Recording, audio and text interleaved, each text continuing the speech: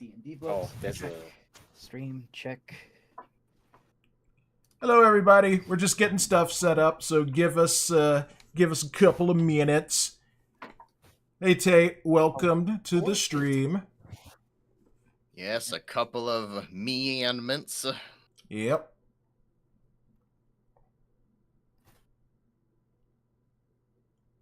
Thank you all for joining us tonight. We're doing the stream together option on Twitch to share our our chats. So yeah, if any one of us types in something, or if someone else types in a chat, we should be able to see it. Like from Typically, who says, Zach, Yeah. I'm unfortunately on my way out for the evening, so I'll be gone by the time you even read this. Well, I'm reading it. But it's great to see you, and I hope you've been well and have a great stream. Yep. Pickley is an absolutely fantastic friend that I met while streaming, so Nice. all good things. nice. All right. So were you guys able to get into the sound effects okay? Oh, right, I should probably... I have the page open. I don't got any sound effects yet. Let me Yeah, same here. refresh. All right, let me try something here. It seems like my character icon hasn't updated yet either. Yep, I will get everyone updated here once I get the thing reset here.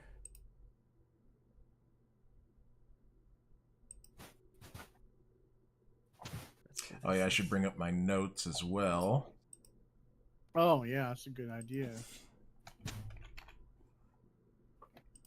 File. Oh no. In the top right corner of the dashboard, you'll be presented with So let's see. Last thing I wrote was I need to give Eternos his 62 gold back.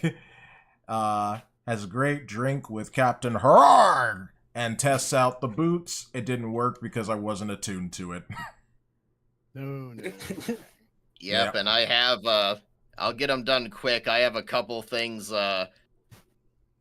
character-wise to get out of the way as soon as we start walking towards the south gate. I'll just do it then. Si, senor. There's no Spanish in D&D. There could be. Not that you know. Nope, everyone speaks common. Damn. Maybe there could Common be... could be Spanish. We don't know that. We don't Yep. know that it's not. We could, yeah. Oh, okay. This is an interesting note. For some reason, I wrote down Eternos notices a dwarf with a pet monkey. Oh yeah, I think that was Yep. when we got back to the bar. Yep, you saw a dwarf with a pet monkey Okay. who was performing like an organ grinder kind of thing. Oh wow. I also wrote, Trapp and Trickster find a shop that sells magical weapons. We buy bartender's boots and a magic hat. We head back to the beached Leviathan. We see Eternos running for his life. What trouble did he get up to? I wasn't running for my life. I was casually strolling. For your life. Yeah, sure. I did watch the end of the last stream, and Eternos did fill us in. Yeah. Yeah, that's one of the things I'm going to mention as we're heading off to our mission. All right. You know what? I am going to be right back. I'm going to quickly heat up my mom's dinner. Everything's all set, so I'll just be like 5 minutes. All right. No problem. I'm just doing some troubleshooting here. I think this new set I found might be down because it doesn't even have the invite button anymore. Oh, that sucks. Well, shoot that trouble. Trouble that shoot. Get the gun. So I'm just checking. Ah, that's right. I got the Sherlock hat. All right. So those of you who've clicked into Fantasy app, you're not hearing anything right now, right? Nope. No. Let me Nope. try refreshing. Yeah, we do that too. And I know when you go in, it has the volume in the browser set to 0. So just make sure that you have that turned up too. Yeah, I do. Yeah. Nope, nothing yet. I just refreshed. and Okay. turned up the volume. I'll check one more thing. Yep. It was working last time, so of course they had to fix it in quotations. Yep. Yeah.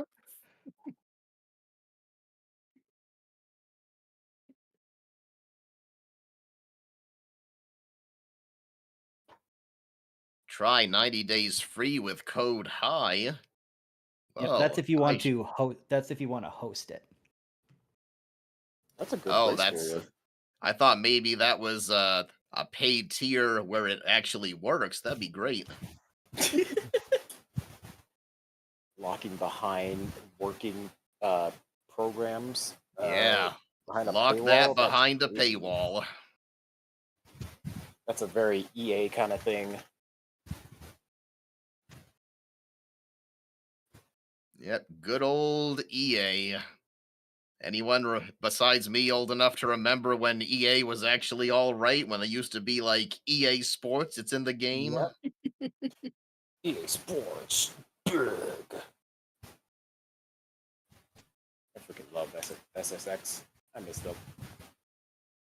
Dude, one of my favorite games ever was like Madden 06. I played the crap out of that. Yes, I remember that being very popular.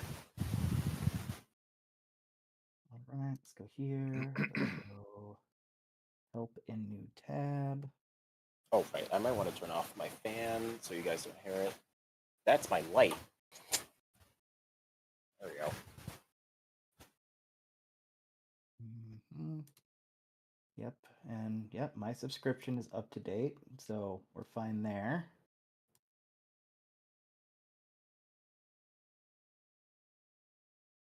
Let me make sure I didn't mute this tab.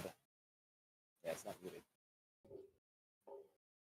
Okay, modify track. Load. Okay, so I click here.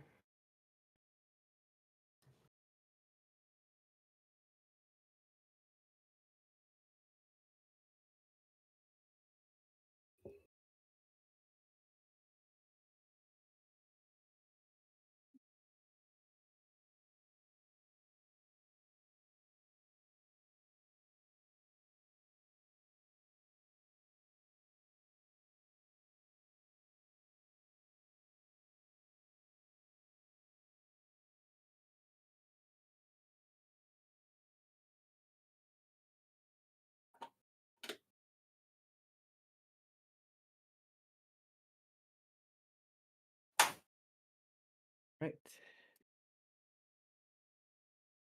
That has been sent.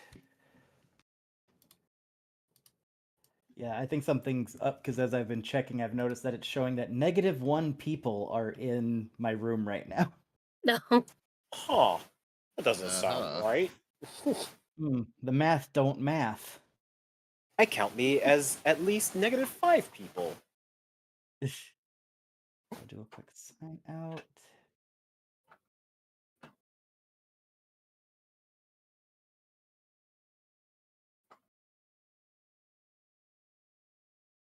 One more sign in. Try to give them benefit of the doubt here.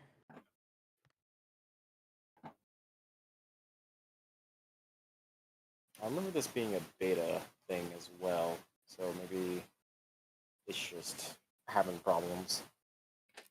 Oh no, beta. Yeah, I think the beta is specifically the Discord bot that you can set up. Oh, that's cool. So if you set up a Discord bot for a channel, then not just the players, but anyone in that channel who's watching can hear everything too. That's really cool. And then instead of a link, it just auto goes to like your D&D group in the Discord. And then it plays music from there. That's pretty smart. I've seen a bot like that. That's pretty good. All right. So it looks like the sharing is down, so hopefully it'll be up by the next session. Yeah. I don't know where this app is being developed, so I did submit a support thing real quick. So if they're in like Europe somewhere, there's a chance that someone is probably just like up and checking their emails. Oh yeah.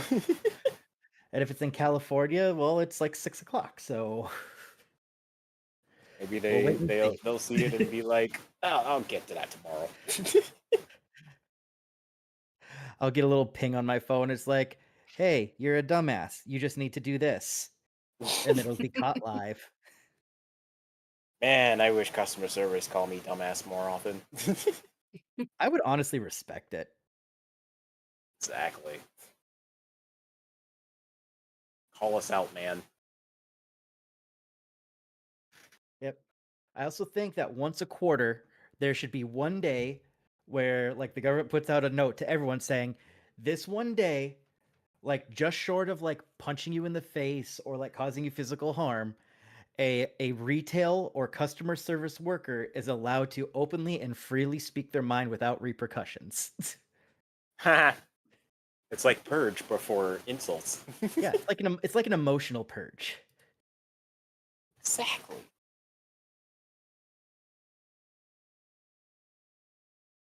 All right, to make sure I get here. I'll take this time to stretch again. Yep. You do that stretching. I don't know if you saw, Zach. I asked if a flaw is a requirement for character backstory or just a suggestion. It is just a suggestion. Theoretically, you can make a character with no backstory, and we could just run this JRPG style. Oh, All right, wow. I'll probably do- change something later. But I do recommend giving your characters flaws because one, that gives me fun things I can work with in a story. Yep.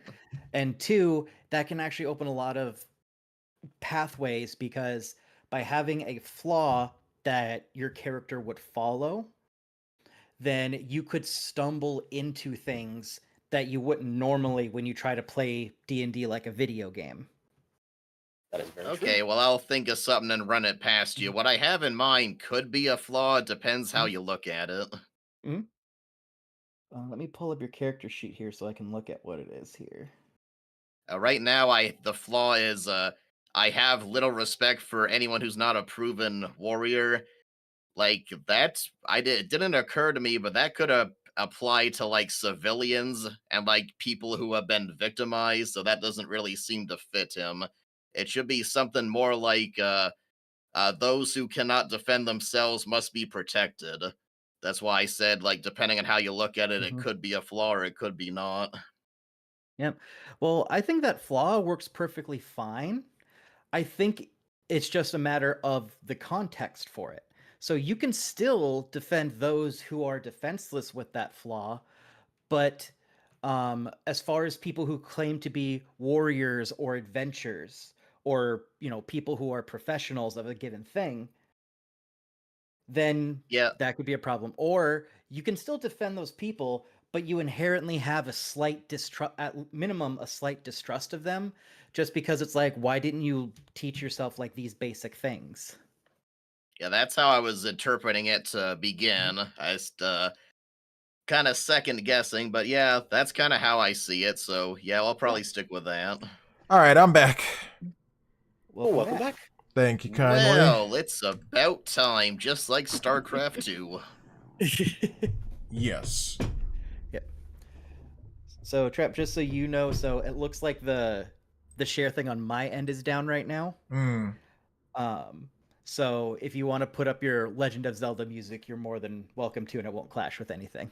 Okay, well, that sucks. I'm sorry to hear that, but yeah, I'll go ahead and grab that. Yeah.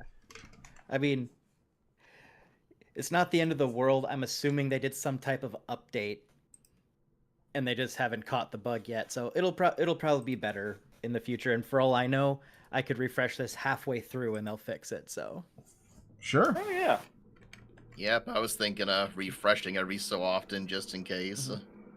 Yep, and I have all my scenes saved, so theoretically everything should still be there. The only thing that I hope they fix is when you refresh the page, it doesn't remember the volume you set things to. Oh yeah.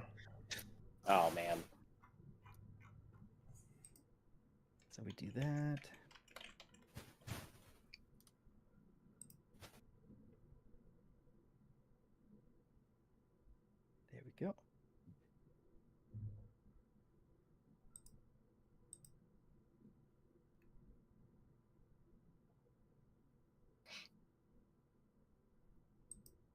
right. So once everyone's all set up, we can do a little recap and get going. All right. Yep, I'm ready. I'm ready as well. Yep, I'm ready. I'm ready, Freddy. Yep. All right. So it's just kind of a little recap for you and everyone who is listening. So last session, they received a note from our party has received a note from some of their old dwarven friends saying that they had someone who could have a job for them named Gundren, and he was in the town of Neverwinter. After being almost completely thrashed by what we believe to be a tree stump, they eventually made it to Neverwinter and went off on a few individual adventures to try to get gold, weapons. One member of our party who will remain unnamed tried to go into an abandoned castle and almost got rocked. And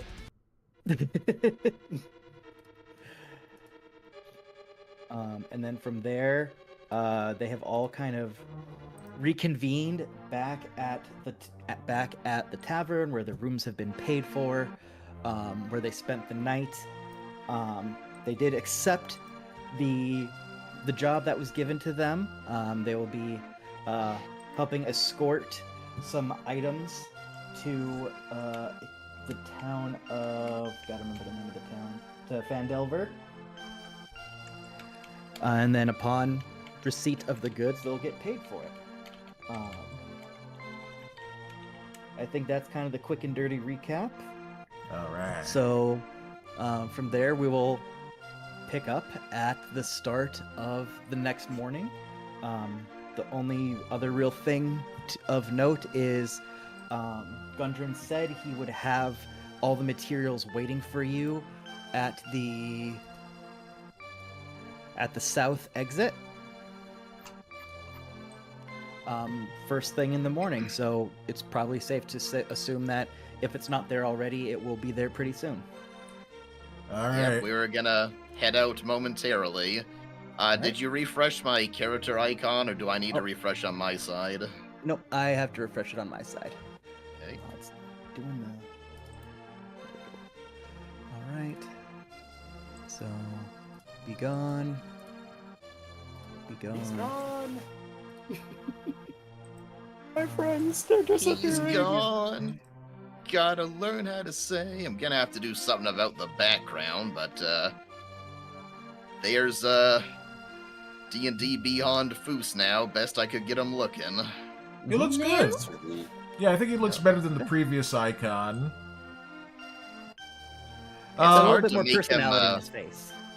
Yeah, it's hard to make him black and make any of his features pop at all. He's just kind of flat, so that's why he's got green tint. Yeah, I think that's a good idea. It at least makes some of the color like show through. Yep. There's sometimes artistic license has to go over realism. Mm-hmm. Indeed.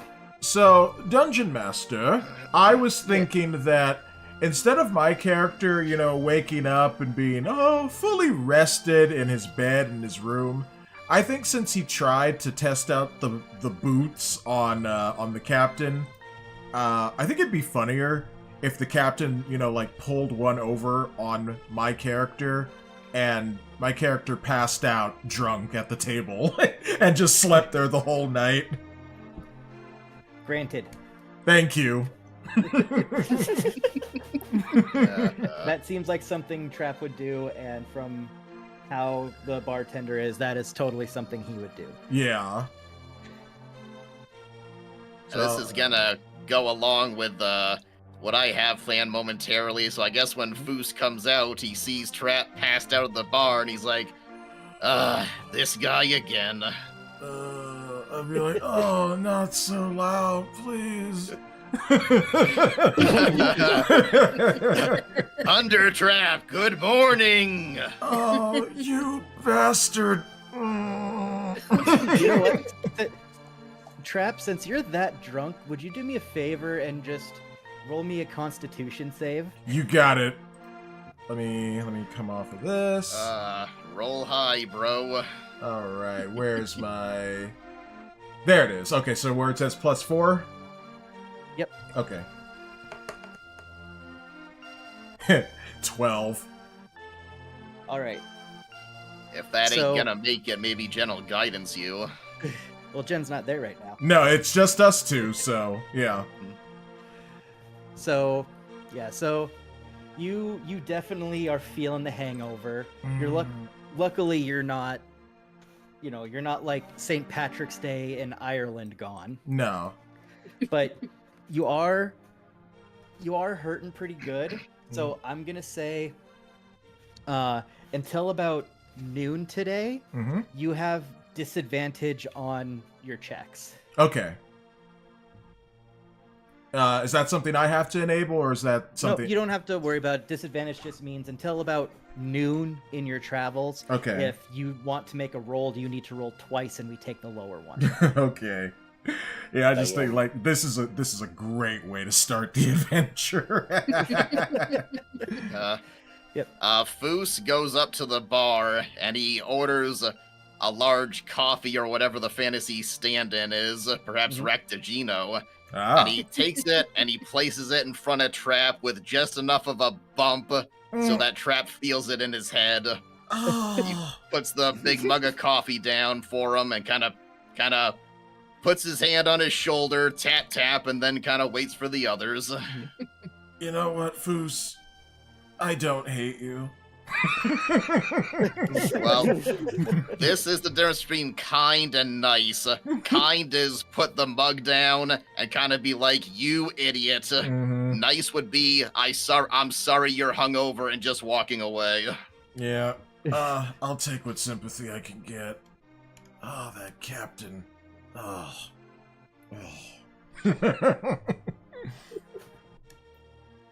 Oh, cheers if you got the Rectigino reference, by the way. I did, yeah. Deep Space Nine. Good stuff. Yep. Klingon coffee. Mm-hmm. Kira's favorite. I'd love to drink that. Anyway. So everyone else is filtering out, I assume? Yep.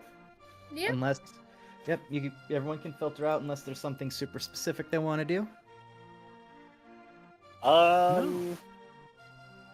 I remember, I just remember this, that there was some, I'm gonna try to pronounce it right, genocide at the tavern. Are they still there? Let me see here. Just gotta pull up the tavern real quick here. No, not those.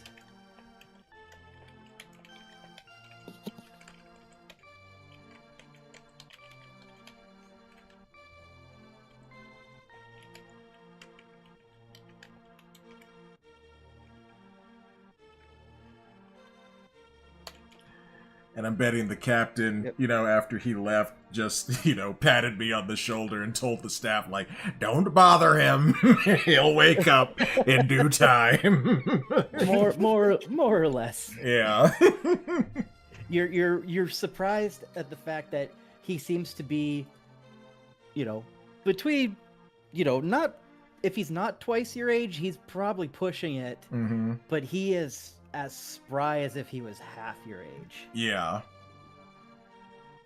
I'll see him Here we again. go. Maybe before we go. Yep. Let's see here.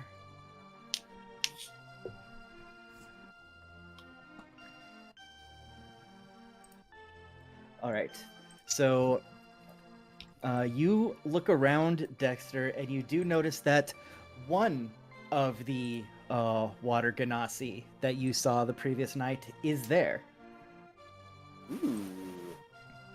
Well, in that case, I like to walk up to them and introduce myself as formally as I am. Go for it. All right. And you're looking all nice and prim and proper and everything? Yeah. All right.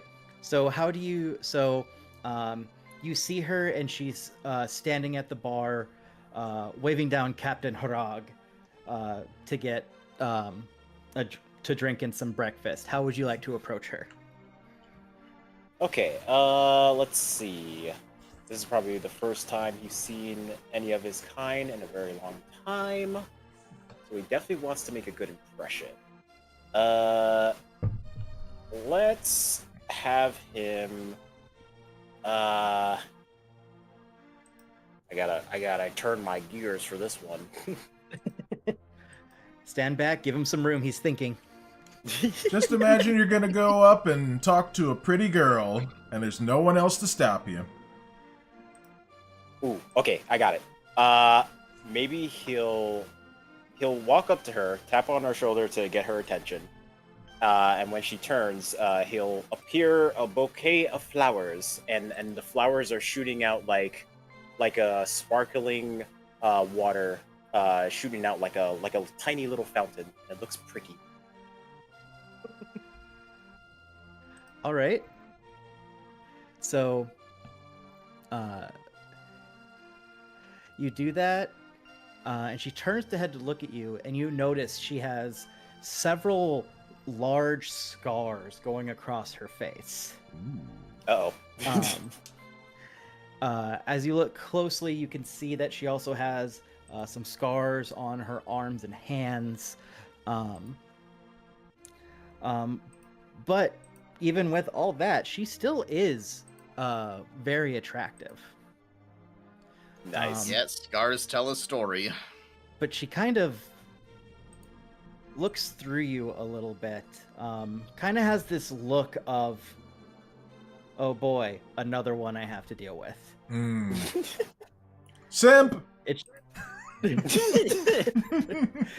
and she just looks at you and she kind of like rubs her forehead a little bit and goes, "Can I help you?" Hello there, ma'am. I couldn't help but notice that you happen to be a water Ganassi. Ganassi. Thank you. I myself am an air Ganassi, and I haven't really found anyone of our kind in what seems to be forever. It's quite nice to see a familiar kin, as you say. She kind of jumps a little bit in her seat when you say that you're a Ganassi. Then she finally takes like a real look at you. You get the sense she wasn't taking you seriously before. She's just like, "Oh, just I haven't seen a Ganassi since the last time I was back in my homeland, like 15, 20 years ago. What are you doing here?" Well, I'm on a grand old adventure with these ragtag group of people that I've met. I'm on a personal mission to hopefully slay a dragon because I am a hero of destiny. But other than that, yeah, I'm an orphan, so I never got to see any Ganassi where I've lived or anywhere that I've traveled. Her face kind of softens at your story just a little bit. She then conveys that she has a very similar story. While not orphaned, she was sent away to learn more about the world. Her parents didn't want her to stay in kind of the more tribal-ish areas that they were from. They kind of saw some writing on the walls as there's going to be some kind of bad things going on, so they sent her to get an education. But then she kind of looks away a little bit and kind of touches the scars on her arm, and she's like, "Yeah, it didn't go quite as planned." Yeah, it could be a very dangerous kind of life to live. I did not live an easy one as well.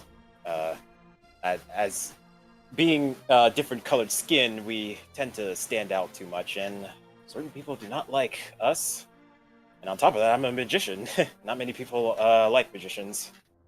But, you know, I try my best to please people. She lets out a little chuckle after you say most people don't like magicians. She adds on, she's like, typically I count myself among those people. Ooh. But Swing and a miss. but you seem different. And she says, you know, I apologize. I was kind of writing you off before. I'm just tired. My shift is about to start for the day.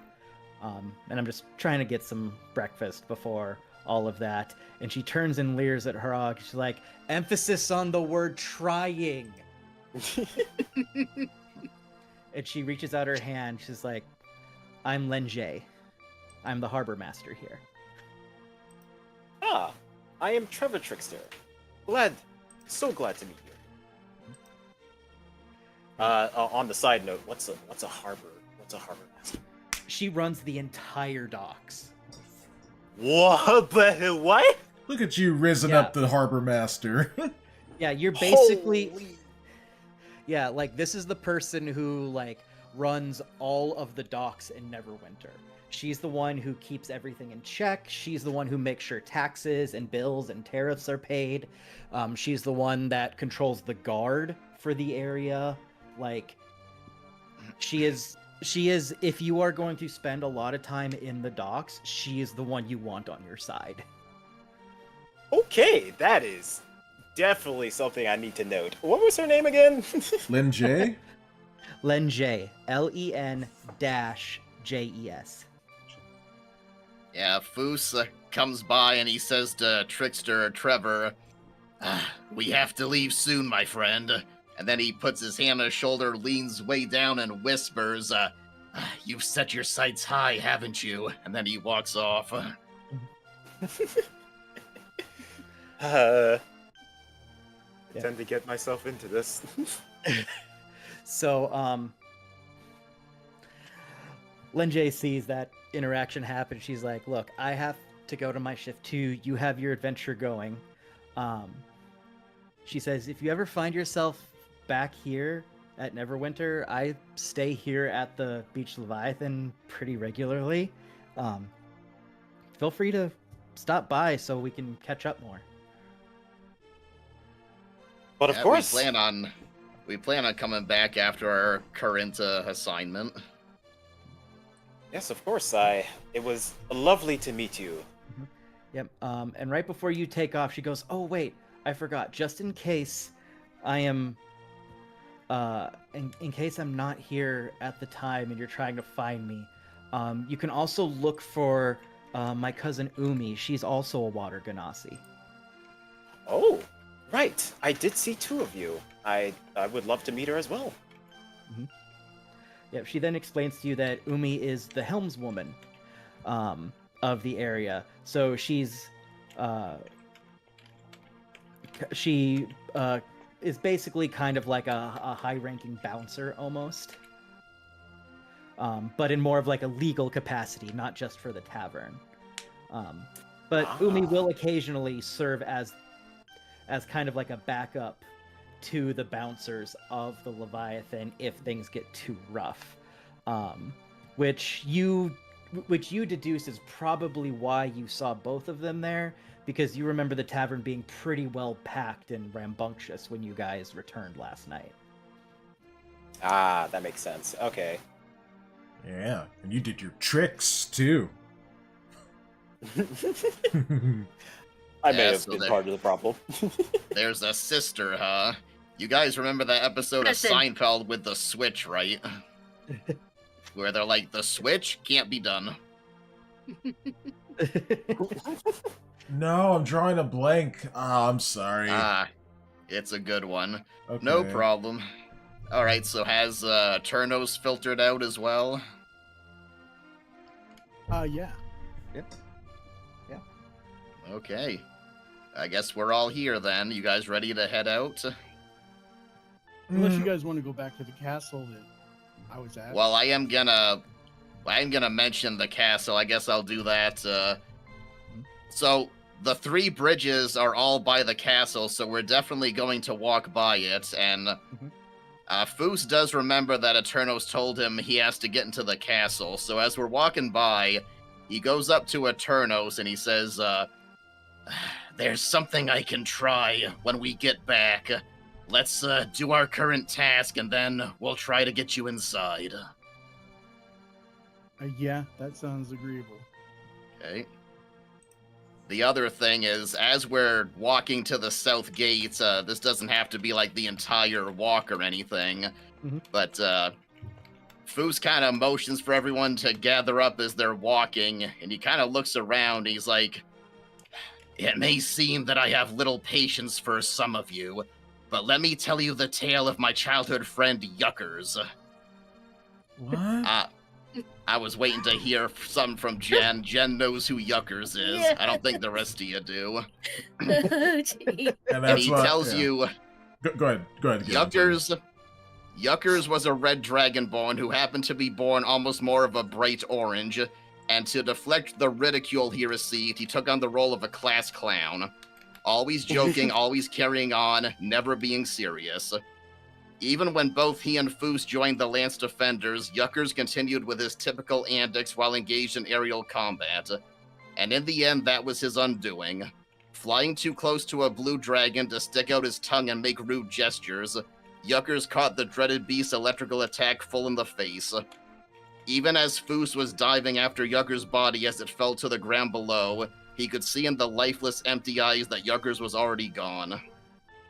And so he finishes his tale, and he looks to you and he says, so please, try to act with just a little more gravitas, so that I don't have to bury any more friends.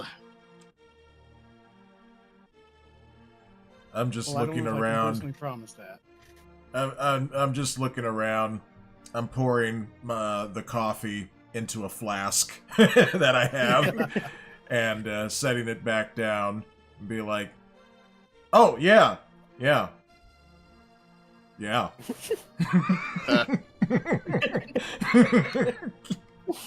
a bit of a in one ear and out the other as far as Thunder Trap goes.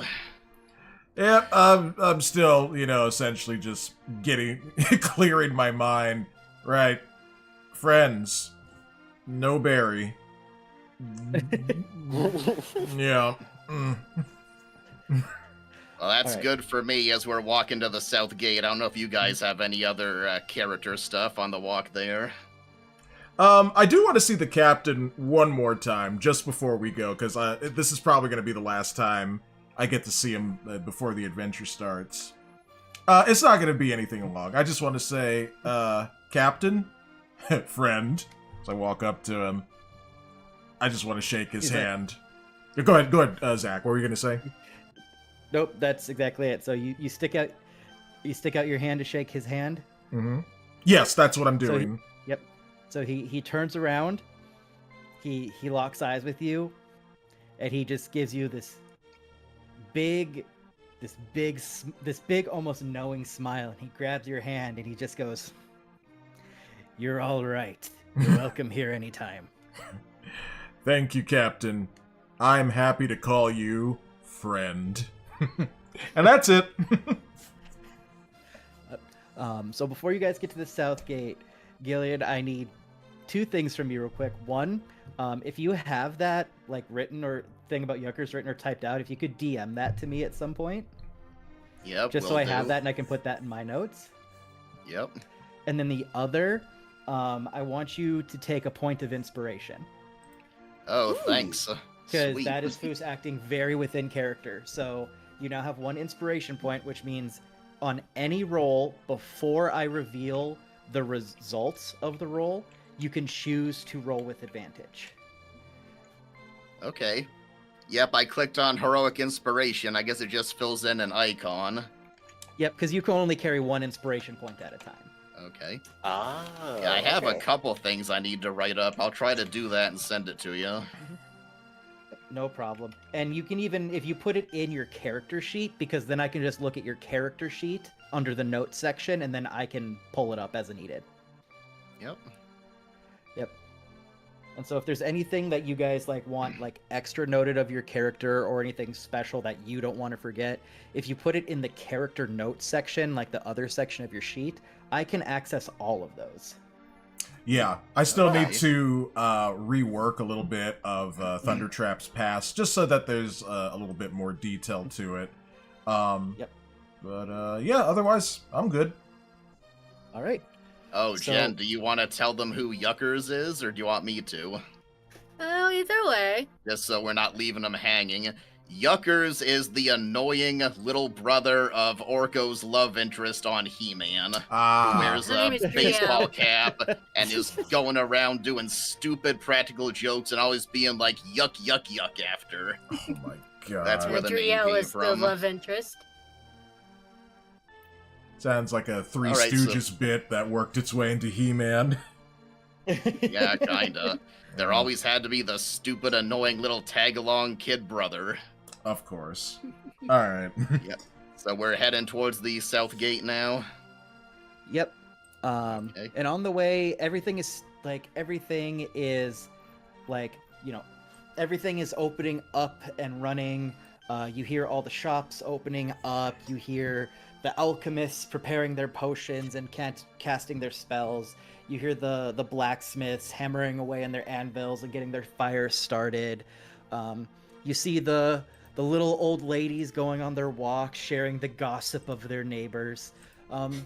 You're not really going, because you're in the nicer area, and even as you go through like the chasm areas and everything, there's not really necessarily a bad section of Neverwinter, at least as far as you can see.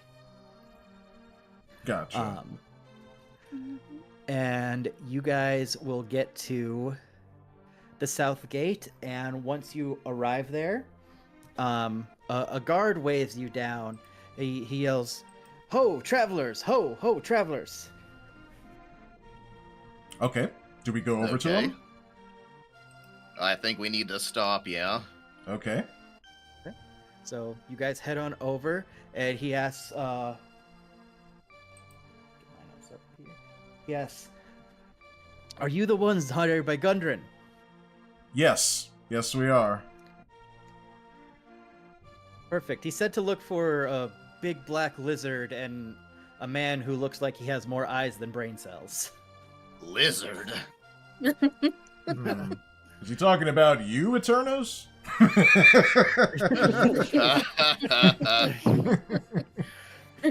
So the rest of us all kind of look at each other, I assume. Yeah, you're all able to piece together who the lizard is, but you're trying to figure out who's the dumb one. It couldn't possibly. Hmm. Well, your character icon is a bit does have a bit of a doofy look on his face, Tramp. It's because of the things that he's gone through. He can't talk about it. Yeah, he's seen some stuff, man, and some things. He wouldn't recommend it. He wouldn't. That's He's seen why. some stuff. He's seen some stuff, and all the stuff is specifically 6 inches from the tip of his nose. And I say to Thunder Trap, "Oh, don't worry. I'm pretty sure you're not the dumb one."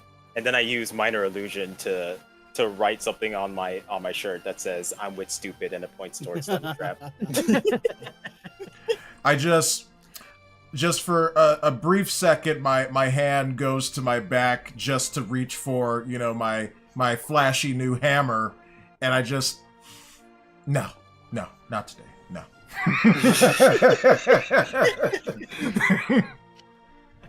Okay. So this is the guy with the wagon and the ox and everything. Yep. So you guys, he presents you with two. Yep. So he presents you with 2 oxen to pull the 2 wagons that you've been given. Anybody can drive these wagons. They're not, they've been well trained, so really anyone can drive the wagons. Okay, well, I'll take the lead one even so. So who wants to drive the second one? I guess I will. Oh, you want to take it, Sean? Oh, I think Yep. Shaun said it first. Go for it. Yeah. Okay. And so we'll have Foos you and invites, oh, go ahead.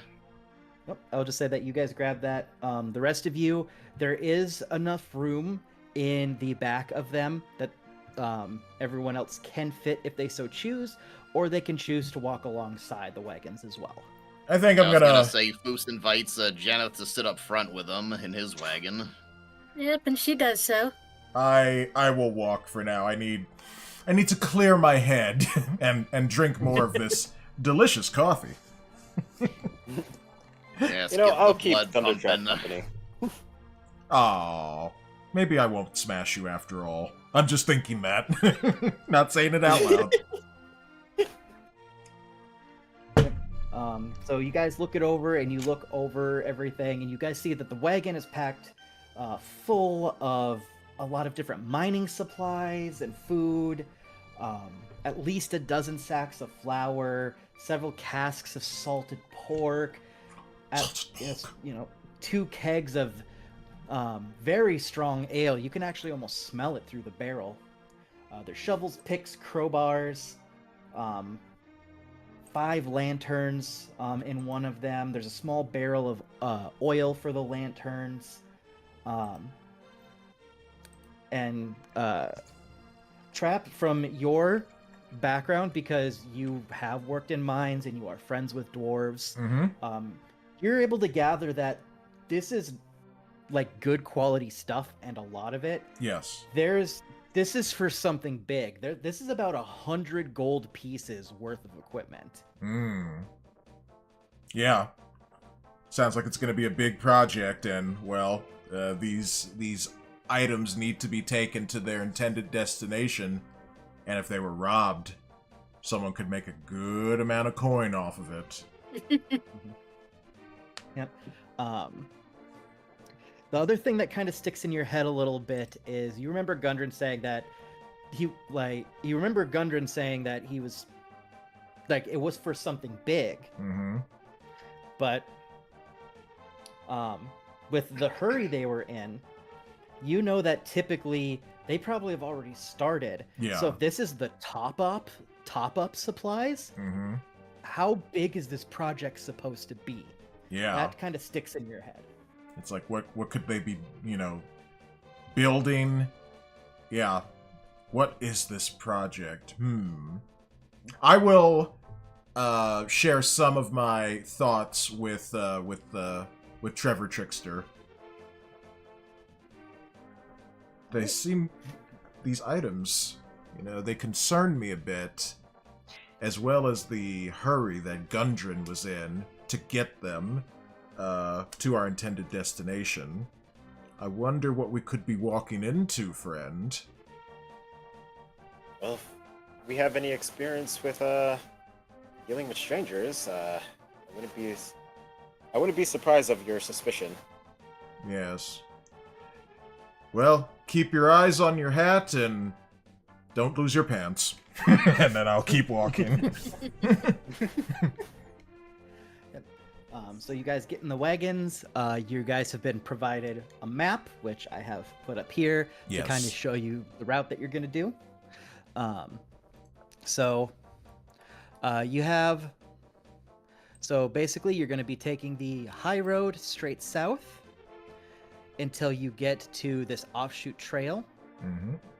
And from there you will head to Fandolin. I always mispronounce that.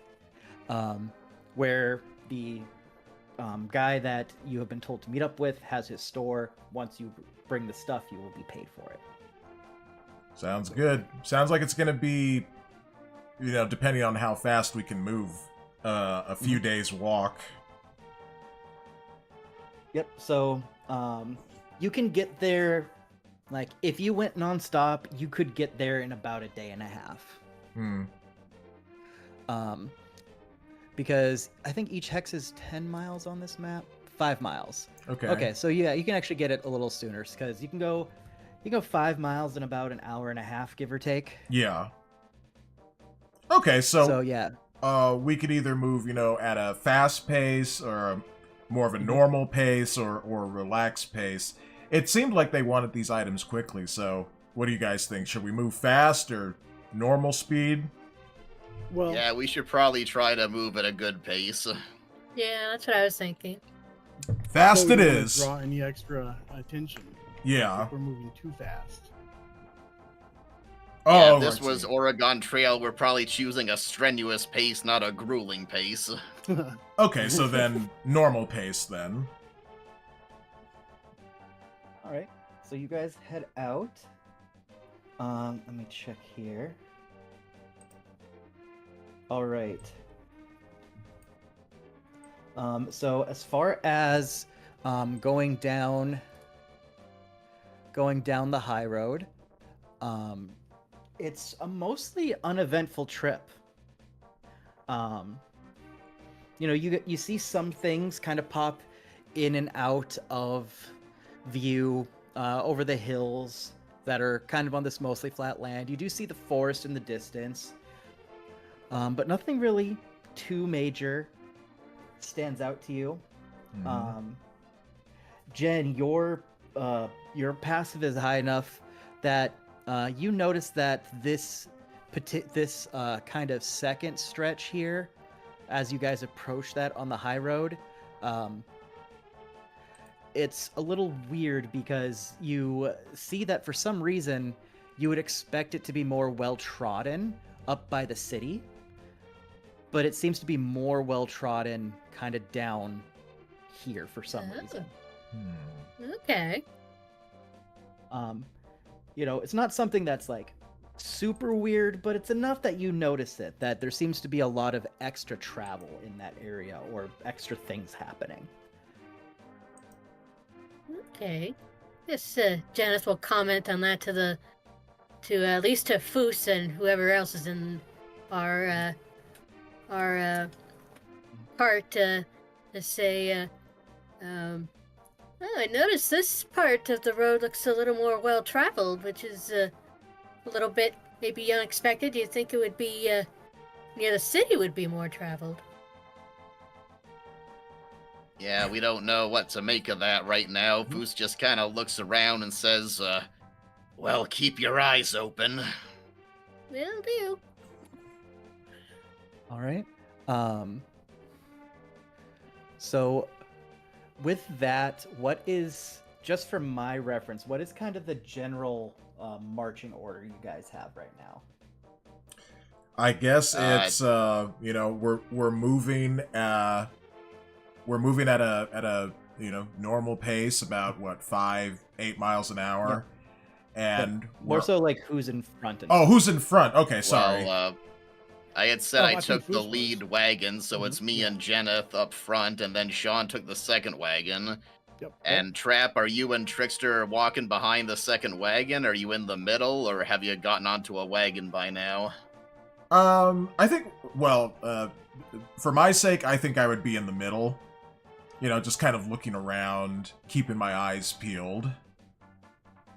What about you, Yeah, and I would Tricky Man? hang out in the back just to get eyes on that. Okay, so you're Okay, bringing up the rear? Yeah. Okay. Smart. Okay. Just for my reference here, so you guys get going, and then you come down to the intersection where you can see where the road goes, but then you can clearly see the trail offshoot. All right. So you guys start heading down the trail. I'm gonna pause the session just real quick to make sure I have the map set up properly.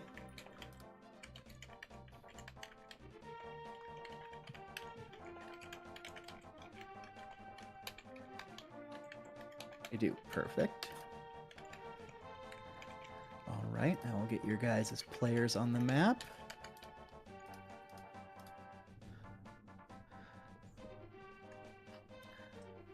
All right, so if you all just kind of want to get sorted here, so you're coming from this angle here. So you're coming from this side over here. Right. Okay. Okay, if that's where we're coming from, then me and Jen would be more like over here. Well, the carts are where I want you guys approximately to start. Okay. Okay. So For the sake of this. I guess I would be here, and then yeah, Dexter would be behind me, And yeah, Jen would be right there. Okay. I just want to get that right, so I'll have, just for the sake of ease here, I'll just put right here, and then I'll just have Jen. Jen, you'll be in the same spot as Foos. This is just to show that you're in front with him. All right.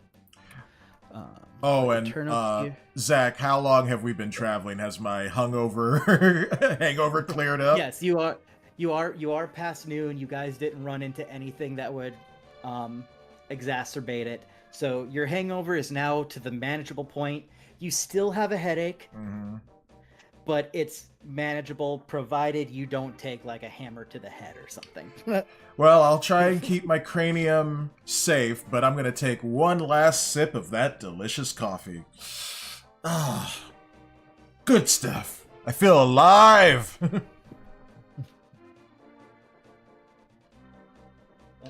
So at this point, you guys have been on the trail for a little over half a day. You were able to keep a good steady pace, not really tire yourselves out.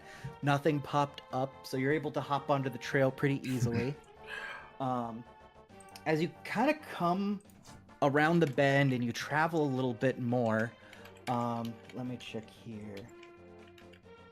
Also, Alright, welcome, so Wyfin. Sorry, it's just on my chat. No problem. Wyfin, welcome. He says there's only one thing better than Trap, and that's bonus Trap for the second time in a day. Hooray! Thank you so much, Wyfin. I appreciate that. And thanks again for the raid earlier. Sorry I had to kind of dash out and take care of stuff, and I hope Trickster kept you entertained for a while. Unless you totally abandoned him. Yeah, you came in with like 16 people. I was like, hi, I'm Trickster, and I'm doing a very intense Yu-Gi-Oh battle. Weak sauce. All right, go ahead, Zach. Sorry. Yep, no problem. What's here? So yeah, Eternos, Foos, and Jeneth, since you are all in front and come to this little clearing around the bend first, you all notice that about 50 feet ahead of you,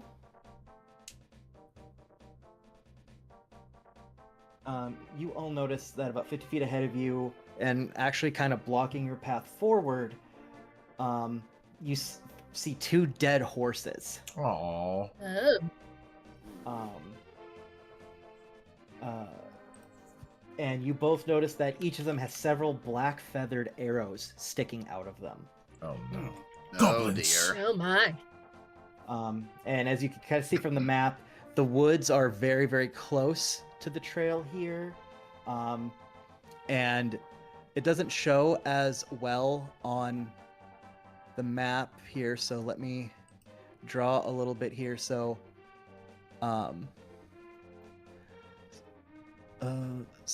actually, if you actually no, you can actually see it kind of okay. So you notice that kind of once you get back into the trees just a little bit, so kind of there and kind of here, that the path kind of falls off. It's kind of steep embankments. Interesting. Alright. That would make Foos's ambush sensors are going off. He Yeah. reaches back, pulls out his glaive. He's gonna start creeping forward. He's gonna kind of say in a low tone back to everyone else. He kind of says, "At the ready." Yep. He's gonna walk forward a bit.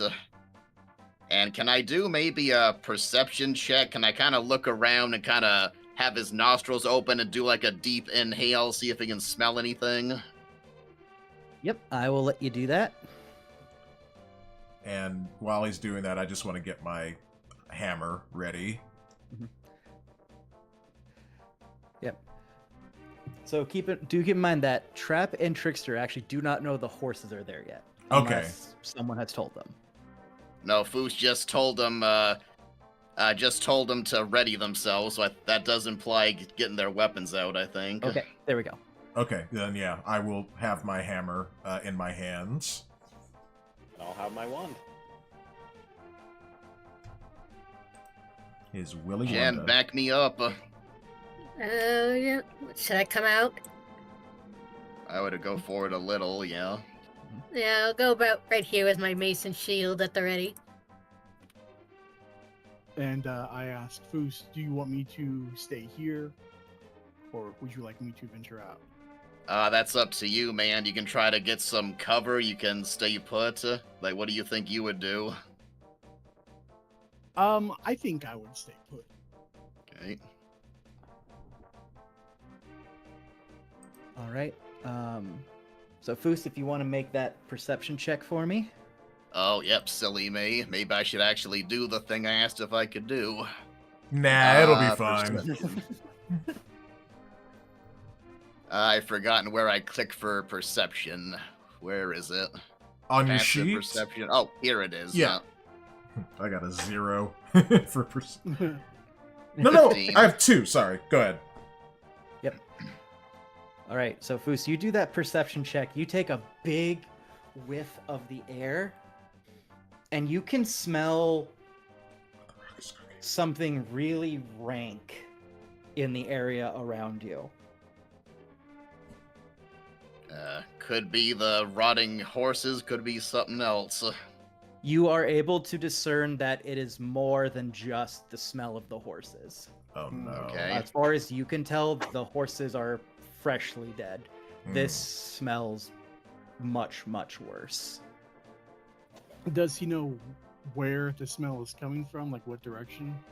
Yeah, so the approximate spots that he can kind of smell it in is here, Okay. about All right. here, Yep. and about here. Okay. All right. Foos looks back to the group. He holds out the point of his glaive, and he points to those 3 areas. All right. If I can, since Jen and Foos are, kind of up here towards the right side, I'd like to come down here this way to the left side. Mhm. Just kind of making my way. Yep, Maybe no I can problem. stop about there. Yep, I'll allow it. Okay. Yeah, I didn't want to go directly towards it just yet. Just kind of go like a little halfway. Yep, no problem. Trickster, are you still hanging back? I think I'll follow Trapp, but just a bit back. Because I assume that Jenneth and Foos are going to go towards the other 2 areas up in the north. Yeah, we'll Then probably go north. I'm gonna come back here to the rear, just in case something comes that way. Or if I take an arrow, you can retaliate. Yep. Yeah, he can clear the wagons, I assume. Yeah. Yeah, that's no problem. Okay. Alright, when Trap moves, I'll go a little forward. I'm gonna take point just ahead of Jenneth, so I'll be about there. No. All right. As far as you guys can tell, nothing is happening. Alright, let's all push forward a little. I'll go forward. Me and Jen will go up 1. Why don't you and Trickster go left about 2 or 3? Yeah, about there. All right. As far as you can tell, you guys don't see anything happening. Alright, can I see where the smell's coming from here? You still kind of get the vague sense. The wind has shifted a little bit, so it's moved some. But it's still somewhat in the same general areas as before. Can I make a perception check? Yes, you can. Thank you. All right, here we go. Just an 11. All right. As far as you can tell, you can't notice anything. You fully believe that Foos detects something, but you can't. Okay.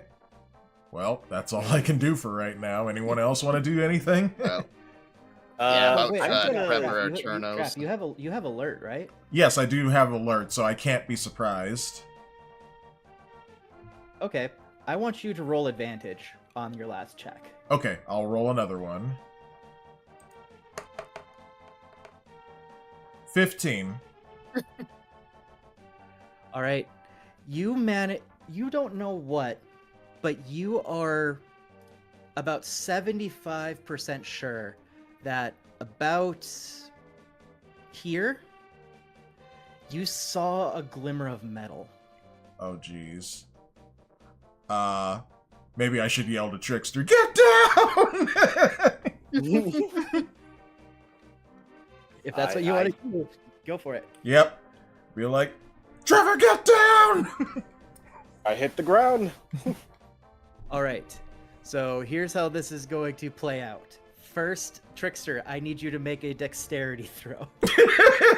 Dexterity saving throw. Okie dokie. Let's see. I remember how to do this. Oh, right here. Oh, there we go. Okay, cool. All right. That's not going to be as cool as you think it is, but Aw. okay. Yeah. Let's see. Let's Just make sure it's not an arrow to the knee trap. Yeah, I know. That's what. Yeah, can't do it now, Jen, but I was gonna mention, maybe you should try to always give guidance when possible. It's a touch spell, though. Oh, yeah. Yeah. Oh, can we sort something out real quick, Zach? If she gives guidance during conversations, is the NPC going to notice that, or is that kind of a passive thing? depends on the NPC and how you do it. All right, maybe best not to do it during the conversations, Jen, but definitely like if Shaun was picking a lock or something. Oh, yeah. There we go. Battle music all set up here. I mean, what? Yeah. All right. So with that, oh wait, is there actually a thing for this? Border shift, overlay, pattern.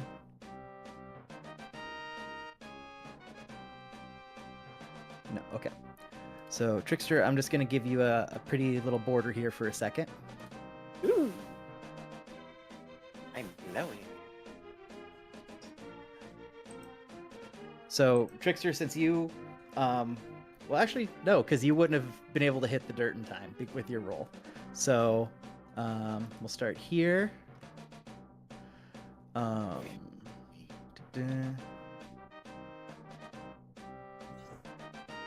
Where's the thing I need? Fine, I'll do it manually. We'll do it live.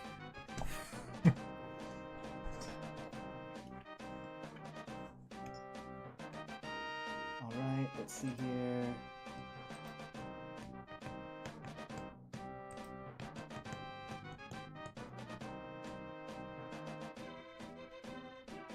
All right. So Dexter does. I'm assuming an 18 hits you. Yes. All right. Oh, wait, I forgot the modifier. So it's a 22. So, God. Oh boy. all right. All right, you're gonna get hit for 7 damage as an arrow flies from the woods and pegs you in the shoulder before you can drop. Oh. Owie! Ooh. Which way did the Ew. arrow come from? I'm guessing the trees that are directly in front of me and Trevor. Okay. All right. All right. I take it another 22 hits. Oh Jesus. Yes. A man is going to become a porcupine. All right. You get hit in the other shoulder for 4 damage as the arrow shoots through and just connects. Mm. Oh, I actually heard that. I heard that too. Yep. Oh yeah, I guess it's working. Yeah. God damn. Yeah. There's word that the music isn't though. Yeah. Yep. Well, there you go, Tate. It Yep, wasn't an I arrow hear to the knee. effects. Yeah, All they right. had to geek the mage. Oh, this is bad. Let's see here. Does yep, and we already established an 18 hits. Oh my god. Okay, either someone has multi-shot or there's multiple targets. Yep. All right. So Dexter, you're gonna get a hit for 8 damage Gosh. Jesus. as the next arrow pegs you in the arm. I'm dying. I have 7 health left. Oh no. Just FYI, Jen, you can get to Trevor for a touch spell. Yeah, I know, but I do also have a spell that's Oh already 60 feet. All right. Foos, whatever's in the forest has crit. Yeah, oh boy. Oh, God, I don't think I have any like healing potions on me either. oh man, it's fine. I have a bit of an idea. Okay. So the arrow flies and it pegs Foos right in the leg for 10 damage. Ooh. Ooh. All right. Don't waste it on me, Jen. I have second wind. No. All right. Jen, you hear an arrow shoot out of the woods, and you are just fast enough to block it with your shield, Hmm. Oh. and you take no damage. Oh, good. And the trend continues. The dice love Jen. Rigged! Hashtag rigged in the chat, everybody! And then I'm- one more arrow flies out toward Jen. Ooh. And she's able to peg that one with her shield as she avoids the damage. Oh, good. And right after that, you all take a closer look as you notice. Goblins, I knew it! Goblins! Yes, gonna say goblins. Freaking goblins. Ooh. Arr, they look so mad. All right. And now, the thing every DM loves to say, roll for initiative. You got it. Let's do it. Oh, 20. Oh. Wow. Oh, I got a 14. Oh, I was I got a considering 5! using that inspiration, and then I rolled a 20. I got a 14. Oh, Wow. wait, Trap. I was Your looking at the initiative should actually digital. be 10. Oh, it is? Because alert gives you a +5 to initiative. Oh, okay. So it's a 10 then. Yep, so So- I can adjust that. All right, so not awful, but not the best. I was looking at the digital dice, and it showed a B, and I was like, wait, that's not a number. And I looked at the logs. It's a nat 20. Oh, nice. Oh God, I am gonna get slaughtered. Oh my Oh, god. jeez. Oh no, I just noticed. Oh man. Well, rip Trap, everybody. Rip Trap in the chat. Rip Trap, rip me! I'm dying! And I'm gonna join you. I mean, I did tell you to get down. You could have moved a little faster. 15, 20. No, when he, you have to remember, he's a performer. You said get down, and he started twerking. So he took all of those arrows in the butt. I know you said the shoulder and all that, but come on, if he's twerking, it's the butt. I would run if I were you, man. Get behind the wagon. So Yeah. we are now at Trevor Trickster, who is looking like my grandma's pincushion right now, Mm, losing a lot of blood, mm. and you Oh, are God. first. Okay, Yeah. I have a bit of a creative idea, but I need to ask a couple of questions if I can actually do this. Okay, let's see what we can do. First question. How long does it take for concentration spells to do its thing? They're immediate. Concentration just means you need to not get hit while focusing the spell. Oh, okay. That's good to know. That's good to know. All right, in that case, here's what I'm going to do. I'm going to first, since Trevor Trickster is a little bit rattled by literally being rattled of arrows, I'm going to... Trevor Trickster is going to take his hat and pull it down on him over his whole body until only his feet are showing. Can I do that? Oh my god. Give me a second on this because I know what you're going for. I need to look up what your hat actually is to make sure it's doable. I hope it is, because I know it's a bag of holding, While essentially. you're checking, I need to step away for a second. Okay. Yep, no problem. I can honestly say I've never had anyone attempt this before. Oh man. Oh, yes! Creativity points, let's go! I'm gonna look like a little Goomba. Wow. Okay.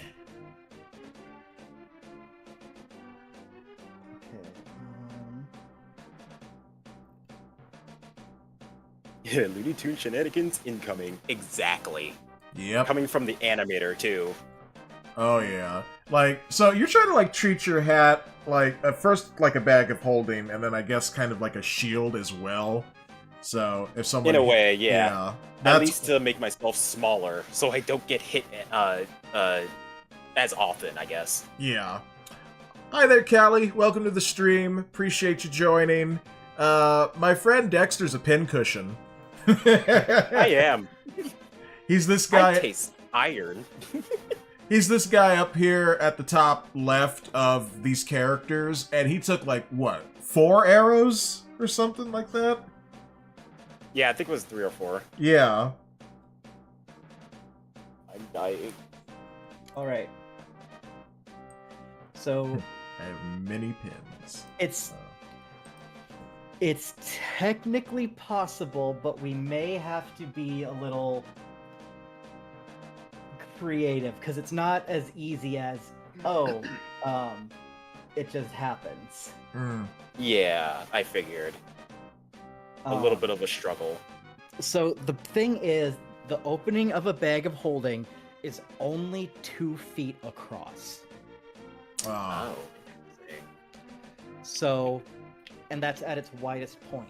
So, if Trickster is skinny enough and can contort his body enough, he theoretically could do it. Ooh, I wonder if that'll be like a acrobatics check or something. I would probably do acrobatics with disadvantage because you're under pressure. Yeah, and you have That arrows makes sense. in your body right now. How many arrows? I think it was 3. 3. Yeah. Yeah. Let me do this. Yeah, we should change your name to Boromir. No! Then he'll die! Ooh, a 9. Which means the best you can roll is a 9, because it's disadvantage. We take the lower. Right, yeah. So, but, you know, you're making the attempt. You are able to squeeze it down about to your cheekbones where your nose is. You know, you're trying to pull on the hat to get it further down. But you realize that is not... You're not going to be able to get it over your shoulders without some creative thinking. Damn. Alright. I'll continue on with my plan then. The next thing I want to do is to cast a levitate on myself. Okay, so you want to levitate yourself?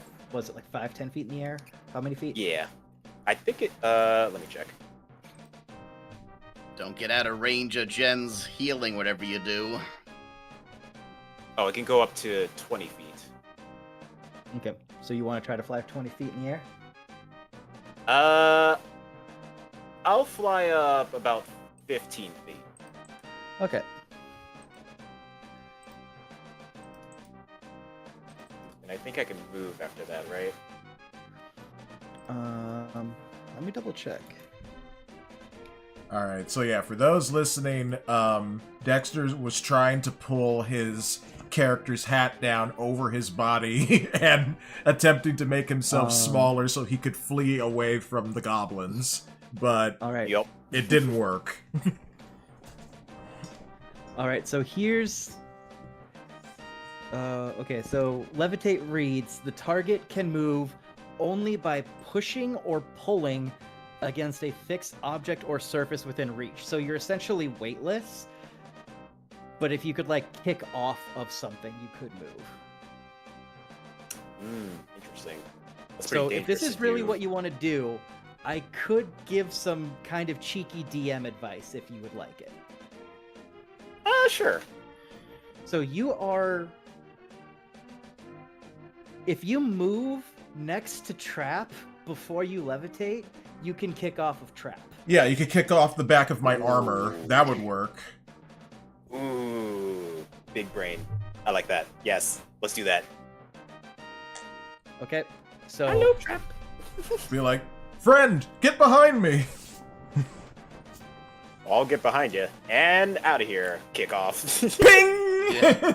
Yeah, and then he's like, later, chump! So, I'm not even gonna turn to Here's- look at what's happened because the goblins are in front of me.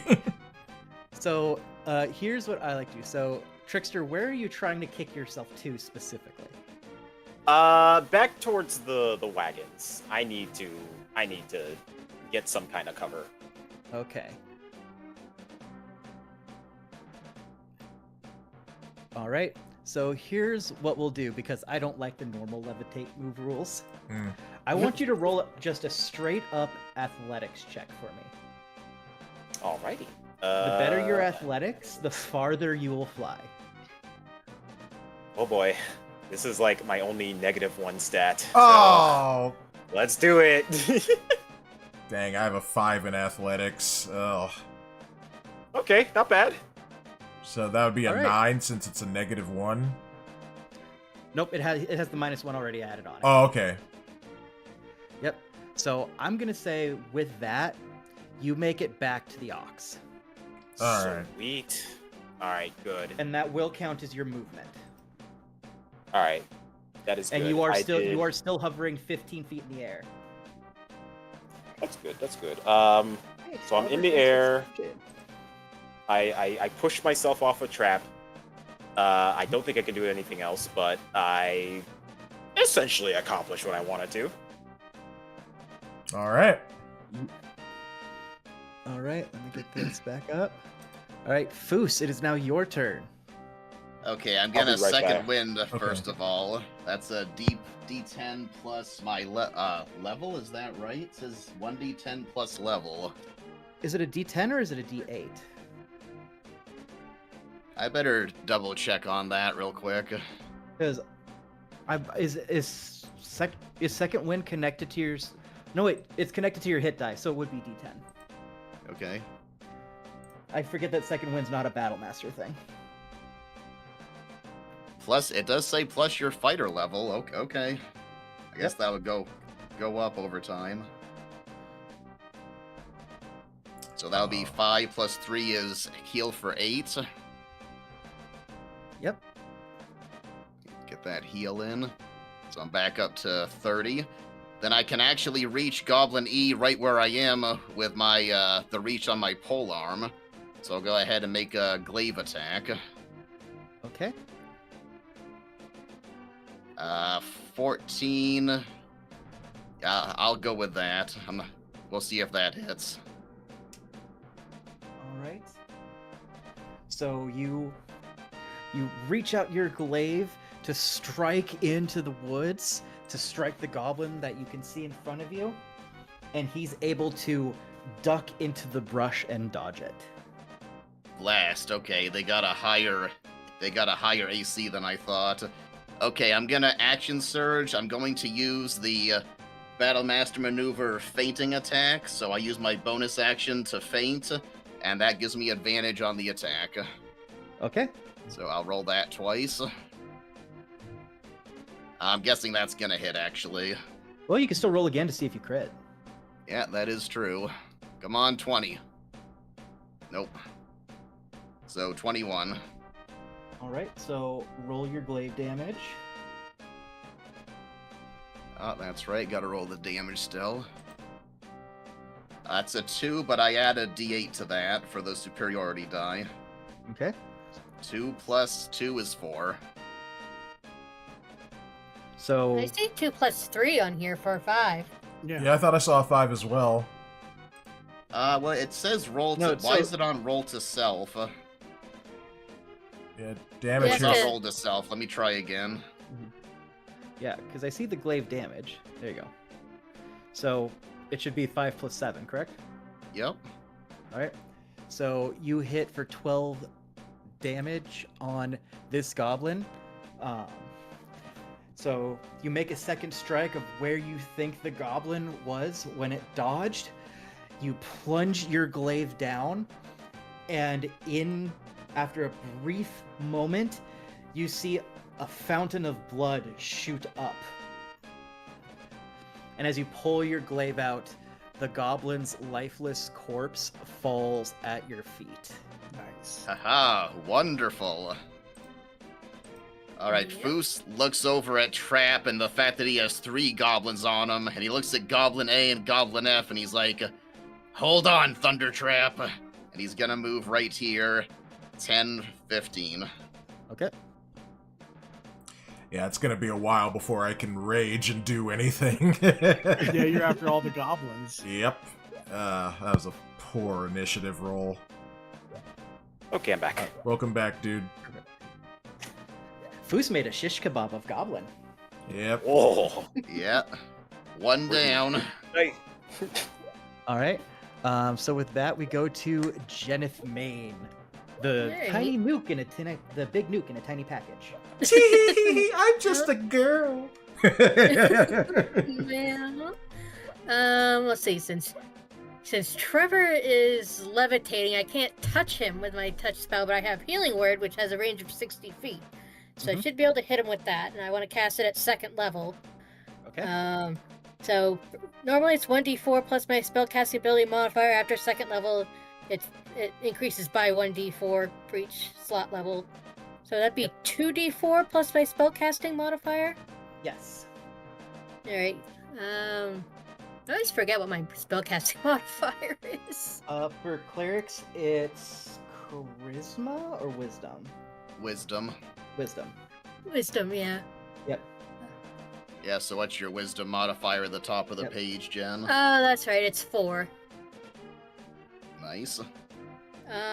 So D8. Yep. So 2d4, and then we'll add your wisdom. We'll have to try it some point, but I think you can cast. Oh, there goes Healing Word. Perfect. It did it for you. Nice. Yep, I clicked on the. Yep. So, Trickster, you are going to heal for 13. Amazing. I feel good already. Yeah, I imagine Trevor almost starts to cry, and he's like, thank you, thank you. All right, now that was a bonus action. Yep. Bonus action. I want to move a little bit. Maybe I should be in range there. I want to try using my crossbow on this goblin. A or F. Goblin A. Okay. Oh, I don't know if I noticed Goblin F. Oops. Oh yeah, I forgot about him. But yeah, Goblin A. Well, Or he looks like maybe- in a good position to be hit by Eternos. Oh yeah, that's true. Yeah, I'll let Eternos handle that one. So Goblin A. So let's see, D20 to hit. If I- Oh my god. I guess I do. Nat 20. And All right. then So roll your damage for your crossbow. oops, wrong one. Sorry. Ignore that. That's the crossbow. Nuke. Okay. Oh, your dex is too low, so you don't get a modifier? My dex. Oh yeah, it's a +0. Yeah. Yep. Okay. So we actually double that damage then, because it's a crit. Oh yeah. Oh wait.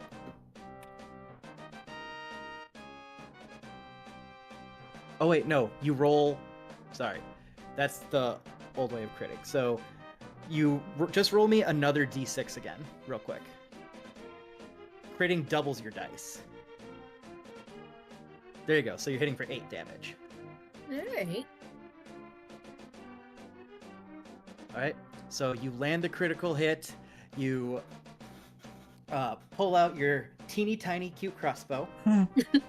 It's pink I'm assuming too. Jenith has her crossbow like a little like flower, like on the crosshair or something. Oh my god. Oh sure. And because you are about on the same height as the goblin, you're able to line up your shot directly through the eye of the goblin. Ooh, God. nice. As Goblin A falls. Nice. Woo. Just like, tee-hee, I'm a killing machine. Yeah. Ooh, woo, did I do that? Oh All right. god. All right. So with that, Jen, any last second things? No, I think I'm Yeah. good. All If right. you have any more movement, you can try to get closer to Trapp, because he's gonna need help. I'm not sure how much movement I have left. You moved 10. Yeah, you moved 10 feet, so you can still move whatever your remaining movement is. So that would be another 20 feet. Yep. I guess I may as well head that way. So what? 5, 10. Oh, let's start there or there. 5, yep. 10, 15, 20. 20. Yep. Yeah, right I there. guess I'll sit right there. Okay. Oops. Eternos, you are up. 20. So since there's only one goblin up there left, I think I can clear the wagons, right? Yeah, So I'll say you okay. can get around the wagons and not sacrifice your movement. They're not that tall. Okay. Can I fire from back here, or do I have to go in front of it? You can fire. There would be disadvantage because you're going through a lot of woods. Okay. Okay, so let's come here. So I'll come up here, and I'm going to fire straight at Goblin B. Hold on, guys. I'll be right back. Yep.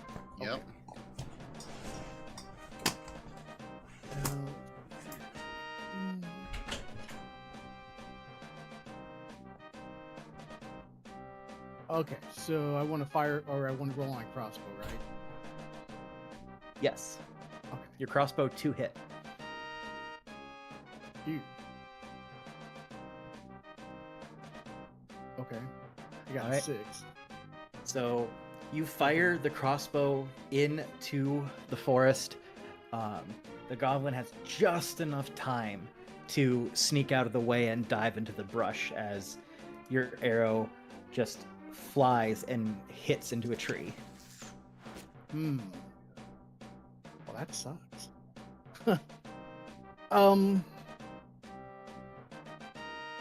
Is that's the only thing I can do, right? That's your action. You can still move, you still have your free action, and you still have your bonus action if you have anything for those.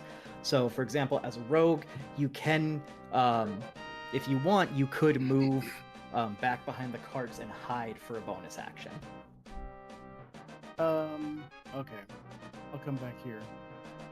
And I'll hide. All right, so just roll your stealth for me real quick. Okay.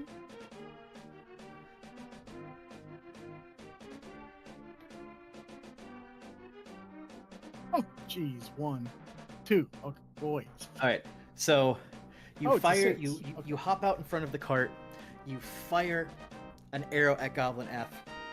He dodges it, and he gets back up, and he sees you awkwardly tiptoeing back to the carts.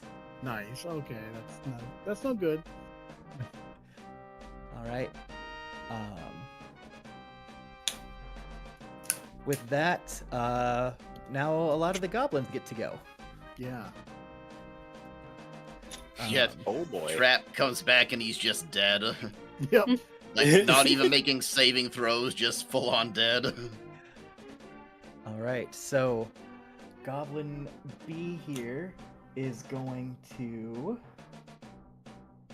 make sure I have the right stuff pulled up here.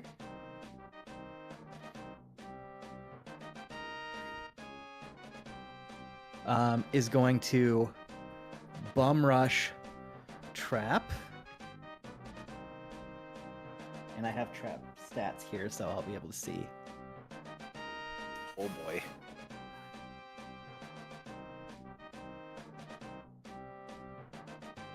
Meanwhile, Trevor is still floating.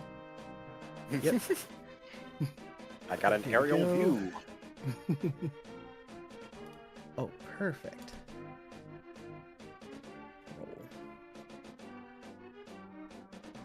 All right. So that's gonna hit Trapp. Oh boy.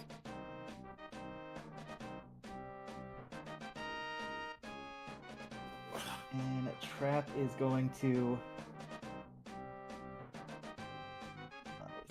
There's the hit points.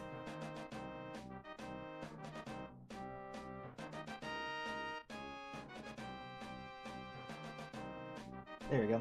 So Trapp's going to take 4 damage as the Goblin's scimitar just glances off of his arm. Oh wow. Yeah, we'll have to tell him when he gets back. So 4 so far. Goblin C is going to make a rush here. Oh man.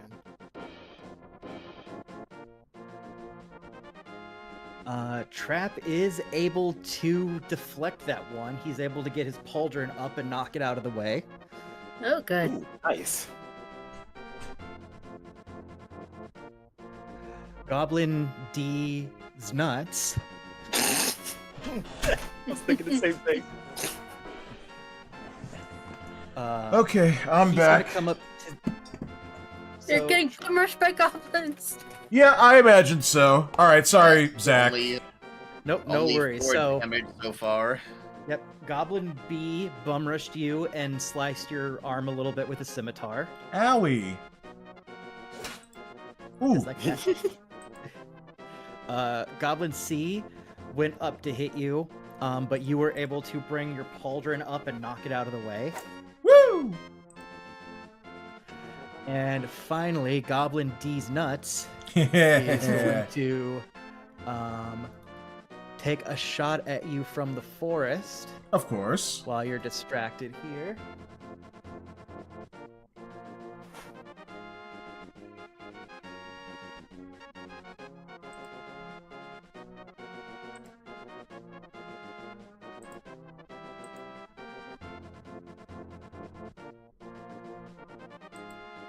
And he fires the arrow, and it just whizzes right past your ear as you avoid the damage. Woo! I'm too fast. No, I just got You lucky. only took 4 damage. Yep. Oh, okay, and so- Sorry, and Zach. Goblin Oh, what were you gonna say? No, I just you guys told me that I took 4 damage, so I just need to subtract Oh, that. I already took care of it for you.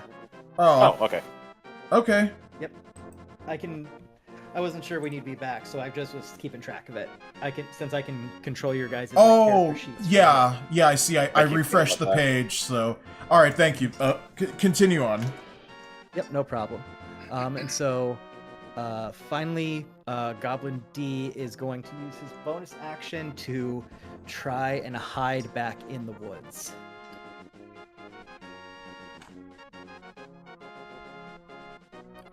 Where's your stat block? There's your stat block. Skills there. Bam. All right. So Goblin D tries to hide, and Trapp looks over and he sees a goblin squatting behind a bush that he thinks is big enough to hide in, but it is not. Oh, I'm coming for Goblin D's ass once I deal with these or get help dealing with these other guys. So I guess it's my turn now. It is now your turn. I rage. You do that. Okay, let me mark that. All right, 1 rage off. All right, so that's going to bring on the Storm Aura C. So, that'll let me attack one of them with was it lightning damage? Yep, for your bonus action. Correct? Yes. Okay, yeah, so that'll be for my bonus action. I'm going to strike Goblin C since he's directly in front of me. With my hammer. Okay. Alright, so here we go. Hammer of Thunderbolts. I mean, I know it doesn't have all of its stuff yet. Yeah. But still, it can hit hard. Alright, so here's... It's, +1 anyway. Yeah. Mm-hmm. So here we go. This is the 2 hit. Alright, well...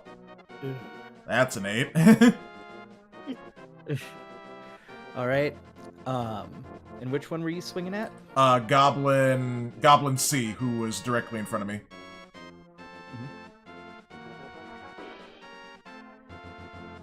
Okay, so you go to swing your hammer at Goblin C, and it's able to jump out of the way just fast enough for your hammer to crush the ground beneath it. Yeah.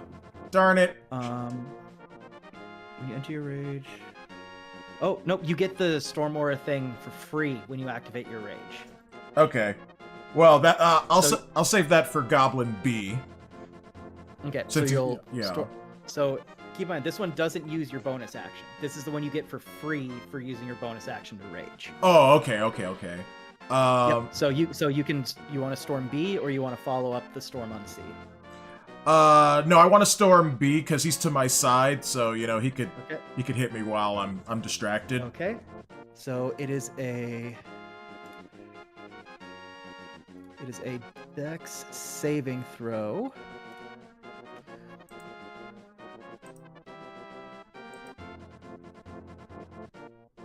All right. DC equals. All right.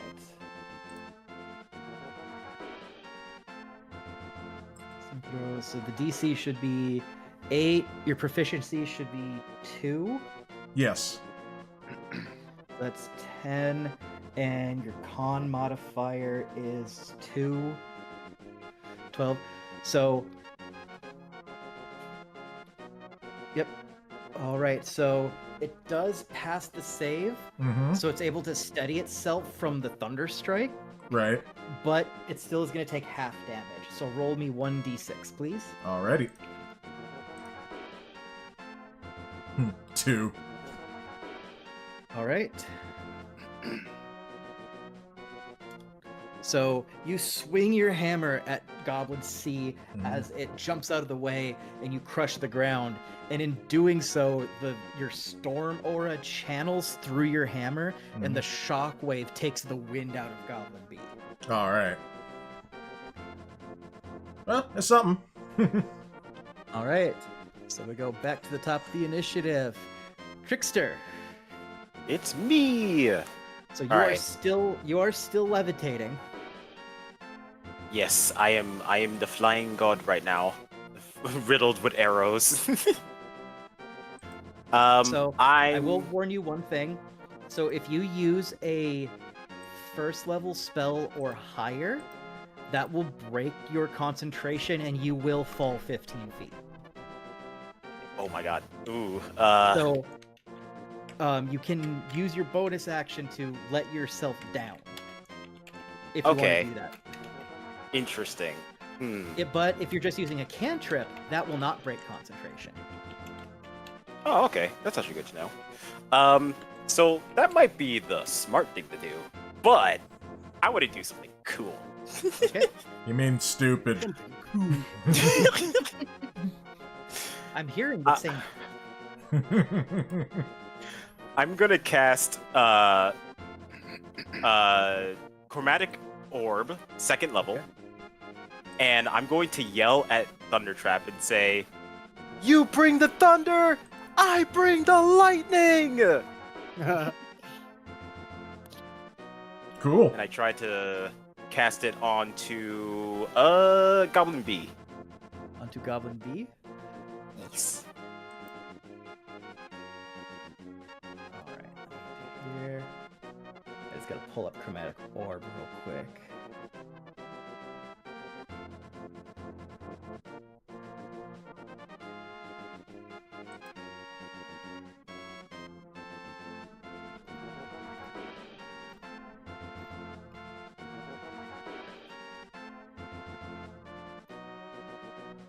Why my music stop? Bring me back the epic battle music. Yeah, it's epic, man. I currently have playing the Overworld theme from A Link to the Past. Nice. Bum, bum, ba-da, bum, ba-da, bum, ba-da, bum, bum, bum, bum. Alright. So no Chromatic Orb. Okay, yep, we're 4-inch. You're gonna choose acid. Alright, so roll to hit the goblin. Oh, I'm choosing lightning, by the way. Yep. Boop. Ooh. Nice. Alright, that will hit. Roll your 3d8. Alrighty. No, sorry. I think- You're doing it at 1st or 2nd level? 2nd level. Okay, so it'll be 4d8 then. Alrighty. Here we go.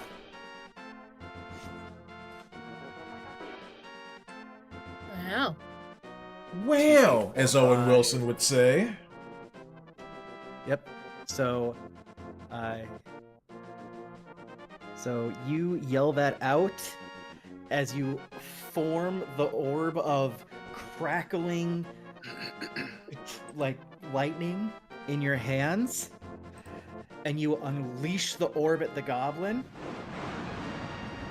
Ooh, nice. Yeah.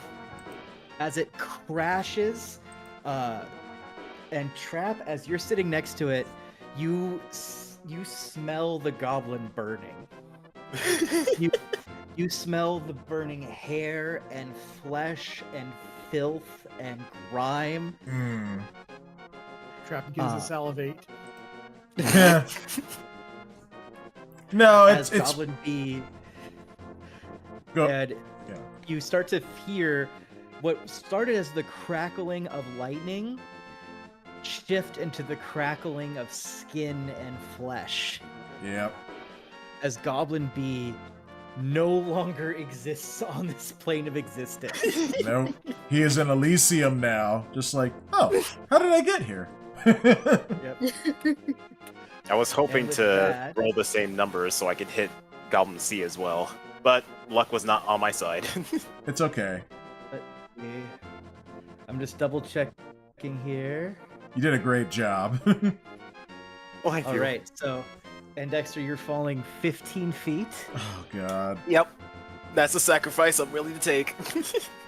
So you fall, and now you're prone on the ground. But you Oh, fall damn. 15 feet, like flat on your back, Ooh. as you take. Is it gonna roll? Yeah, nothing wants to work tonight. Final roll. Roll, Fine. damn you. Fine, I will do it this way. I have plenty of other ways to roll die. Ah. You know what, Dexter? I'll even give you the choice. I can roll it on another simulator, or I can actually grab my DM die, and you can see if you can trust the real life die. Ooh. Yeah, let's give it to the Do real life it. die. Give it to the real ones. Real die. I'm gonna watch your stream for this, Zach.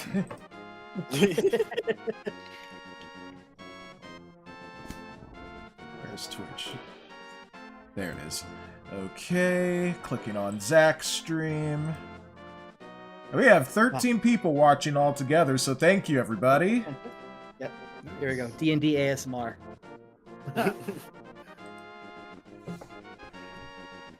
Pro tip for anyone who wants to get into D&D: buy a bottle of Crown Royal, because the bags they come in make the best bags for die. Nice. Yeah, I just saw it on your stream. Very cool. Let's see. And thank you, Wyfan, for all the hype. Right. Oh, I'll find that one that felt later. Oh yeah, let me post the link to Zach's stream in my chat. Well, this'll end up on all the chats. All right. So I feel for a D6. Feel for a square. Ah, Dexter, you get the blood die. Ooh, Oh wow. I see it. Black and That is red. So cool. All right, Dexter, you only take 1 damage. Nice. Hooray! You catch Wow. yourself with all the grace of a pro wrestler. And everyone be sure to follow Gilien as well. Oh, Yep, and please do. apparently I've been subscribed to Gilien for 64 months. Nintendo 64 months. Nintendo 64. It's a Nintendo. Yeah! Oh, Alright. I mean you're resubscribing. Thank you, Trap. You are welcome, Yeah, sir. appreciate it. All right. So with that, Dexter, any last second things you want to do while you've fallen flat on your back? I'm going to prep not a spell, because just in case, I want to take out the bag of beans from my hat and just like hold it. and Trevor's thinking to himself, do I need to use these beans? I wonder. All right. And with that, I will pass it over to Foos and also point to Trickster that you could have stood up. That is another thing you could have done. Oh, yeah. You know what? That makes sense. Nope, you've made this choice. Now you must live with it. Yep.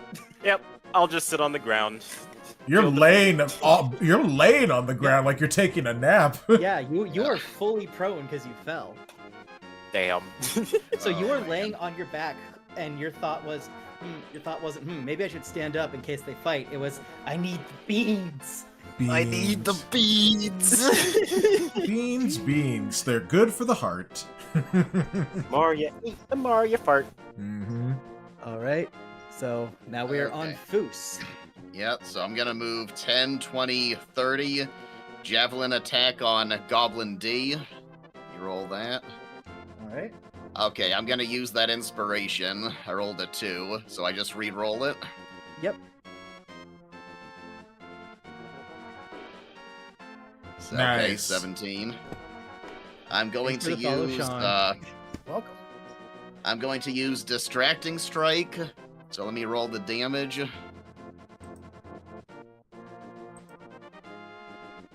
Okay, that's a 9. I can add a D8 to that. Oh, I'm an idiot. And So follow. 11. Sorry, good. Finish. That's, yeah. Yeah, that's 11 damage, and the next attack on Goblin D has advantage. So you're Alright. welcome, Jen. Make it count. No. Well, she actually won't need it because as you fire the javelin, it literally just impales Goblin D straight through the chest and pins him to the tree behind him. Oh, I Oh, wasn't that's so expecting cool. that. Okay. Makes a nice ornament. Yes, just in time for Christmas. 7 months out. It's never too early to talk about it. Oh yeah, there's Christmas in July, so I'm sorry. My apologies. All right. Oh, and I just forgot. Dexter, can you roll me a d20 real quick? Sure. And I am down 2 of my 4 superiority dice. All right. So with that, we now move to Jenneth. Alright, I'm not too sure I'm gonna go for Goblin F or Goblin C. Yeah, you're right in the middle of both of them. Leo? Oh, See, Uh, This is where you just take a spell and you center it on yourself. Damage be damned. oh, yeah. Fireball straight down. Leo? Everybody dies. Pom pom. Were you gonna say something, Gilien? well, I was gonna say let Trapp have his moments and go for F, but it might be funnier if you nuked C and he didn't get a chance to do anything. I mean, it wouldn't be Yeah. it wouldn't be the first time. Nah, whichever you feel like going for. Yeah, I don't care if you want to get Goblin C, that's fine. You want Goblin F, it's up to you. Or you can let the dice decide. That's true.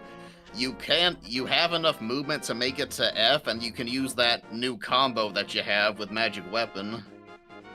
Yeah, I wasn't able to add magic weapon to my spell list. It wasn't listed in my spell list. I think it just turns your weapon into a +1, doesn't it? Yeah. So you would just add a 1 to the roll.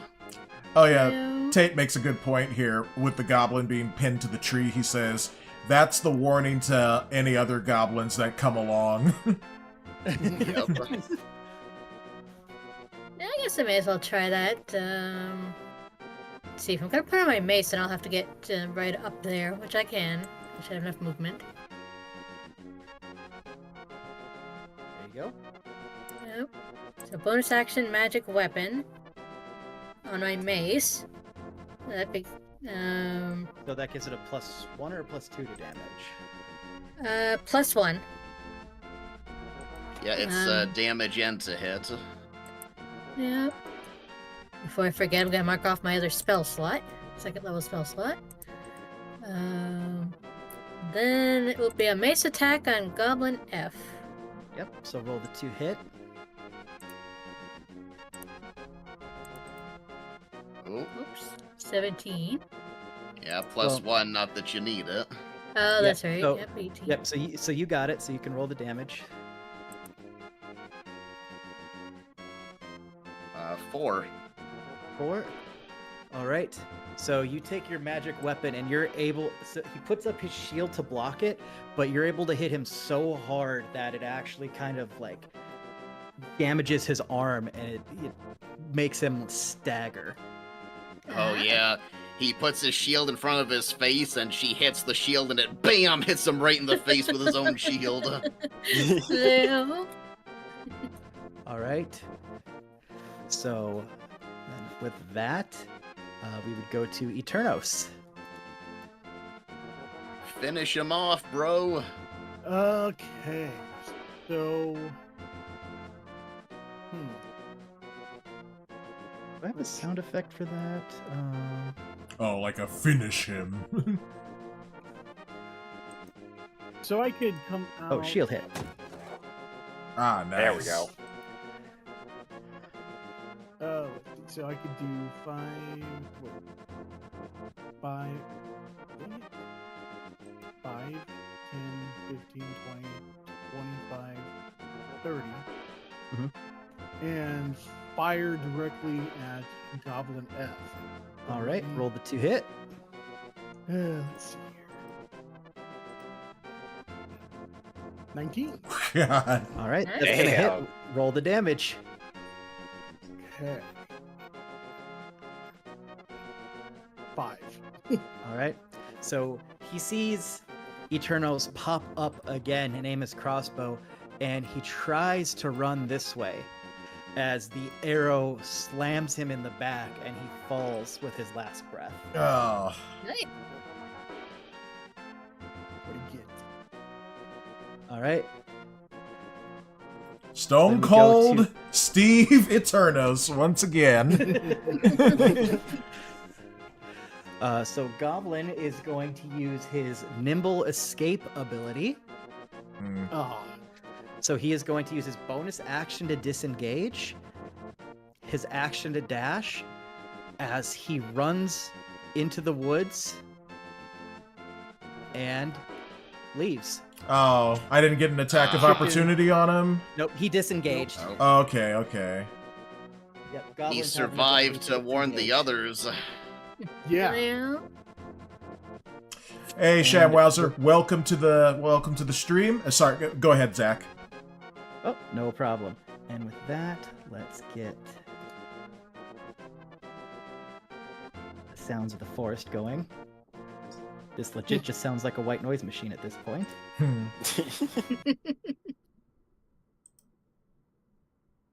Instead of looting bodies individually, can we make a roll for checking the entire area just to expedite it? Yep, we can absolutely do that. Yeah.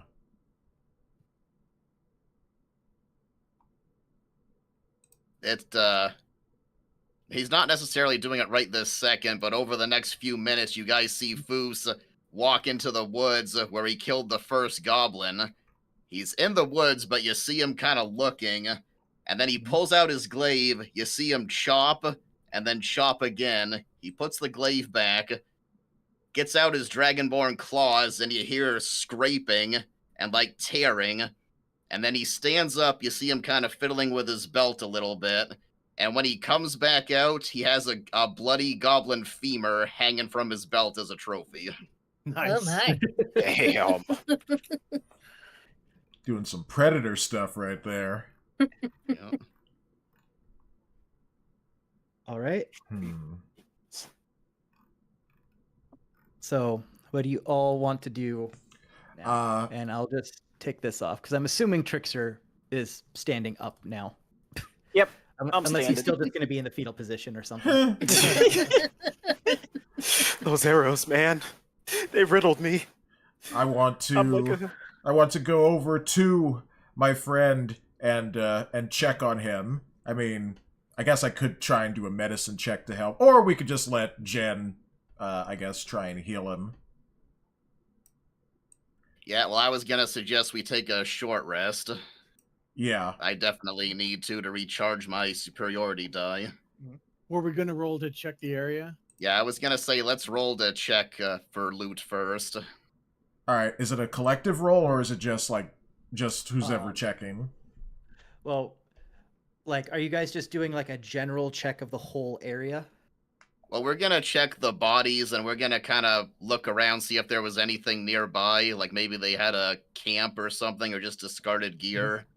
Yep. So for this, like if you say you want to loot the bodies, I won't make you loot each body one by one, but I want to know who is looking for what specifically. Like, for example, like if you wanted to look if they had a camp nearby and Eternos wanted to be part of looting the bodies, or if he wanted to join you, like, I just want to know like the intention of each person. Because You guys all just might want to find different loot things. You guys just want to loot the bodies for now? Yeah, I think Yeah. so. Yeah, let's just do that. I have All right. So I have no desire to loot. I just want to be by my buddy here and see if he's okay. all right. Yeah, I have So- no desire to loot either, but I am curious if there's anything near the horses, the dead horses. Okay.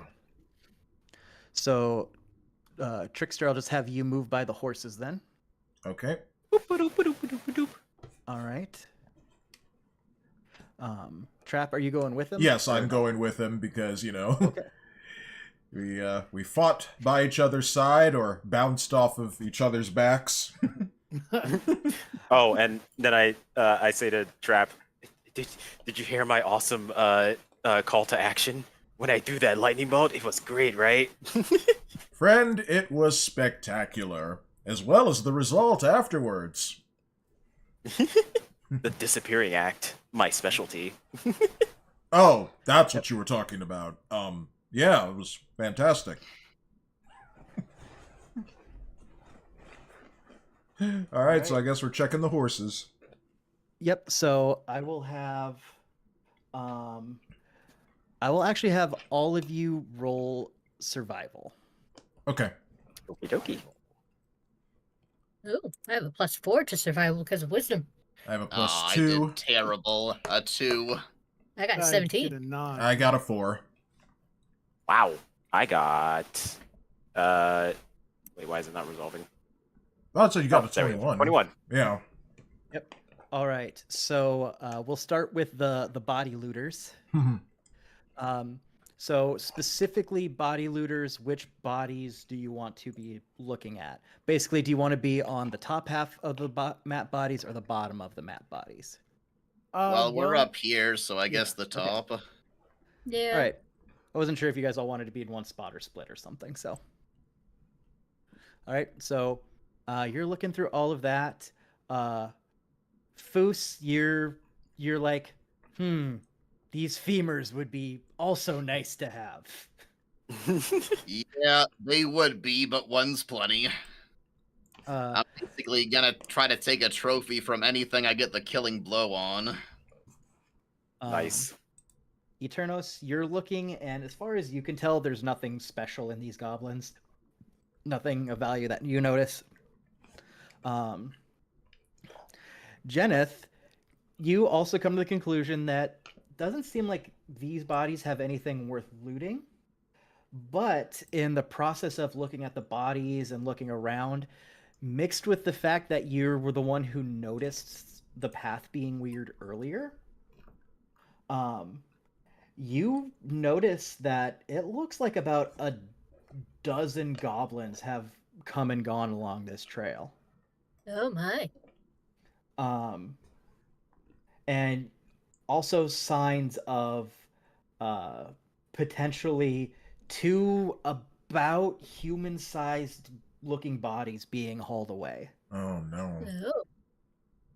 Maybe the horse riders. And you're able to tell that while there is, because of that, you look around a little bit more, and you are able to notice that even though you're looking over on the north part of the map, you can see that there's just as much traffic along the edges, like along the banks on both sides. Oh. All right, so then with that, we go to our horse people. All right. Trapp, you are looking and you're like, yes, these are indeed horses. That are dead. God dang it.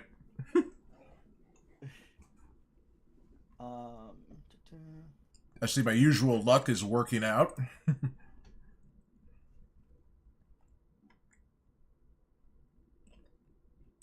right, where's the thing? All right. I'm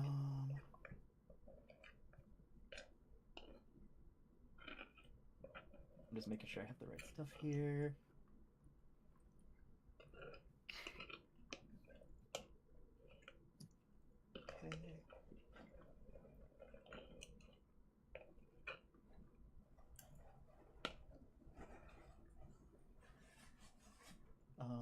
Okay. Nope. Forgot. Loop. There we go.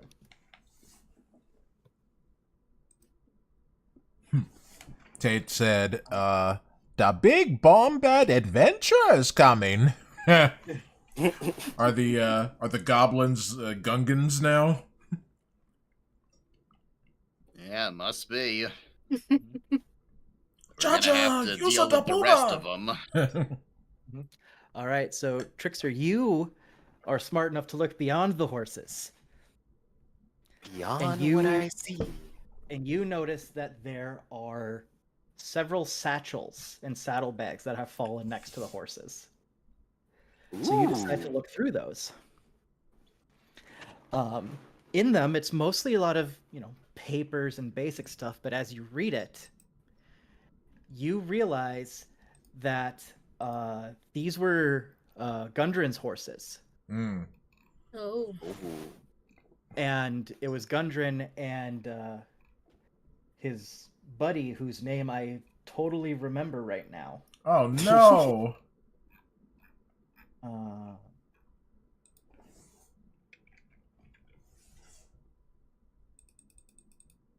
Sildar. Totally remembered Sildar. Yeah. He was the knight that showed up when he was talking to you. They're dead. Oh man, that's not good.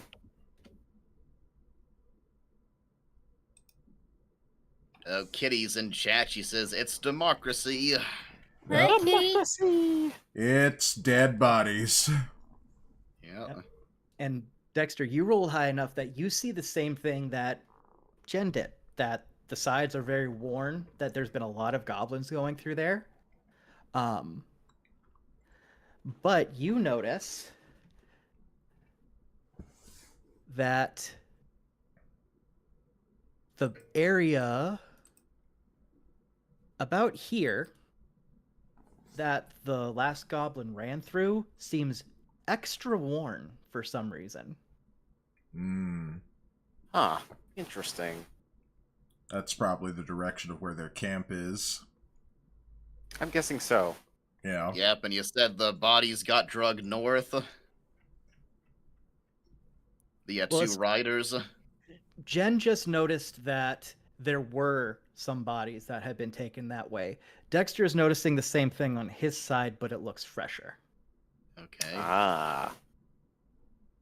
All right. Well, then I let everyone know, guys. I found something really interesting, and also I think I know where that one goblin went to, or at least towards. Also, Gundren and Sildar? Sildar. They're dead. These were their horses. So we've no one to deliver the supplies to then. No, 'Cause I you was do. gonna- Remember, he said you're delivering it to his friend in the town. Yeah, trading Okay. post is where we're Yeah, taking I was it gonna to. say we have a dilemma. Then we can either deliver the supply or follow the trail to the goblin camp. I So, say we dude. follow the trail. I'm afraid of getting ambushed again, especially since one of them fled. Yeah. Yep. Zach, how far we- away are we from the trading post at this point? The trading post is it's about another like quarter to half a day, depending on your Yeah. speed. You can get there decently fast. Yeah, if we went We that way. could be ambushed again in that amount of time. You are right. What we could do is leave the oxen and go take out the goblin, and then hope they're still here, and we get back and try to deliver them then. Yeah. I Not a will bad idea. say with the 2 super high survival checks and with your guys' stats, Trevor and Jeneth are able to figure that since you took out a good chunk of them, they're probably not going to be back, and it wouldn't be too hard to leave the ox tied up if you wanted to go find the goblin. Okay, I think that's the move then. And so if you guys do that, since Jen and Trickster rolled really high, if you both could make one more survival check for me. Sure thing. Alright. Yeah, I can skip a short rest if you guys want to get after the goblin right away. I got 2 die left, and I got my breath weapon still. So if everyone else is all right, we can head right out, or we can take a short rest. Like, how is your health doing, Trickster? I am at 19 out of 26. So I'm Yeah. actually pretty good. All right, so Trickster really pulling into his bag of tricks here. As you guys are getting the oxen tied up, he looks at the area he noticed before, and he looks back at the horses, and he pieces together, for 2 what essentially should be bloodbaths that happened here, there's not a lot of blood. So maybe they took prisoners. That's what I Yeah. was wondering. Do we know they're really dead? Maybe they just took them prisoner. They must have been captured. Yeah. We may have to save them My hero Seems instinct that is kicking way. in. Plus Yeah, Ultra. Insert Superman music here. So if we're going after the goblins, can we pause for like 5 minutes before doing that? Yeah, absolutely. Okay, so I need to take the dogs out. I will Mhm. say that I go over here and I do tie the oxen so they don't wander off, tie them to a tree or something. Mhm. And I guess we'll do that in just a moment. Does anyone else need to step away or Not really, but I'll do a little stretching. all set? Yep. We'll take Okay. 5 minutes. We'll do a little stretch, and then we'll go from there. Okay.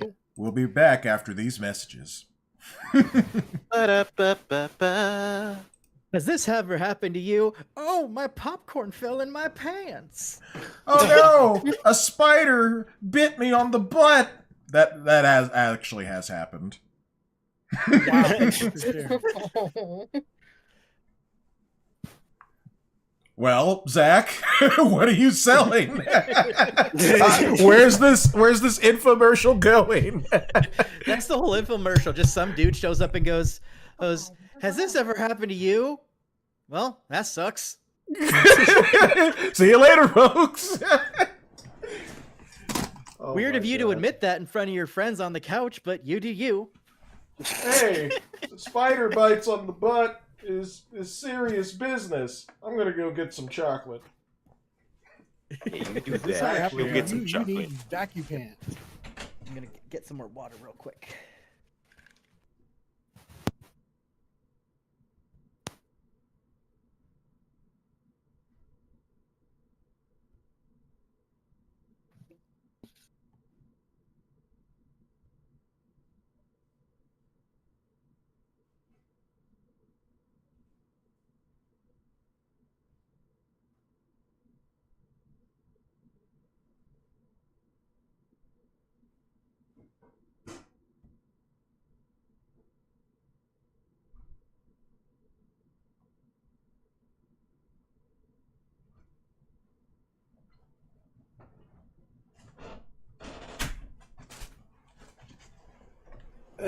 I have returned with my chocolate. What kind of chocolate? It's one of those Hershey bars. There's two versions of them. One has like toffee in the middle of it, and the other one's just like these. Yeah, this one's just regular old milk chocolate. Boring. You know, sometimes boring is safe. Yeah, I guess so. Have you? Do you like Nutter Butters? I don't think I've really had those. Do you like peanut butter? Yeah. They have a version of the Nutter Butters that is covered by fudge. Sounds So delicious. peanut butter, cookie, and fudge. Mmm. Yeah, That does actually sound really good. they're not bad. What are we talking about? Chocolate and stuff.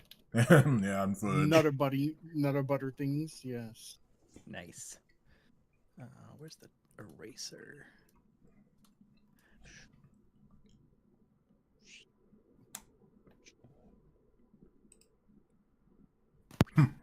Tate said, "Let's all go to the lobby. Let's all go to the lobby." Ba-ba-ba-da-ba-da. Ba-da-ba-ba-da-ba.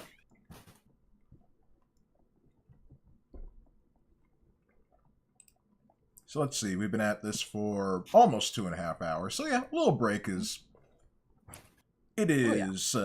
17 Understandable. hours. Oh yeah, we've been doing this for 7. Like our show yesterday, we were at that for what? What'd you say? 100 hours? You're right. It was almost 3 hours though. Yeah, it was close. We did like 3 hours and like 52 minutes or something. So yeah, it was a good show yesterday. Yeah. We just we discussed the Superman trailer. We got into it a bit about the Snyderverse and all that stuff. And I mean, I was just trying to keep the Snyder people honest with checking the box office. yeah. Zach, I have a couple questions. Of course. How tall are the goblins? Let me see here. Yeah, I imagine they're like question. 5 foot or lower. Yeah, I think they'd be shorter than that though. Yeah. Goblins are considered small creatures. 2 feet tall. Okay. Read A this small real quick. creature. Let's see. Is between 2 and 4 feet tall. All right, so we're dealing with a bunch wow. of Peter Dinklages. How dare you call him a goblin? So to put it in perspective, so small creatures, they still take up a full space like medium creatures do typically, but they get special perks sometimes. Small creatures are like between 2 and 4 feet tall. Medium, which is the vast majority of humanoid things, is between 4 and 8 feet tall. Mm-hmm. And then above 8, you get to large, and then above 16, you get to huge, and above 32, you get to gargantuan.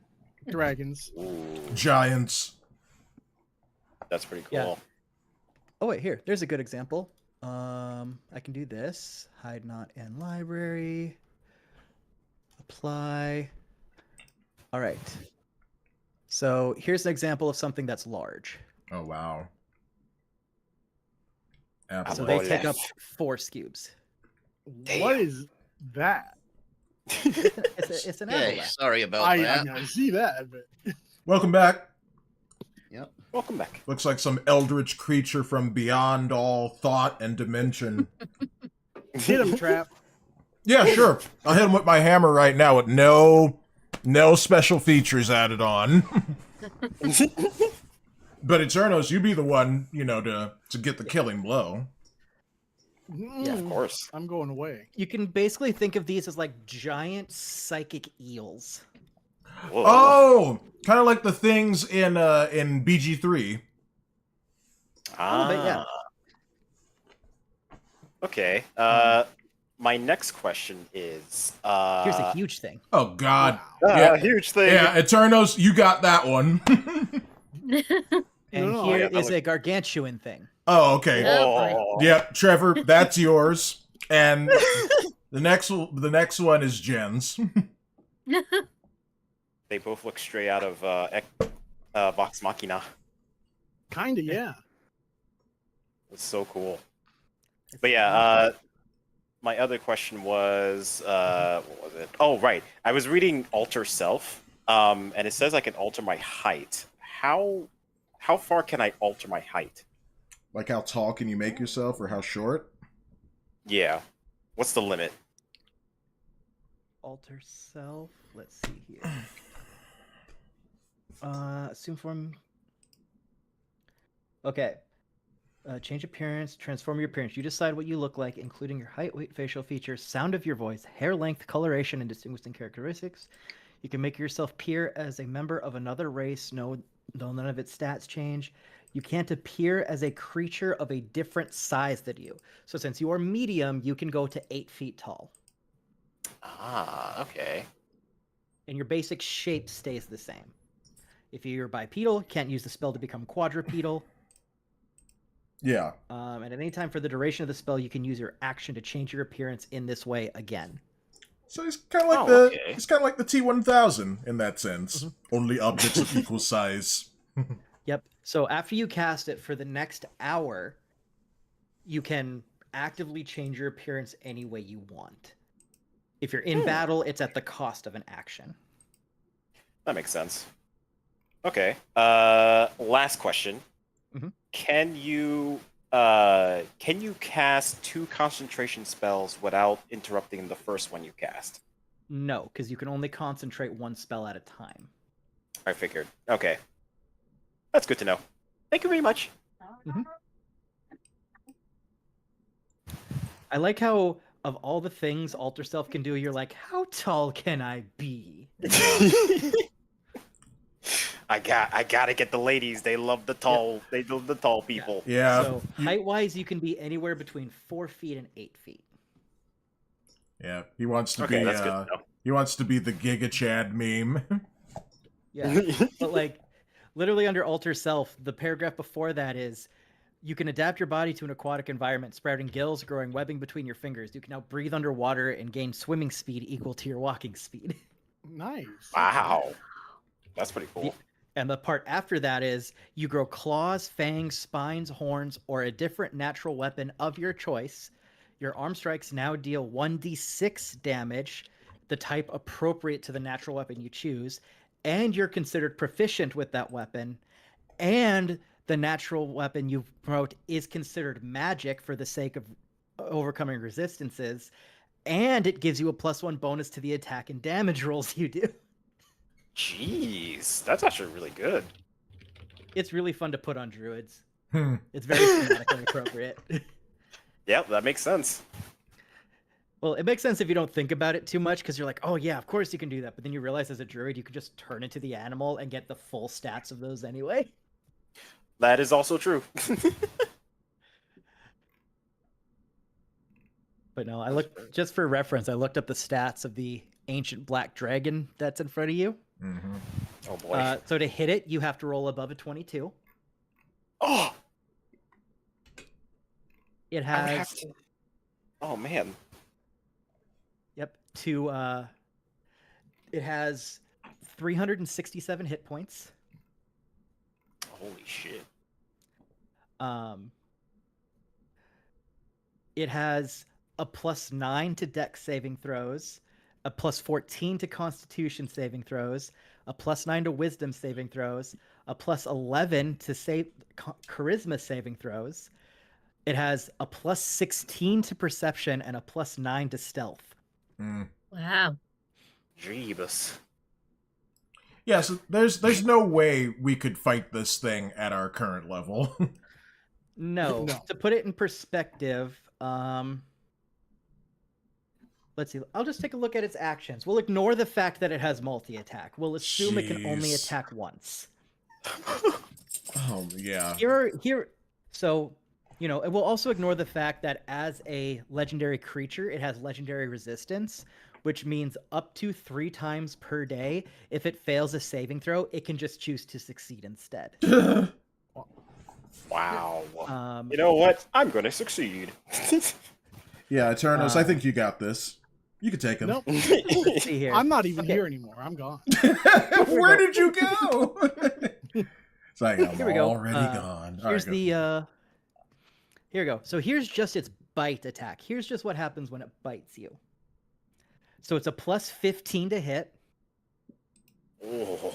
meaning as long as it doesn't nat 1, the lowest it can go is 17, which I think Wow. clears all of your armors except Jen's, of course. Of course. Yep. And once it hits, it does 2d10 +8 piercing damage, plus an extra 2d8 acid damage. Oof. Wow. I think the minimum would just almost kill me. The minimum of that would be 10, 11, 12. So that's 12 minimum damage. Okay. It wouldn't kill me, but damn, is that a bite? Yep. Its claw attack is only slightly weaker. It doesn't have the acid. Oh, great. And its tail attack is a little stronger than the claw attack. That makes Um, sense. So at one point, where will we be confronting this type of thing in our journeys? Like, if I'm being Time soon. 100% honest, most D&D campaigns don't get to the point where they fight these things. Yeah. Okay. That And makes it's not sense. for like characters dying out. It's the fact that it's the same reason that Baldur's Gate 3 caps at level 12. Because once you get to level 13, you get 7th level spells. And that's when you start getting into what a lot of people consider the end game of D&D. Yeah. Most campaigns never make it past like 13 to 15. Mostly because it just gets really complicated trying to keep track of every single resistance and advantage and weakness. Like, it can be done. I've played level 20 campaigns before. I've played a campaign long enough to do that. And it is super fun, but you have to have people who are like dedicated to stay on top of every single thing people do, because by the time you hit like 15, 16, you're basically a demigod, and once you hit like 18 and up, you're essentially a god. Yeah. At level 20, it takes things like this to challenge you. Yeah. Wow. Okay. Holy crap. Yeah, And I had to pick for my destiny to kill a black dragon. What is wrong with me? To be fair, this is an ancient black dragon, so this is the highest level of dragon. yeah. Okay, good. So you could just find, you know, a black dragon hanging down at a river, just taking a drink, and you know, you could just be like, "Hey, how's it going?" And then you just take out your blade and jab him in the neck. Oh! Hi, Thought you were I gonna have a casually destiny to drink kill water, you. Did you? Yeah, because here's the adult black dragon. Yeah. Oh, okay. What do you Here get? is the young black dragon. Here is the baby The black dragon. baby. Are you gonna kill it as soon as it At the level hatches? At the level you guys are at, you guys could take a dragon worm. Yeah. Wow. Honestly, this is totally out of character, but honestly, I would try to take it as a pet first. Oh my, you would. Yep. Oh my god. Shaun, what is this that you wrote in my chat? ADS, how rude? No ads. Oh, ads. Ads. I can shit. You can read. No, I can't. Well, I'm sorry. Oh, here's some more ADS? here's some more fun ancient black dragon stuff I found. Ancient dragons have frightful presence, which means that each creature of the dragon's choice that is within 120 feet of the dragon. So to put that in perspective, this map is about 100 feet exactly. Yeah. So this whole map Wow. plus an extra 20 feet on each side. They have to make a wisdom saving throw of which they need a 19 or higher to succeed.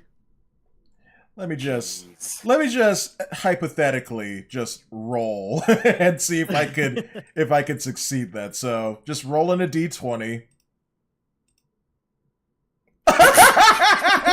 Of course. Of freaking course. Wow. Of course, that happens when it doesn't count. Yeah. Yeah. Thank you, dice. God. Again, that's my luck right there. See, this is why I don't randomly roll. So Trapp, let me explain to you what exactly would have happened if you nat 20'd this actual encounter right now. Okay. So if you fail that thing, your character becomes frightened of the dragon. Yeah. Meaning, here, let me pull up the exact list here. Oh my Frightened. God. So when you are frightened of a creature, you have disadvantage on all ability checks and attack rolls as long as that thing is within line of sight. Mm. And you can't willingly move closer to it. Ah. Oof. So couldn't use So my you hammer. nat 20ing, if this thing showed up and you nat 20'd like that and you beat the roll, you literally are taking a look at this massive creature Mm-hmm. that is over 32 feet tall. Mm-hmm. It's probably closer to 40 or 50. Yeah. And it's imposing this presence on everyone that's making them cower in fear. And Thundertrap goes, "Huh, cute kitty." Yep. Just nah, I'd solo it. I could take that. Yep.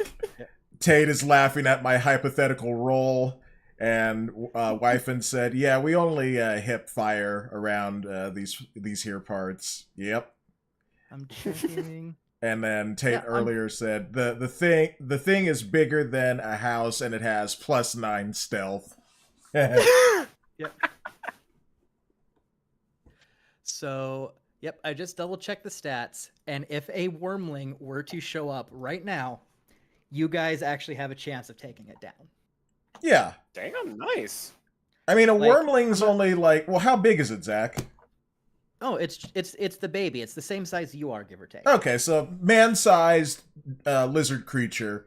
I mean, we fought like crazy creatures back in Midar's sex dungeon, so yeah. Yeah, I'm not saying it'd be an easy fight No. for you guys. It's got a pretty high AC, and it's like it has about as many health points as Trapp and Gilien do. So it's decently tanky, and it hits pretty hard. It does.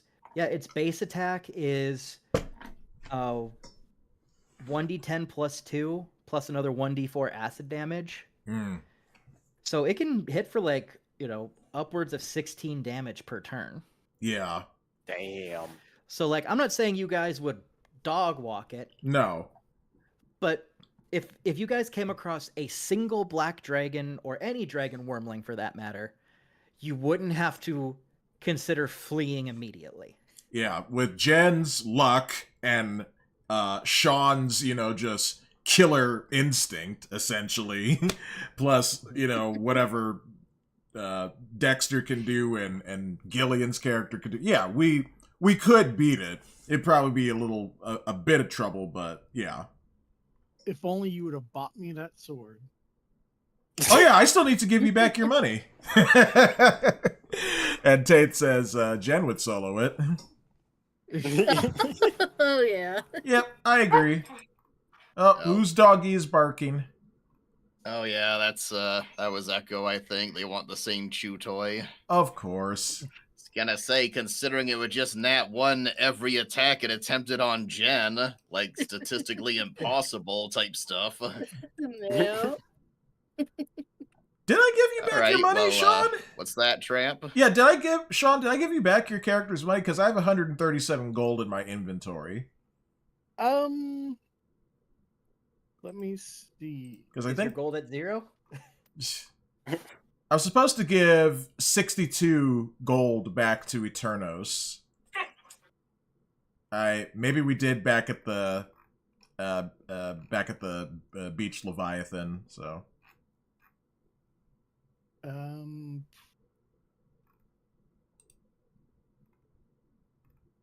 You know what? I can't find my gold. Yeah, I have 0 gold. Yep. Okay, well then, just add 62 back, and I'll subtract 62 from myself. Can't believe you stole my gold. Well, I was trying to remember to give it back to you. I just, stuff happened. We just got attacked. 62 gold. Okay. All right, and subtract. So I would like to point out, if you guys would have lost to the goblins, they would have looted you for all your gold, and you would have never seen it again. Yeah. Damn. Darn goblins. Hush puppy. I need more gold. Hush puppies. Yeah. Well, if only these goblins had some gold, but apparently they didn't. Maybe they do at the camp. Yeah. Yep. Speaking of which, I guess Trevor found the path over here, so if you guys are ready, I guess we start heading down it. Yeah, you already tied the oxen, so I guess we can... Yep. I guess Go. we'll say goodbye to our black dragon wormling friend. Bye-bye. See you Who are you around. saying goodbye to, Trapp? There's no one there. I was gonna say, you were just imagining that. We just didn't want to say anything. Oh, man, I totally... You were like, hey, guys, look, it's a baby black dragon. And we were like, yeah. And it's an ancient black dragon. Trevor, this is your density. It is. Thundertrap was hallucinating because his wound became Woo! Kevin's haunting you. Oh, bye, Kevin. We'll see you around. Bye, buddy. Hope you find your dad. No. My dad died in my arms. Anyway. Anyway, if I could get you guys in... So you guys see that the path is fairly narrow, because obviously it was made for goblins. Mm-hmm. So I need you guys to show me the exact order that you would be marching in single file. Well, I think Trevor's the smallest out of us. Oh, no, wait, Jen probably is. So maybe the smaller people should go in first since they would fit easier. And then we can squeeze in after them. Indeed. You better. Go ahead, Gilien. What were you gonna Depends. say? We might not want anyone squishy up front though. Depends what we run across in there. Yeah, I was thinking the same thing. Yeah. Bad idea, Trap. Bad trap. This is bad trap. It was Kevin. He told me to do it. I'm wondering if Jen should take up the back while Trickster and Eternos go in the middle, because we might not want anyone too squishy in the back either. Sure. All right, You want Foos. to do that, Jen? Shall I Yeah, go that's first, or do you want to go first? If you like. I'll go first. Well, Okay. go forward then. Gotta suck it in.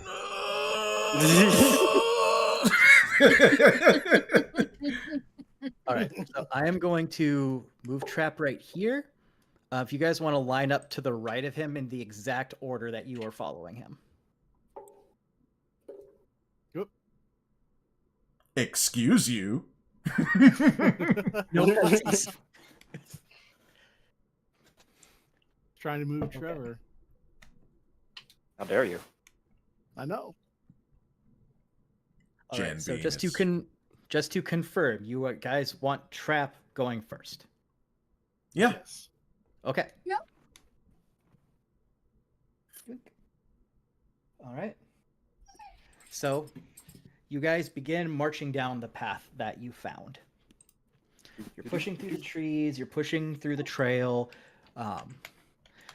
Trap, I assume you heard people like using machetes to cut through the forest, but you don't have one, so you're just kind of swinging your hammer, knocking stuff out of the way. I think I still have like battle axes in my inventory. Oh no, I don't. No, it's just it's just the hammer. So you're going through. Let's see.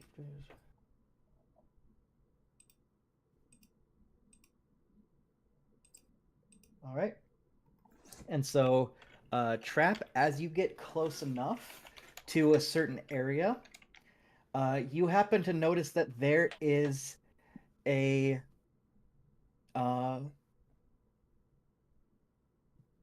you happen to notice that there is what appears to be a wire of some sort across the trail. Oh no. Yes, Okay. we're gonna want to call Eternos forward for that. Yeah, I'm gonna motion Yeah. for Eternos to, suck it in and approach where I am. And I Jen, can this say might that be this is.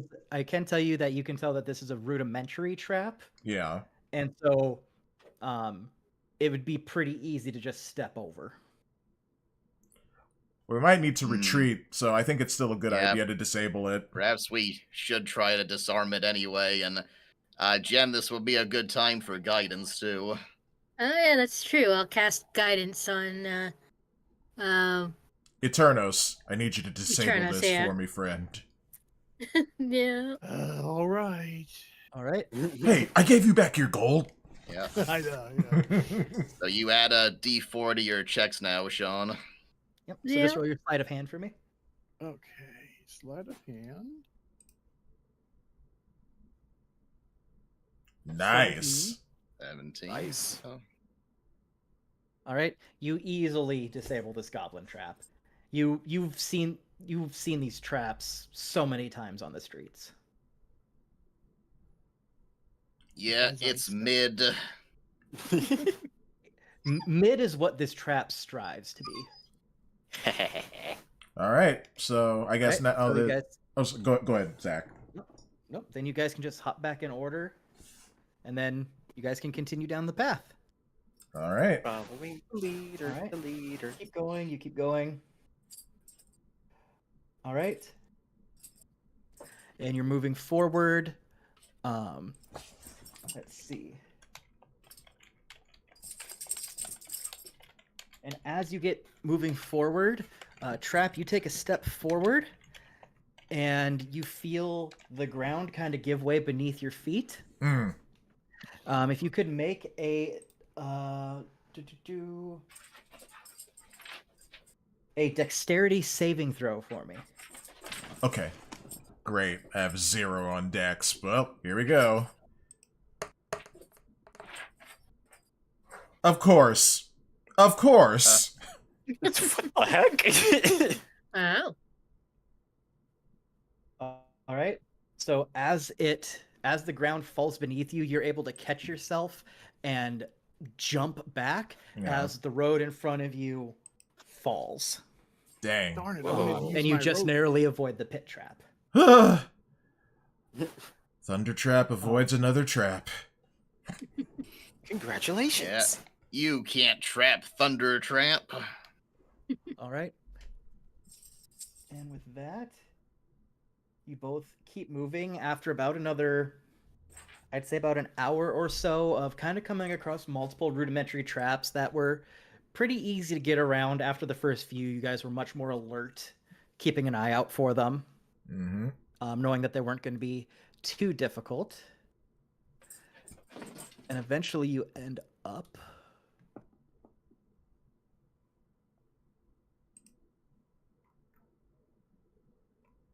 There it goes. Now it loads. Players. Bam, bam, bam, bam. Bam.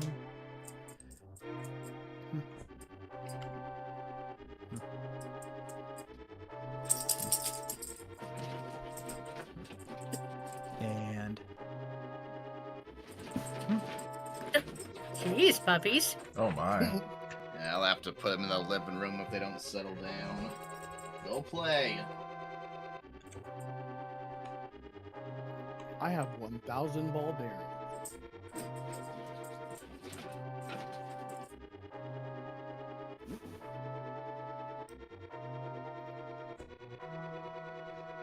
yes, you come to a clearing here. Interesting. A clearing with a river that's, you know, leading into something. Yeah, so as you approach, you come to a spot. It has a river. You can see that it's flowing out of the cave that is in front of you. As far as you can tell, it's a lot of thickets and brush, and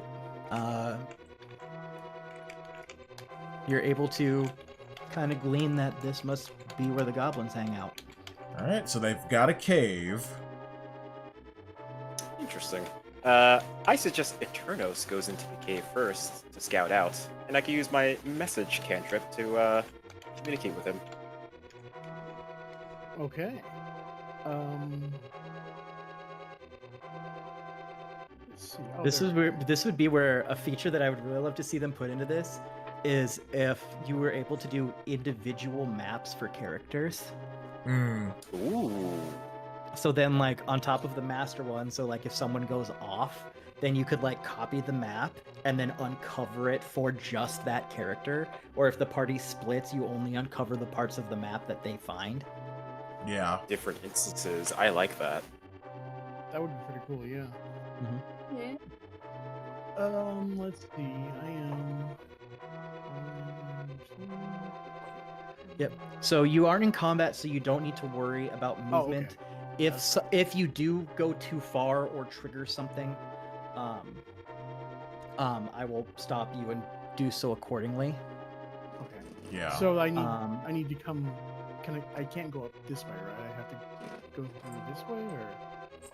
So this is the entrance. So to get in, you have to go up the river. Before you do that, real quick, I'm just checking something.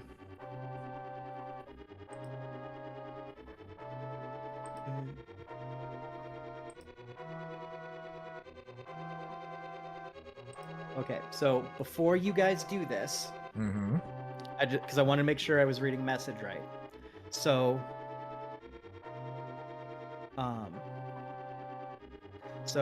as far as message goes, it says you can cast a spell through solid objects if you are familiar with the target and know it's beyond the barrier. But 1 foot of stone does block the spell. That's right. Yeah, you'd have to cast it through the opening, probably. So, He could probably get a look at what's directly inside, at least. Okay. I So could follow then- close behind too. Yeah. So I probably wouldn't want to go any further than right here.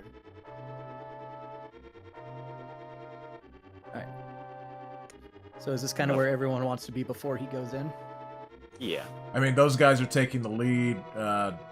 Gilien and I are, behind them. So, yeah, I think this is a good order of where we're going. Okay. Make sure I got that set right. All right. And with that, okay. All right. So, Eternos, just as you jump into the river to start going into the cave, there is an arrow that flags your way. Uh-oh. Oh shoot. Oh. And it misses as it strikes the stone behind you. Okay. Trickster.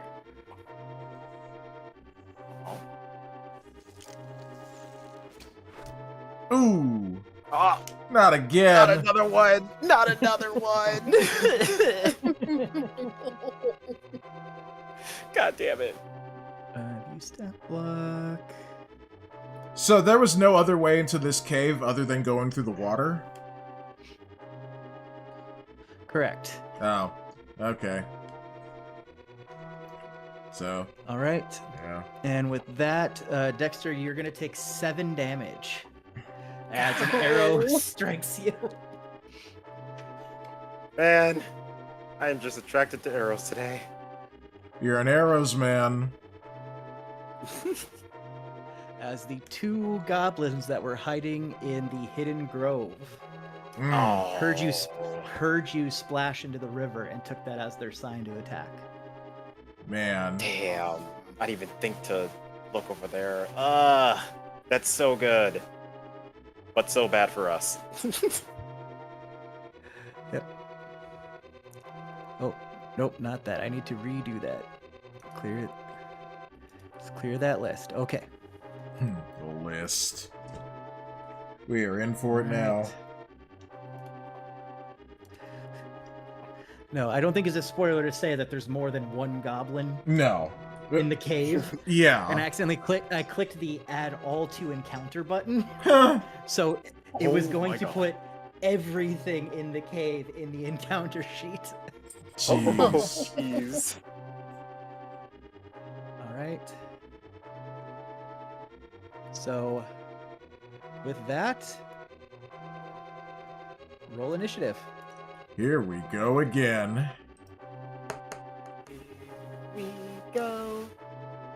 Much worse than last time. Oh, I got a 21. 9. Which means you actually have a 26. Oh, yeah, that's right, yeah. Well, at least I'm better than going last first this time instead of last. Okay, everyone. Well, unless, the other goblins roll better than I do. All right. So with that, Thunder Trap, you were able to see where the arrows came from. Mm-hmm. So you know exactly where the goblins are, hence they're on the map. The one thing I will say, crossing the river does count as rough terrain, so it's double movement to move through the river. Oh, even if I rage, it'll still hold me back? Yeah, Okay. I mean it's a flowing river. Right, I gotcha. Yeah. So for example, getting from here, so this would be 5, Mm-hmm. and then this would be 15 because Mhm. that's rough terrain, Yeah. and then it would be 25 Yeah. to get to here, but then Yeah. you're back to normal. Okay. So 30 gets you there. I'll do just that. I'll also rage and, Okay. bring up the the aura of storm. And All right. So who do you want to take Thunder Trap's Thunderclap as you rage? I'm closer to Goblin B, it looks like, so I will attack that one. All right, and that is a Dex saving throw. Okay, so this will mark off my second rage. Yes. Okay, so second, 2 out of 3. And I will try to hit him with the Hammer of Thunderbolts. Okay, let me do his saving throw real quick here. Oh, right, yeah. All right, roll a d6 for me. Okay. Swear to God, I know how to do this. Okay, here we go. 5. All right. So Thunder Trap's Thunderclap knocks the wind out of Goblin B, pushing him back a little bit as he takes the damage. All right, is he still within my striking range? Yep, he hasn't moved out of his space. Okay. He just kind of he took a couple steps back. Okay. All right. Well, hopefully this is clobbering time, so I'm gonna try and hit him with the Hammer of Thunderbolts. Okay. Well, it's a 12. All right. So you go to swing your hammer as he just barely narrowly dodges out of the way. Dang. Can I ask what their AC is, since, you know, we've been fighting them already? If We you know it's over 14. Yep. That's what you guys know. You know it's at least 14. Okay, so, yep, that's just barely a miss. You should have used the Hammer of Baravia. Yeah, I know, right? Well, I guess that's all I can do then. All right. So then with that, we move to Trevor Pincushion. I'm gonna get freaking revenge, man. If you want to know specifically which one hit you, let me check here. Goblin. Yes, it was Goblin B that hit you specifically. Okay, I'm going to... Actually, let me reread this. Now, the one thing I will remind you all before you guys go full ham on these guys, remember you have a full cave ahead of you, so any spell slots you use won't be able to be used later, and so on and so forth. So Yeah. Yeah, I figured. just I'm make not sure gonna you're go all doing out. proper resource management, because like I said in the Discord, this is going to be the first time where like you're going like full D&D campaign. Yeah. Gloves are coming off. Mhm. Tate says, I was wondering what the big red 2 was for. Yeah. All right, Overview. I'm going to use Magic Missile on Okay. Goblin B. All right. And is that a first level spell? Yeah, first level. Okay, so mark that off. Yep. All right.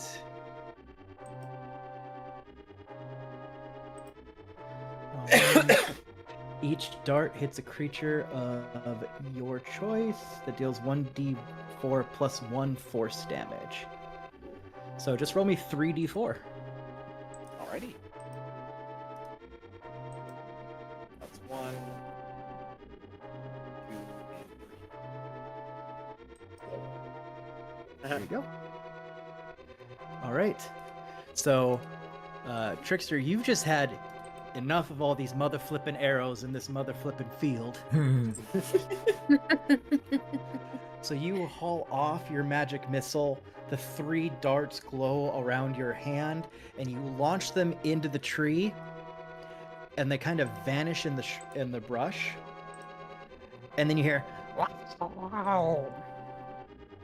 and as Trapp watches the goblin fall. Nice.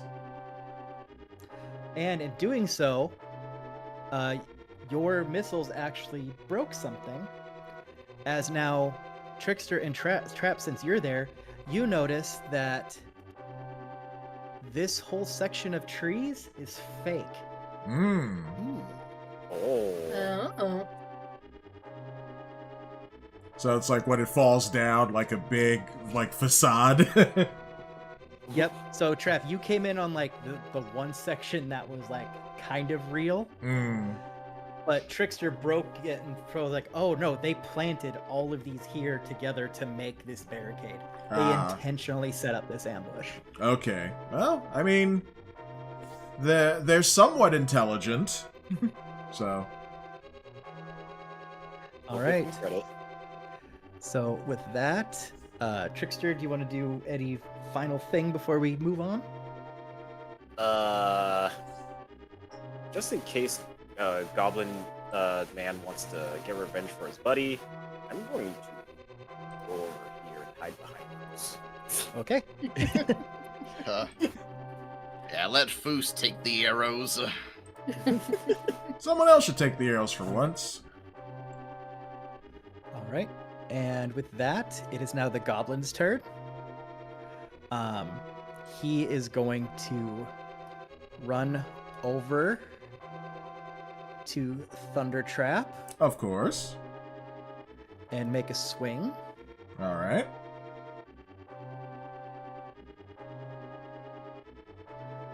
I'm assuming a 22 hits. Yes. All right, and you will take 4 damage. Oh, man. All right. Well, gotta subtract another 4. So I'm down to 24 HP. There you go.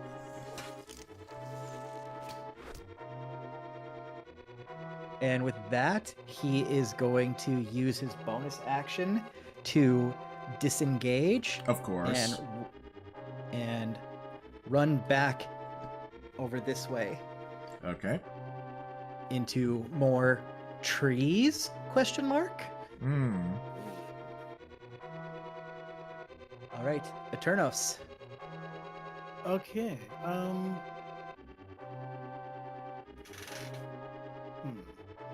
I definitely don't want to go into the cave.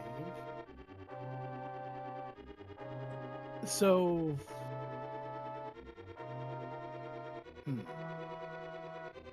And you said like going through the river in battle is how much or how many? Points? It's just an extra 5 per square. Okay. So that would be what, 10, 20, and 25, 30. I want to see if I can just fire off an arrow in the direction of the goblin. Okay. Will this be with disadvantage since he's in the trees? It will be with disadvantage. Okay. So roll your 2 hit twice.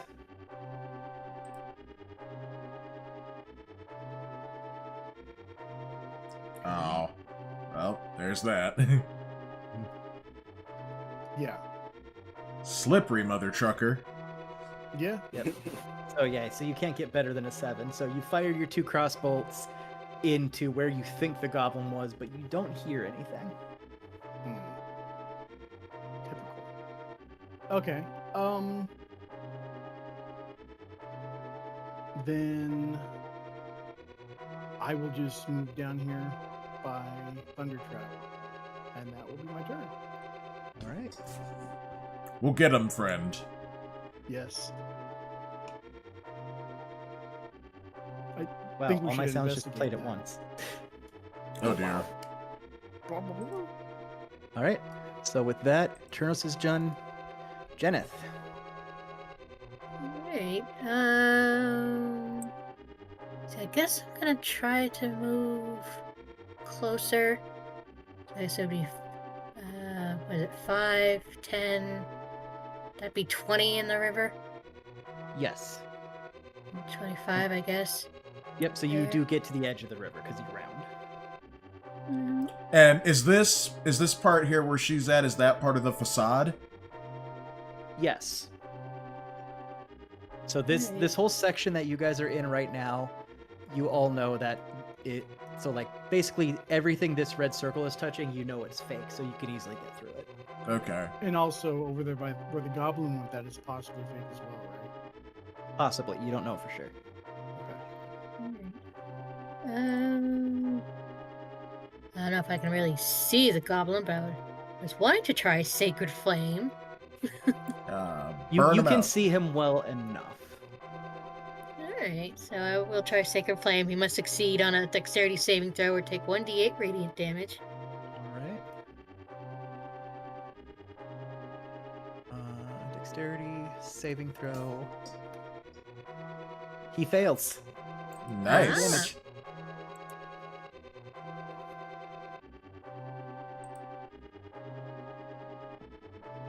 Oop, a 3.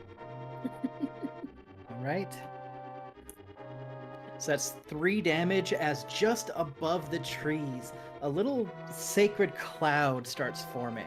And the goblin looks up and goes, "Oh?" Uh-oh. as divine fire falls down on his head. And He is not happy. he screams like Homer Simpson, like, ah! And just starts running. Yeah.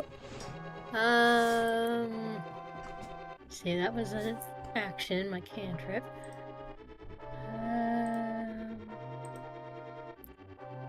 Trying to save spell slots here. Don't have very many bonus actions. Anyways, I think I'll spells. have to do you, Jen. Yeah, that's what I was just thinking. I think that's pretty much it for me. All right. So with that, we move to Foos. All right, see if I can get there. So that's 5, 10, 20, 25, 30. I'll make a javelin attack. All right. Roll to hit. Oh, that's a dirty Ooh. 20 to hit. Nice. Okay, All I'm right. going to use Distracting Strike. Here's the damage plus D8. So, okay, that's I'll 5 save plus- you the maneuver. Just roll the damage. Okay, 5 then. All right. So you see the magical fire. You know exactly where he is, and once again, you peg the goblin to a tree. Man! Nice. There's gonna be goblin scarecrows all over this forest. Yeah. But this tree kind of wobbles when he gets pegged to it. Ah, okay, it's a Yep. fake tree. Okay, after killing the goblin, Foos kind of puts his hand up as if to be like, hold on a minute. He thinks we were actually a little overzealous by chasing after the goblin right away. And before entering the cave, he does want to have a short rest. So, Foos lowers himself to when he does a short rest, he does like a classic meditative position on his knees with his hands resting on his knees. Mhm. And I think Trapp, Trickster, you guys need to heal. I don't know about Jen or Eternos. Anyone who doesn't need to heal, he's going to say, watch the cave entrance. So keep an eye on the entrance while Foos is resting. That'll take an hour, and that gets him everything back, his second wind and his maneuvers and what have you. Oh, and heals me up. It's back to 32. So who else is gonna heal up? Well, I guess I would, because I've taken 8 damage over the course of these 2 battles, so I don't know. Yeah, So if if you you wanna roll heal- something right. Yep. If you want to heal during your short rest, you will roll one of your hit die. So in the case of a barbarian, I think that's a D12. Okay. And there it is. Alright, here we go. Oh, 12. There you go. Of course, Good roll. you Nice. max out on that. Alright, so I am back up to full health. You're also, I'm not sure if any of you have healing potions right now, but you can also choose to use those. I don't think I have. Yeah, I don't think we bought any. Or found any. Yeah, I wasn't sure if I gave you any on some of your adventures before. But if not, that is perfectly fine. Yep. Yep. How about you, Trickster? Yeah, I'll take a short rest.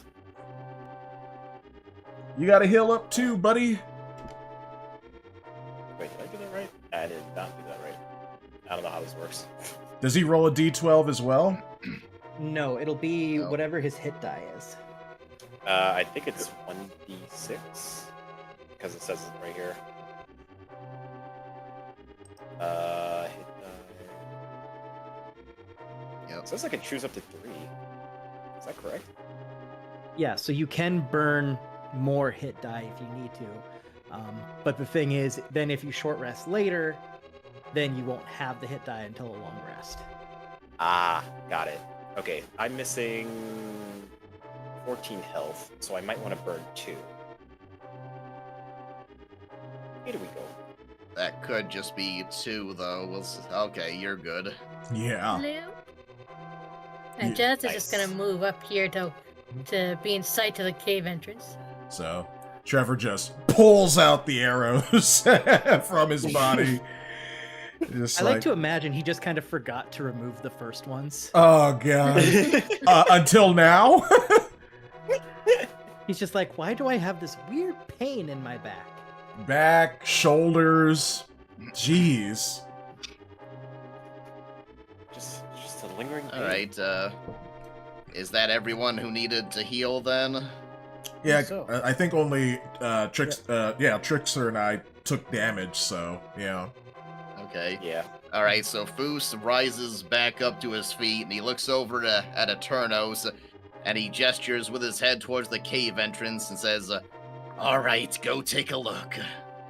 All right. So I have to get back up here, I guess.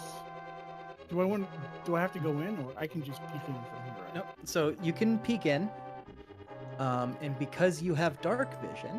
Mhm. Oh, I need to end combat real quick. Da-da. Where's the fog? There it is. Erase. So you can see.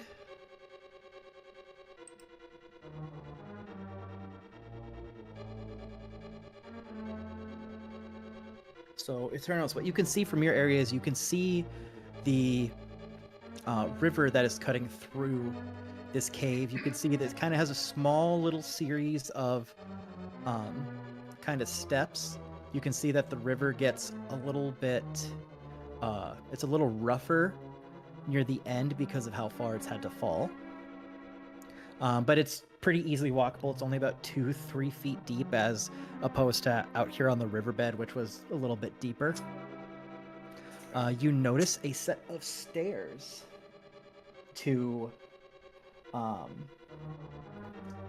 little area to the side, and you also see what looks like a little pathway here, although it looks like it's not well maintained. Okay. Oh, go ahead. I was just gonna ask Jen if she could walk up behind Eternos. Could you give him guidance, and then could Eternos make a perception check to check for traps? Yep, he could do that. Okay. You Sure, go I'll forward, help here. Jen. Yep, I cast guidance. All right. Perception. 6. 6 plus a D4, though. Oh, okay. So a D4 on top of that. Yep. Mhm. Which is hopefully a 4. Let's see. Ah, there they are. Alright. Nice. Okay. So, 10. So,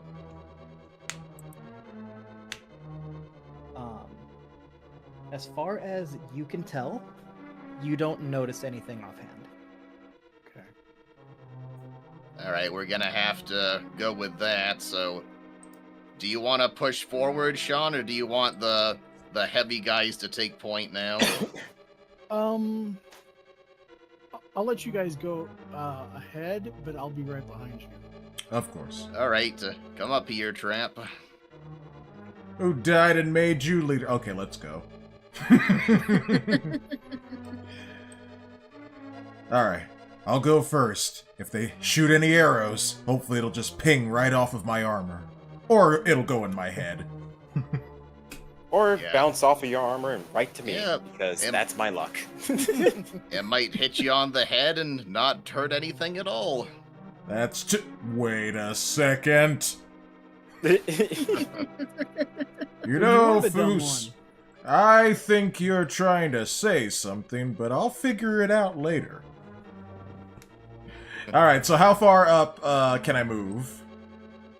So you have your full movement. Okay.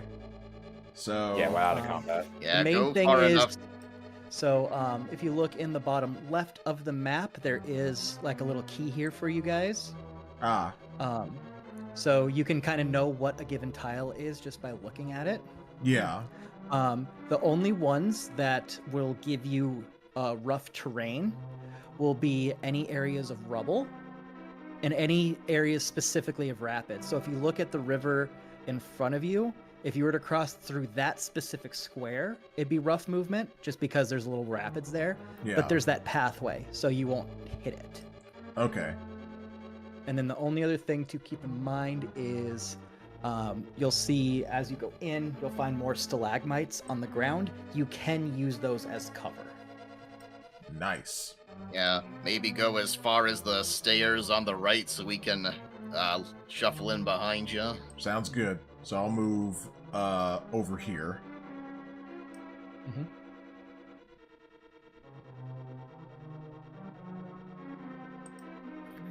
Go there, I guess. As Janice enters the cave, she's going to cast light. Okay, on herself. Yep. Yes, good idea.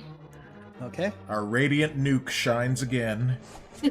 So, since you are casting light on yourself, and can you just confirm for me if light is concentration or not? I It don't is think not. so. Okay, I didn't think it was. I just wanted to be sure. All right, and with that,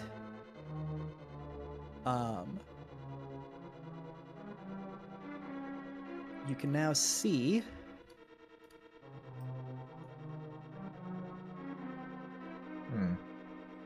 here. Part number 3. So this is a stalagmite right here. Mhm. So the moment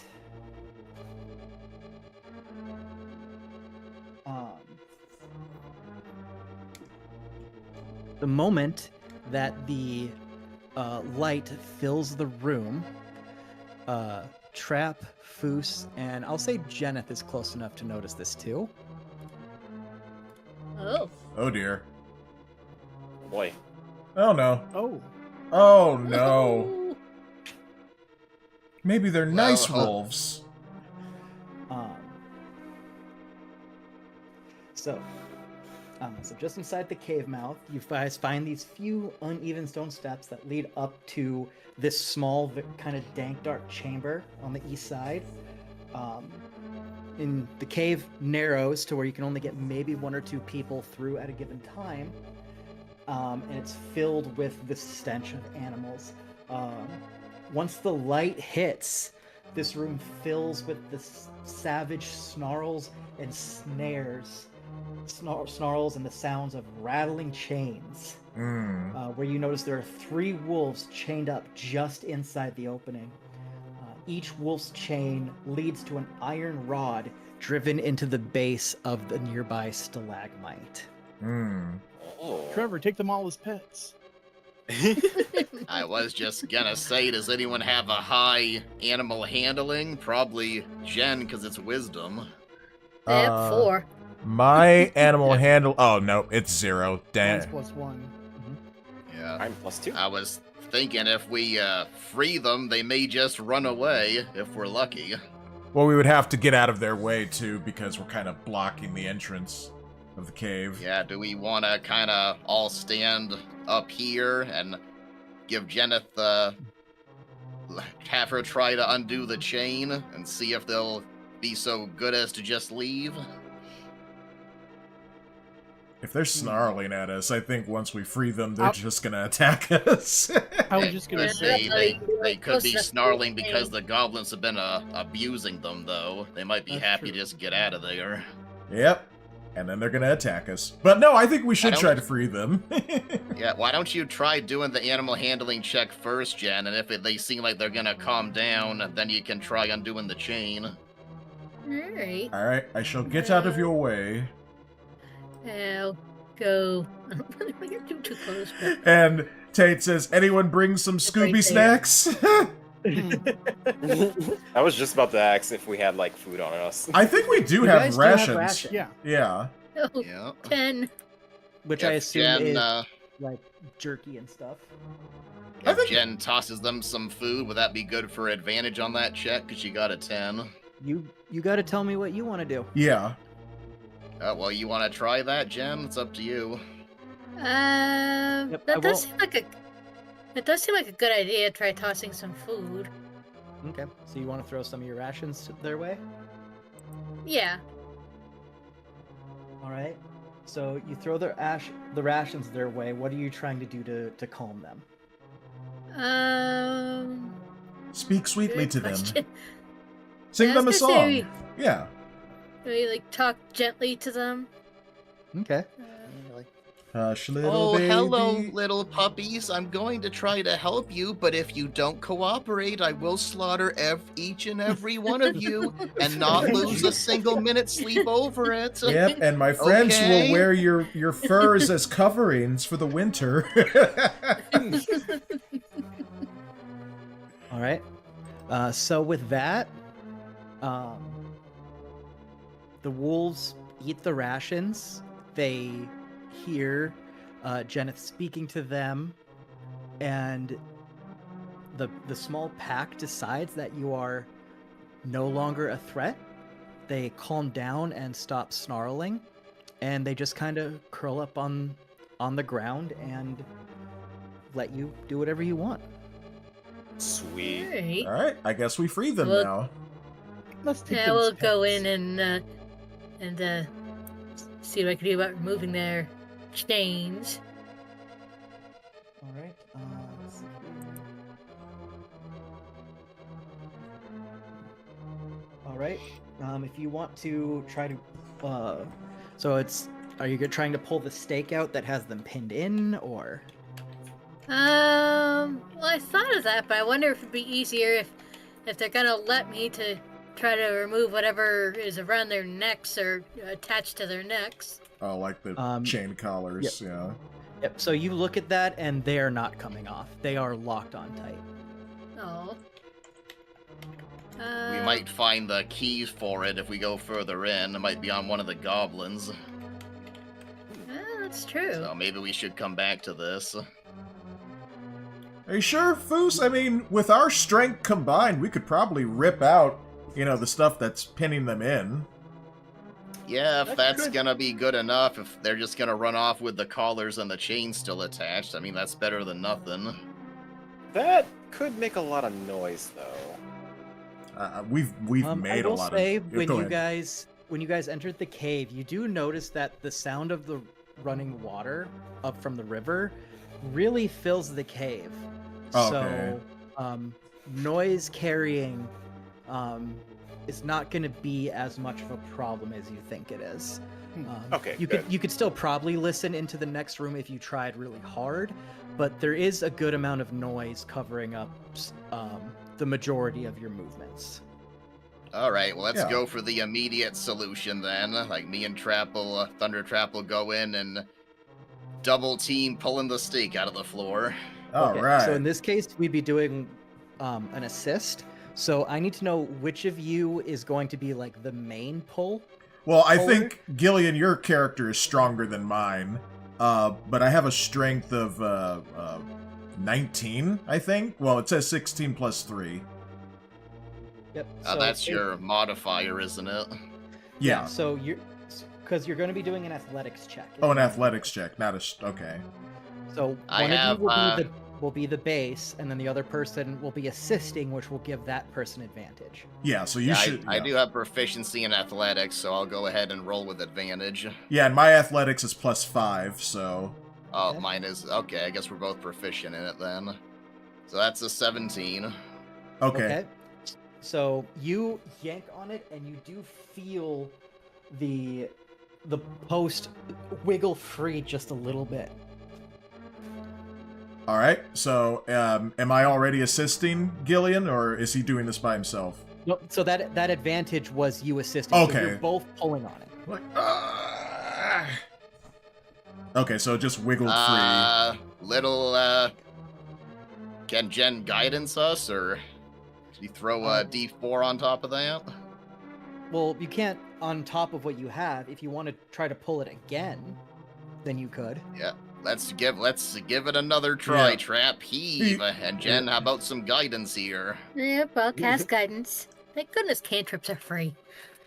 Oh, that good thing that's advantage. Come on. That's Yes, that's a 22. 22. If we even need the D4. 23. So with that, you both clinch on as the stake rips out of the stalagmite, and the wolf's chains fall to the floor. Woo! Nice. And they just kind of stay chilling. All right. Well, they can leave if they have a mind to now. Yep. Whew. All right, let's all line up and push further in. I do notice there seems to be what could be a rough path at the end, the back of their pen, so to speak. Do you want to go shine the light down there, see if it goes anywhere, Jen? Yeah, I could walk over there, just see what the light shows. Yep. So you head on over to that kind of rough area, and you kind of crawl through. If you just want to make a quick survival check for me. Yep.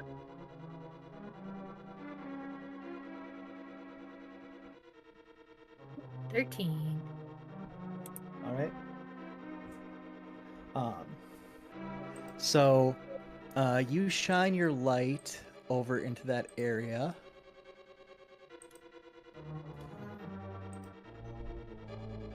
Oh, no. Give me the eraser. The eraser. Darn thing. I don't think we're getting through that. No. Yeah. Maybe Trevor So- could. Nah. Yeah. So there's a little niche in that wall, and you notice that it actually goes up. It goes up about 30 feet. Oh. Um, Oh, that's a S compartment or whatever it's called. I don't even know what that means. the only way you can kind of best describe it is it's almost like a natural chimney. Ah. Oh. You notice that it is just big enough for one person to squeeze through. But it's not going to be an easy path if that's what they choose to take. No, I think we should keep going around. We don't Okay. we don't need to split off, split up the group like that. Yeah. So Foos comes back down here and he gestures for Eternos and Trevor to join them, and then he's gonna start lining up right here. All right, Okay. come over here.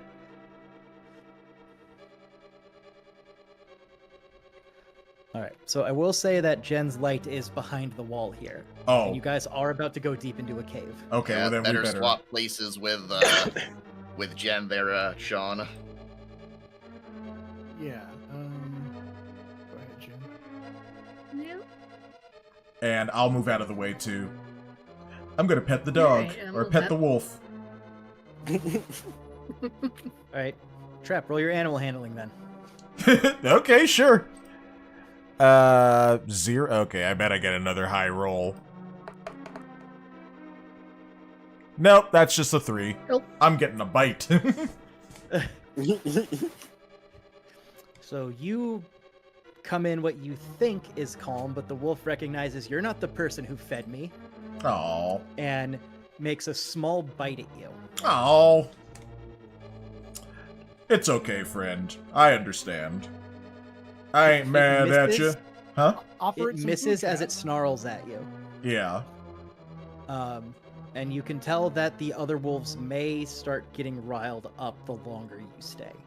Okay, well then I shall... Give them food. Oh yeah, let me throw a ration at them. Okay.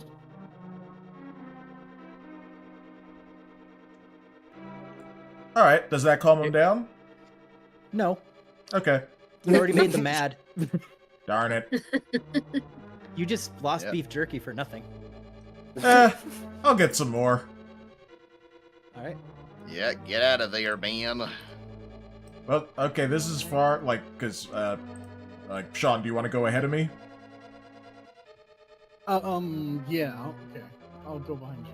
Yeah, you go over there and I'll come over here. So, you know, I'm a little distance away from the wolves now. All right, well, we're gonna start filing forward, so you can have a chance to So get straight. yep. So I'll stop you guys right there for a quick second as you guys get lined up. Okay. Go forward, So Jen. you guys are now Yep. in what you feel is the main passage that's just off of the mouth of the cave. Looking ahead, it climbs very steeply upward. The stream is plunging and splashing down along the west side. And in the shadows to the west, you can see that there is that side passage that Eternos first saw. Hmm. Ooh, that looks rough. Yep, that's rough, buddy. Yep, so left or right? Oh, 1 second, I'm just double checking something here. All right.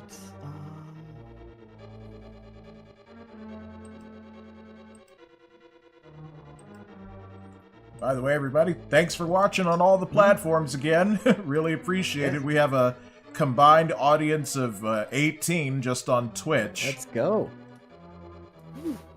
So, thanks for All watching right. our D&D adventure. All right, we good. Continue on, sir. All right, and then with that, with the light, you also notice Oh crap! Raid Oh shoot! raid. from Sarana. Raid. Sarana, thank Oh, you so much. You were Welcome, Sienna. you were playing Capcom Fighting Collection 2, so I hope you had fun with that. That's the one that has Power Stone. Oh, Dexter, I finally played Power Stone today for the first time. Is that game? How'd is you the like Collection it? 2 out finally out? Yeah, it is. Yeah. It came out on I am- Thursday. I am buying that tomorrow. Yeah, get it on Steam, Yes. Zach, so we can play it together. Dude, I don't. I Power Stone. yeah. I have been wanting a Power Stone re-release since the original Dreamcast. I have my original Dreamcast and copy of Power Stone in my closet behind me. I've never played my. Power Stone until today, and I loved it. It is. one Did of you my- play 2 or 1? We played 1 and then we played 2. Yeah. I liked 1 more than 2, to be honest. Most people typically do, Yeah. from my Yeah. understanding. I played Power Stone 1 so much because my dad didn't think the Dreamcast needed a memory card. Hmm. So Ooh. I beat the game in single sittings in its entirety multiple times in my childhood. Man. Amazing. That's what I used to do with a lot of games I had. Oh, Supersonic says, "Hey, I'm still here." Well, you gotta speak up. Damn, 30 viewers. I've never seen viewers that high since Steven Universe. Oh god, I'm getting flashbacks. Yeah, you cheater. But yeah, thanks so much, everybody. Yeah, we're playing Dungeons and Dragons right now. Our illustrious dungeon master, Tri-Attack Zach, is leading us and weaving this story. So if you want to see the stream on his side, please go to this link in the chat. This should show up on all the chats. Go check out his bearded divine godliness and his hats. I do have many hats. Yep, he is aware of many hats. Supersonic says, "I couldn't because I was working on a video." Weak excuse. It Being creative. looks like the path, the right side is going to be larger from the looks of it. I suggest we take the left side and see what that rough path leads to. Well, I mean, we And I can will clear say, that out. The other thing I will throw in is you realize as you reach about this point, the entrance of the cave is getting smaller and smaller. Less and less light is seeping through past this point. So you are going to be more reliant on Genus light to see what's happening. Unless your name is specifically Eternals von Stackhouse and you have dark vision, you're like, what's everyone's problem? yeah, Right. Yeah. it's not a big In that deal. case- Stay close, Jen. Okay. In that case, I suggest, even though it might be a bit of a bad idea, I suggest that we split into 2 teams. One team that has Geneth with the light, and one team that has Eternos with his dark vision.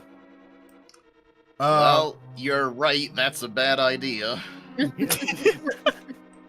You also You you guys also do have torches as like standard equipment. So if someone wanted to do that split, you could still have a light source for the people who don't have dark vision.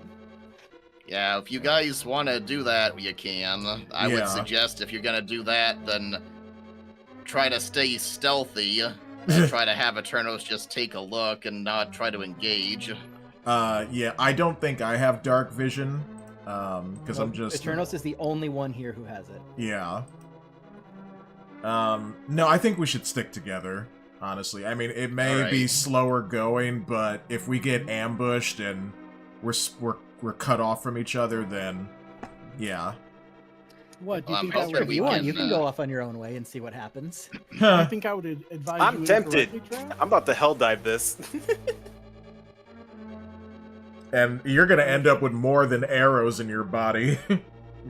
Look, man, I've lost enough. Like, what more could I lose?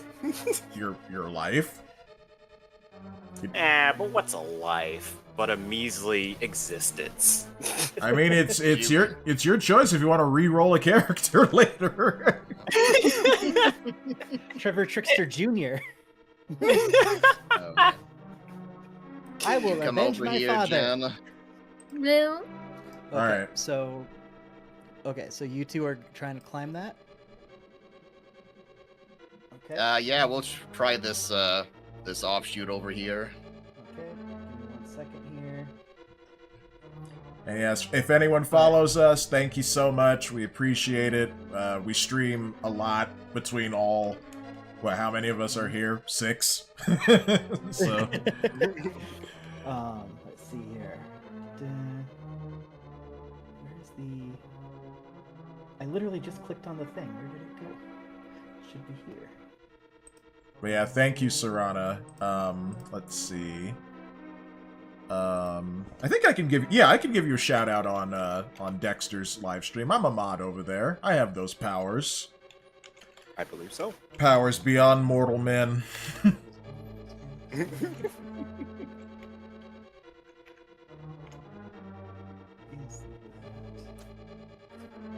here. Go here.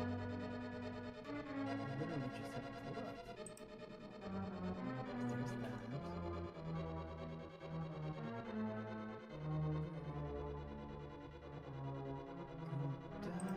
Here we go.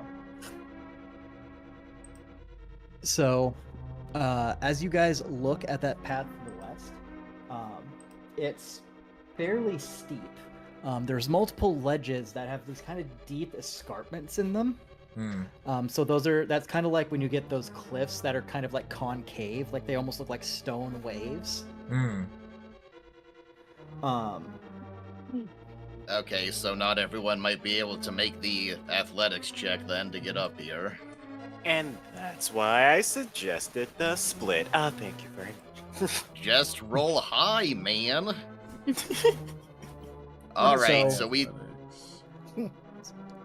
Is that Well, is that a hypothetical? Sorry, go ahead, Zach. I'm sorry. Yep, so Foos and Geneth, you're the ones that want to start climbing that, because you can only go one at a time, because this cave is goblin-sized, so... Yeah. It does have, at any given point, you can tell that the ceiling is between, like, 10 and 20 feet high. But yeah, everything else is the problem. Do you want to try it, Jen, or while the other 3 go right, or do you want to go back and just go to the right instead? Just thinking for a second here. I kind of feel like it might be best to stay on the main path, but who knows what could be over here. But it is a pretty rough path. I don't know if it's really worth trying. Well, if we get attacked from the rear, you know, Shaun can just kill things, because that's what he does. Yeah. But yeah, I don't think we should split up in this cave. especially considering how Alright. we're not really fit for it. So we take a look ahead, realize that might be a little rough going for some of the Okay. party, and then we come back and go Yep. this way. I don't mean... So how far up? Sorry, Zach. So how far up the path do you go on this? Like, do you go about halfway and turn back? Or are you trying to get to the top and peak? You know what, Jen? Let's motion for the other three to just hold position. Let's give it a try. Okay. Alright. Okay. So you both go to the halfway point of the two escarpments that are there. I need you both to make a dexterity saving throw. Oh dear. I wasn't expecting that. All right, let me roll Yeah, I that. knew I wouldn't do well. I got 0. Nope. The escarpments are between their like kind of concave nature and the fact that they're kind of covered in rubble. They're pretty difficult to climb. Yep. And as you Okay. get to the cliffs, because they are mostly kind of rubble and just kind of general kind of loose rocks to a point, they kind of start to collapse. Actually, wait, Jeneth, how tall is your character? He's a 5'7" human. 5'7" human. Okay. So yeah, so you're, so then this gets you as well. Okay. Hmm. I rolled a 18 on my saving throw. Mm-hmm. All right, so, Boost, you're gonna take 4 damage Jeez. as you kind of beat up against the walls to try to catch yourself as things start to crumble. Jeneth, you're gonna take 9 as you don't Oh, quite no. catch your footing and you fall. Oof. Ugh. Foos is able to catch you and keep you up on that middle ledge, so you don't fall down. But you do take a pretty nice little bang there. Ew. All right, since Jeneth got hurt in the attempt, I'm gonna guide her back down. We're gonna abandon that idea. I'm gonna be like, are you all Going right? down, you don't. Going down, you don't have to make the check. Yeah. We'll say never mind and go to the right. Yeah. Well, All right. another brilliant idea from Trevor Trickster. No, I don't think you actually said that out loud. That we, those guys just kind of went on their own. All right, so Yeah. you said, Jeneth, do you relay how difficult that terrain is to the rest of the party? Yep. Yeah, I'll do that. Mhm. Okay, so you relay that. So now, Trapp, Trickster, and Eternos, you all know that it's climbable, but at potentially a cost. Yeah, mainly like a child slave should try and climb that, not us. You know, unless you have some other way of climbing a steep embankment where you don't have to worry about all of the gravel. Oh, you mean like someone who could levitate? I was just thinking of that. Why didn't you go then? Because I would be burning my last second spell slot. You don't use spell slots on Levitate, Trickster. It's a race. That is right. I would only be... You Okay, just so I can't- already you've already levitated today, so you can't do it again. Yeah, that's But that's what it you is. can give yourself a spell slot back if you burned it before. Did I? I think I used Chromatic Orb second spell. So yeah. Okay. Yep. But you know, and this is the DM metagaming a little bit now. Theoretically, if there was a magical item that you guys found in a dungeon that somehow helps with Oh climbing, my god, I completely forgot. That was actually part of my stupid bit with the whole the hat thing. You had the spider shoes and you didn't use them. What a silly, silly man. Yeah. I'm so dumb. I'm so dumb. Hey guys, I just remembered something. I have slippers. Oh my god. Okay, well, now that we've brought it up, are you gonna use them or are we just gonna stick together? Well, I think you kind of have to now. Get Yep. to it, man. I slip on my slippers, and then I trek on over here. And you said the ceiling was like 10 to 20 feet, right? Yep, so as long as you walk on the walls, you avoid the gravel. Sweet. Time to wall walk. Boo, boo, boo, ah. All right. So you get up there, and I'm gonna have to have you roll perception to see if you can see through the darkness. I was gonna say you will have to light a torch. Oh yeah, and I do have a torch too. Are you going to be able to... Not needed. Okay, never mind. I was going to say you're going to try and light a torch upside down, but never mind. Oh, that'd be freaky. Because you light the torch upside down, but then the fire goes up toward your hand. Oh god. Okay.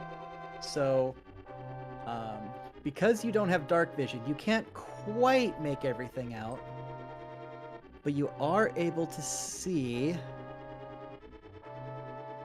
a little bit into the sides here. It So looks you are like able to they're... see that there is a path. So you are able to see that there is some type of path to the right. And to Yeah. your left, you see the shadow of what you assume to be a goblin. Interesting. And Yeah. you also notice what looks to be like a sleeping bag or bedding of some kind. Oh, so this is where they sleep. Yeah. I'm thinking there's an alternate path. Yeah. Yeah, I think we could probably get there if we take the bridge. Yeah. Yeah. So just I in do case have... this map isn't clear enough, so you can't without trying to like climb the walls to get to the bridge, you have to go under the bridge. Yeah, and then come back. And then you have to come back. Yeah. Yeah. You're on the level below the bridge. It connects to the ground in front of you, so you can attempt to climb the walls or the wood to get to the top of the bridge. But obviously it's going to be more difficult because it's about a 20-foot high bridge. Oh. Yeah. Yeah, we'll follow the path in front of us. Okay. If you want to come relay that information, Trickster. Before I do that, question. Yes. And this is a stupid question. My favorite kind. If I were to walk on the ceiling, can I guess the more proper question is, how soft is like the ceiling? Because I kind of want to attempt to, if I wanted to, put a beam in the ceiling. So the ceiling is total stone.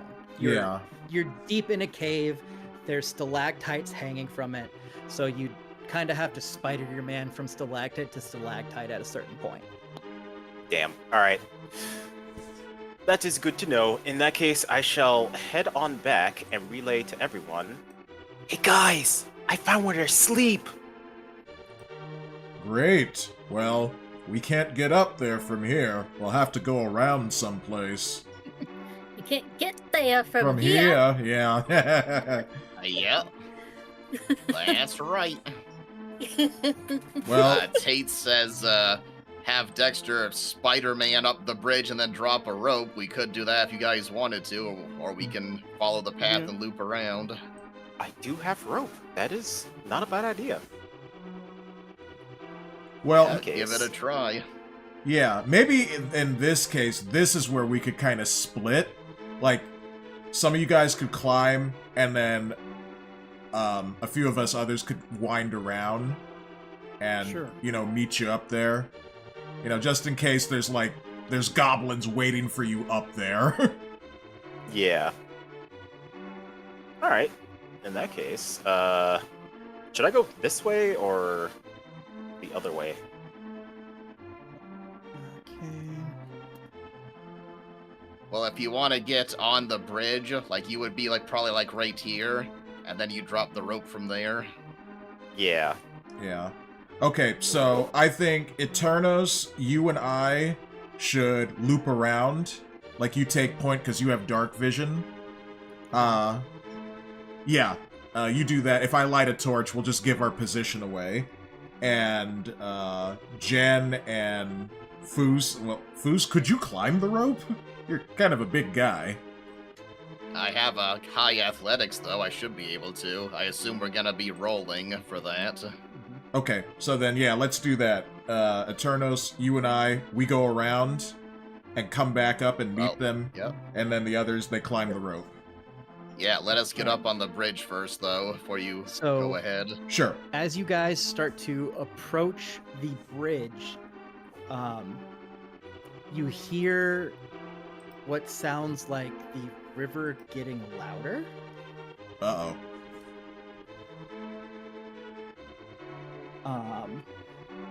And then you just hear the water rushing harder and harder and faster until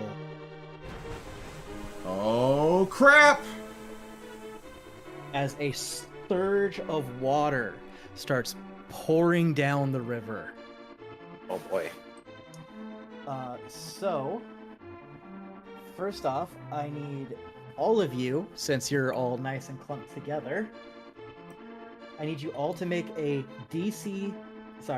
dexterity saving throw to avoid being swept away by the river. All right, so this is the saving Oh my throw. Mm-hmm. What, Oh Jen? no. I rolled a 19. I rolled a 19. I have no dexterity 17. modifier or anything. Yep. I'm fucked. Yeah. Well, you're Well, on the Shaun, just bridge so at you least. did a dex check, not a dex save, but Oh, you pass anyway. okay. Saving throw is a separate thing. I think your saving throw would have given you like a +2 or +3 with your dex, so. Oh, I think it's +5. So, everyone who rolled above a 10, you're able to get out of the way fast enough, cling to the walls, hold on somewhere you can hold on to fast enough. Mm. Anybody who got below a 10, pause for effect. I need you to make a strength saving throw to hold on and not get flooded away. No! God. Won't he like up on the wall though? No, he Dex- came yeah. down. Oh, okay. Yeah, I was on the bridge about to prepare I down the was rope gonna for you say, guys. did he still get Oh. hit while on the bridge? Yeah, though it's like a 10-foot high wall. All right. Alright, you said strength saving throw? Yep. Oh boy, here we go! Okay, thank God. Whew. Okay, well, that's not bad.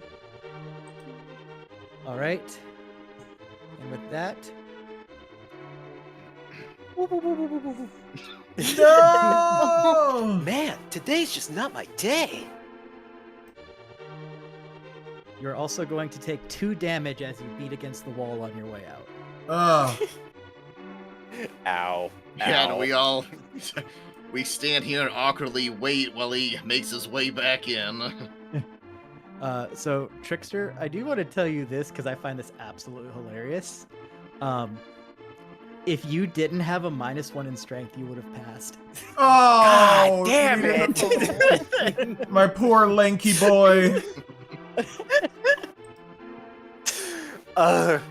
It's like that one injury I had back in middle school come back to haunt me.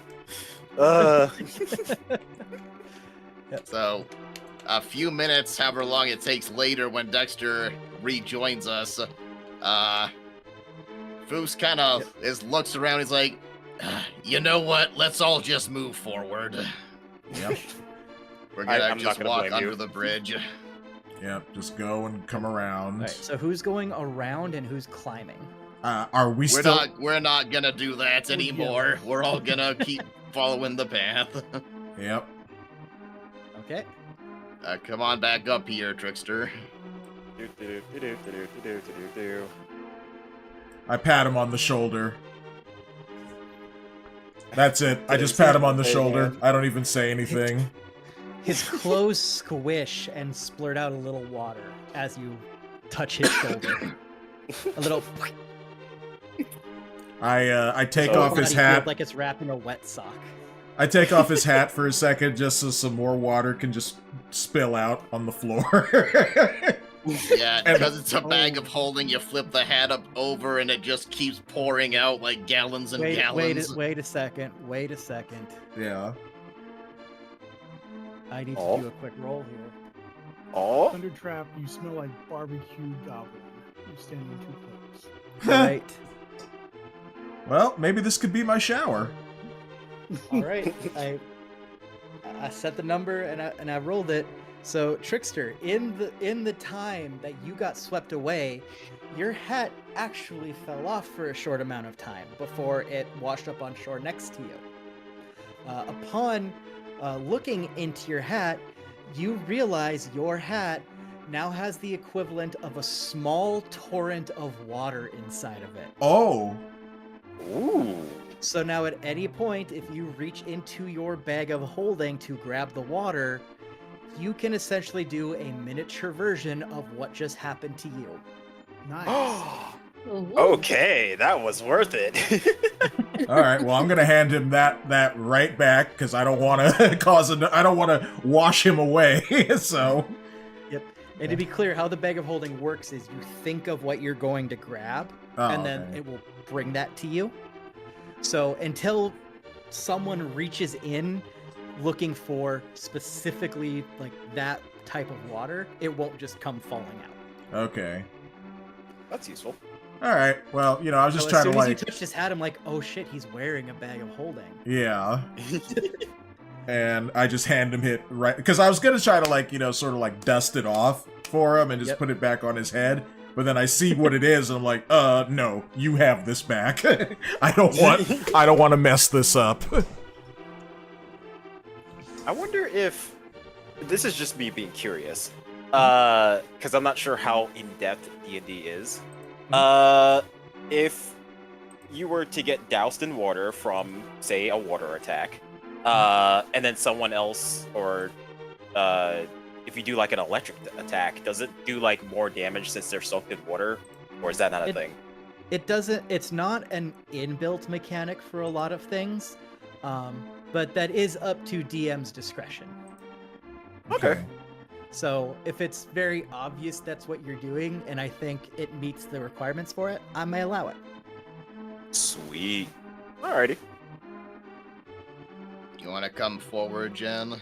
Yeah, you still have to be our light. Yeah. I'll take up point behind you. So. Yeah, we just start moving forward in formation. All right. So let's see here. So as you guys inch forward, you do start to see the entrance of the path on the other side of the bridge. And more of the river is being uncovered. As you start to see stairs in front of you.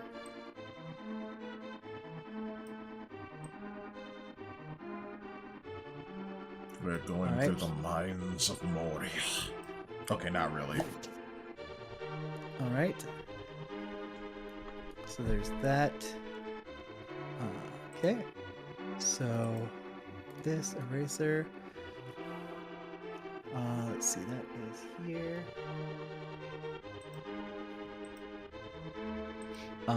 As you get closer,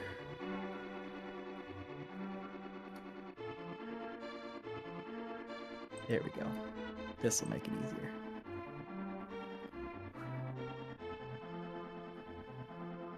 So the light shines into this cavern that has a single pool of water near the top. Interesting. And you can see kind of an empty pool here where everything's draining. As you get closer, your light shines brightly on. Where's that? There it is. No, let me do the thing. Still not listening. Shines brightly on 4 goblins. Who have been waiting for you because they've seen your light shining for the past few minutes.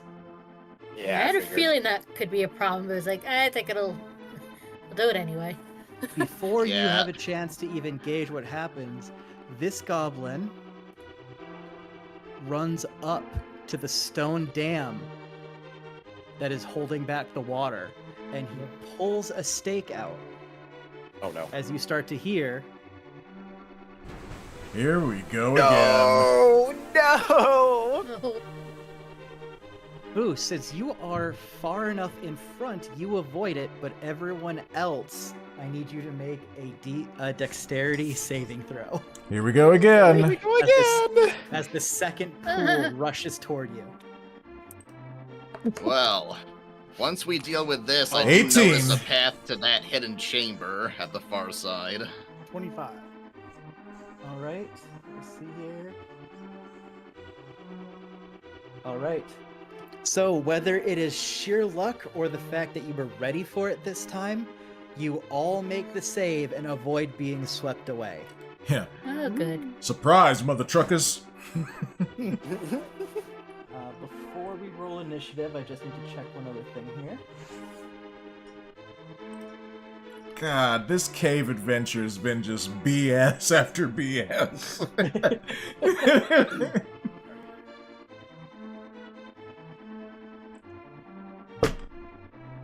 All right. And as that one takes down the wall, this one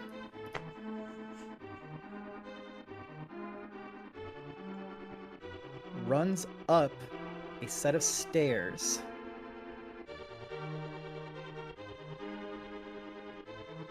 And that's all you see.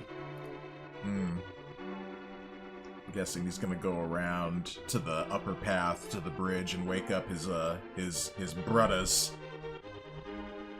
Interesting. Dexter, you could be waiting for him up there with your spider shoes. Like meet him up there and cut him off. Yeah, I was thinking of that. I think my rope is still there, so I could just climb that. I mean, you could also spider shoes, and then you don't have to wake the checks. That's very true.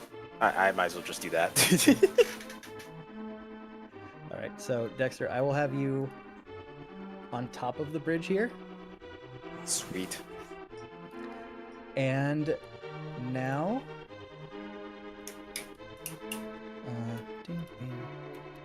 let's see, select,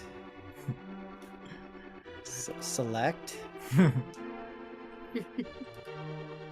Nope. All right, now roll initiative. All right, I'm at Alrighty. Dexter just moonwalked up the wall and met the goblin there. And he's like, Ooh. ah? Oh, Jen I got nat a 20. nat 20. I got a 17. God dang, okay. Here we go with my initiative. Let's see what I get this time. This would be a good 12. time for you to use Bless, Jen. Which then goes up to 17. Oh, yeah. that's right, 17, yeah. I keep forgetting to Yep. add the +5. So, I knew I'd be last this time. Goose and Trap, since you both have 17s, you can choose which one of you would rather go first, or you can roll off. You could go first this time, why don't Gilien. you, yeah, I was gonna say, why don't you let me go first so I can clear the entryway? Yeah, because I went first the last times, and then it ended up just nothing. Nothing happened. So I'll just bump Trap down 1 in initiative to keep Yep. it in order. All right. And with that, Jenith, you are up first. Alright. Okay, so the range is 30 feet. Yep, I'm just moving the tokens to get them centered on the grid a little bit more.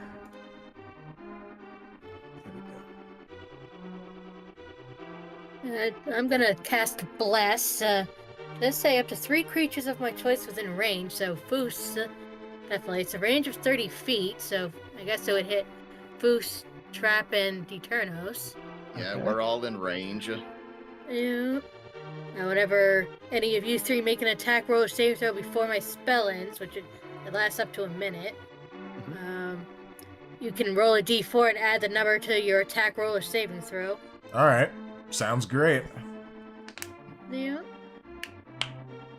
You have bonus and movement. Yeah.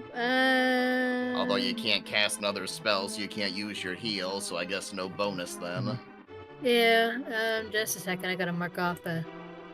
Mhm. Ah, come on, clear that. The first level spell slot. I don't forget. Yeah, I don't really have a bonus action to use. Anything to use. I don't know if I really want to move just yet. Yep. That's fair. Well, maybe. Actually, no. Everyone can pass through me. I'm not in the way. So yeah, I'll just Yeah. kind of stay. All right. So you conjure up Bless, and you fire out the magical energy as Eternos, Thunder Trap, and Foos now have a faint white shimmer around them. And Dexter's and looking with like, that- oh, I want one. Well, when she gets a 3rd level spell slot, she can do the whole party. Nice. Yep. All right, so now we move to Eternos.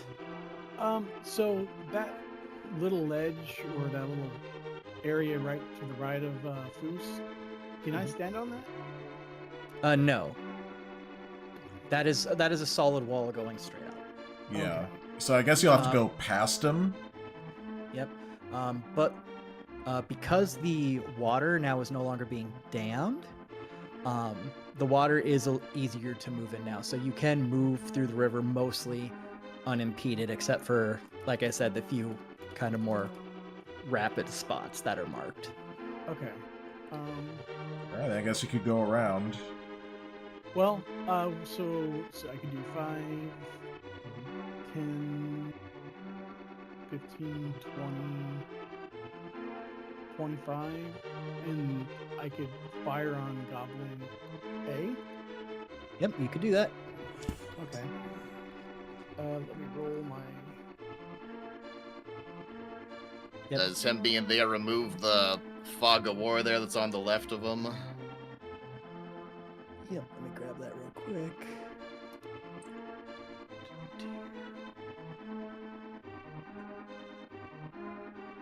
Yep, that's exactly All what I right. thought. So that is a straight shot for where Trickster is. Okay, so I rolled a 19, then I'll roll my damage. 4. So that little thing just to his right is you said there was a stalagmite that he could use for cover. Yep, you can be in that spot and use the stalagmite for cover. Okay. Okay, you do have 5 movement left. He said 25. Yeah. Okay, so I rolled a 19, then I rolled a 4 damage, and so I will come back over. Yep. Let's see here. Yeah, because of Bless, you can add a D4. Oh to yeah, the your attack roll. D4 to your Oh, damage. right, Yeah. right. So. Not his damage, only his attack. Oh, just the attack. Okay, well he Yeah. hit either way. So. Oh, Attack yeah. rolls and saving throws. Oh, yeah, yeah. And you said that was Goblin A you were shooting at? Yes. All right. So you and all your faintly shimmery goodness burst through everyone. You get behind the stalagmite and fire at Goblin A.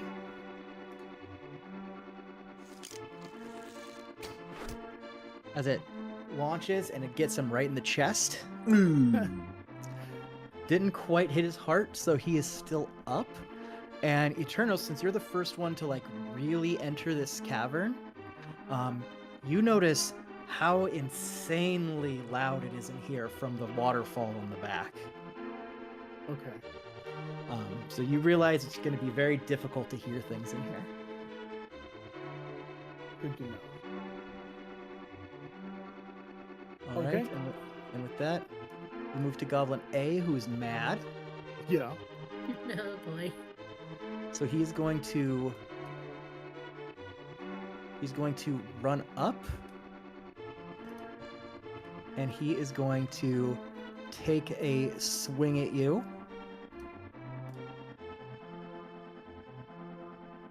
I'm assuming a 21 hits. Oh yeah. Man, No, these geez. goblins roll high. As a scimitar comes swinging around the rock and grazes against your back as you Ooh. take 5 damage. Okay. Gonna need some stitches after that. Yeah. And then he is going to use his bonus action to disengage and try to hide around the corner. Big mistake. Goblin C sees this going on as well. So he is going to make an attack at you. Wait, is it Goblin C's turn? No, sorry, it's Goblin B's turn. Goblin B is going to head over here by the stalagmite. Gotta get it right. Yeah, because it's on the ground. Yeah. Yep. And he is going to try to take a shot at you with his short bow. Okay. We'll roll with disadvantage because you're behind cover.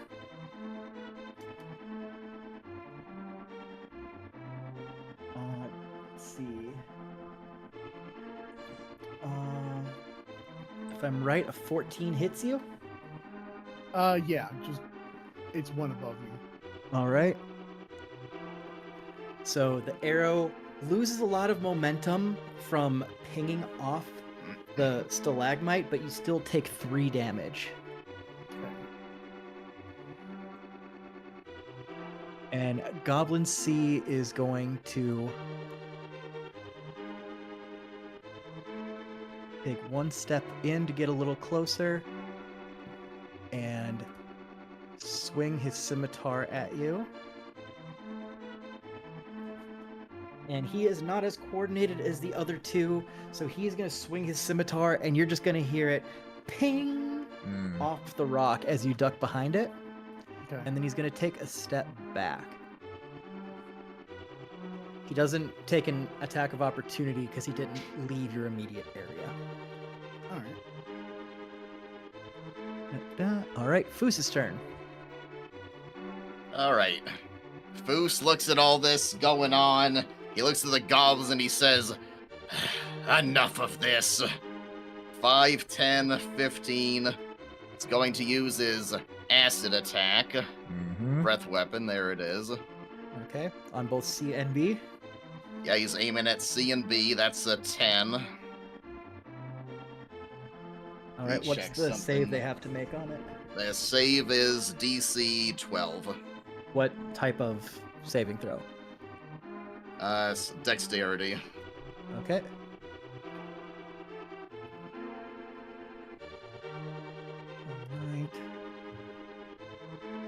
All right, so Goblin B fails.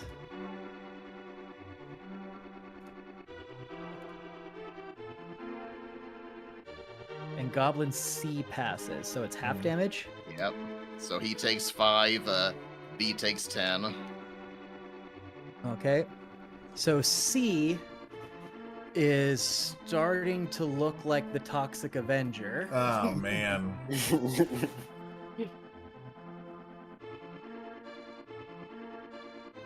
And C now looks like the ooze that made the Ninja Turtles. Nice. Okay. No. I will save my action surge because we're not doing that badly. Yeah. So let me see. That was 5, 10, 15. What I'll do is 20, 30, and end it there. Okay. So next we go to Thunder Trap. Okay. I wonder if I can make it to Goblin B in time. Let's see. 5, 10, 15, 20. You can get 25 right next to it. Okay, cool. So that's what I'll do. And I'm gonna... One back. One back? Yep, right there. Okay. Is he still within my attack range? Yeah, because movement diagonal is 10 feet just because of how the grid works. Right. But he's still within 5-foot reach for a weapon. Okay. Alright, well, I'm gonna try to hit him with my hammer. I'm not gonna rage this time, because I've only got 1 left, and I don't want to, potentially waste it. Yep, no problem. So, Well, he's already damaged too, so. yeah. Alright. Oh, yeah, and I still have the one, what was it, a D4 to add to my attack roll? Yep. Oh, yep. Okay, so here goes. Well, I guess I don't need it, because that's a 24. Nice. All right, just roll your damage then. Yep. Come on.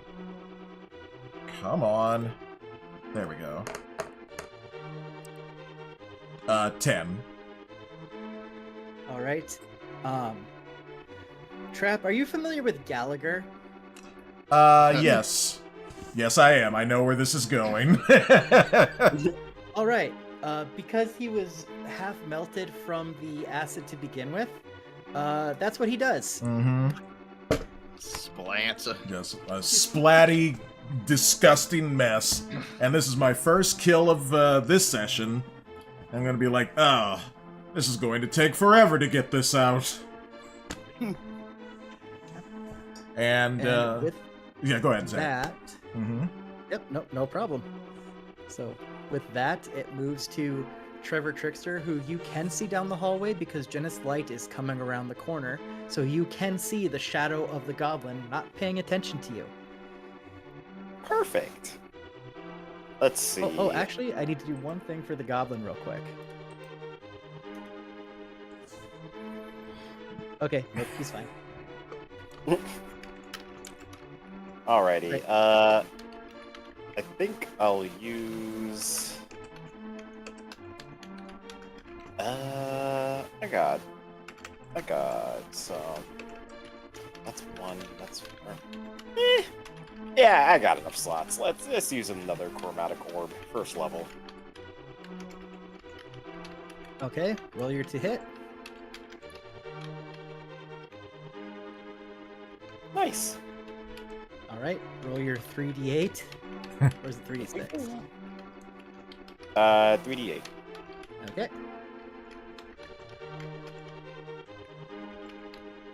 Ooh. God dang. All right. What type of magic did you put into the orb? Right. I'm gonna go with psychic this time. All right. So your orb hits into the goblin's back, and he stays standing for a moment. But then he starts gripping his head, and his eyes start getting bloodshot and bulging out of his head. Oh.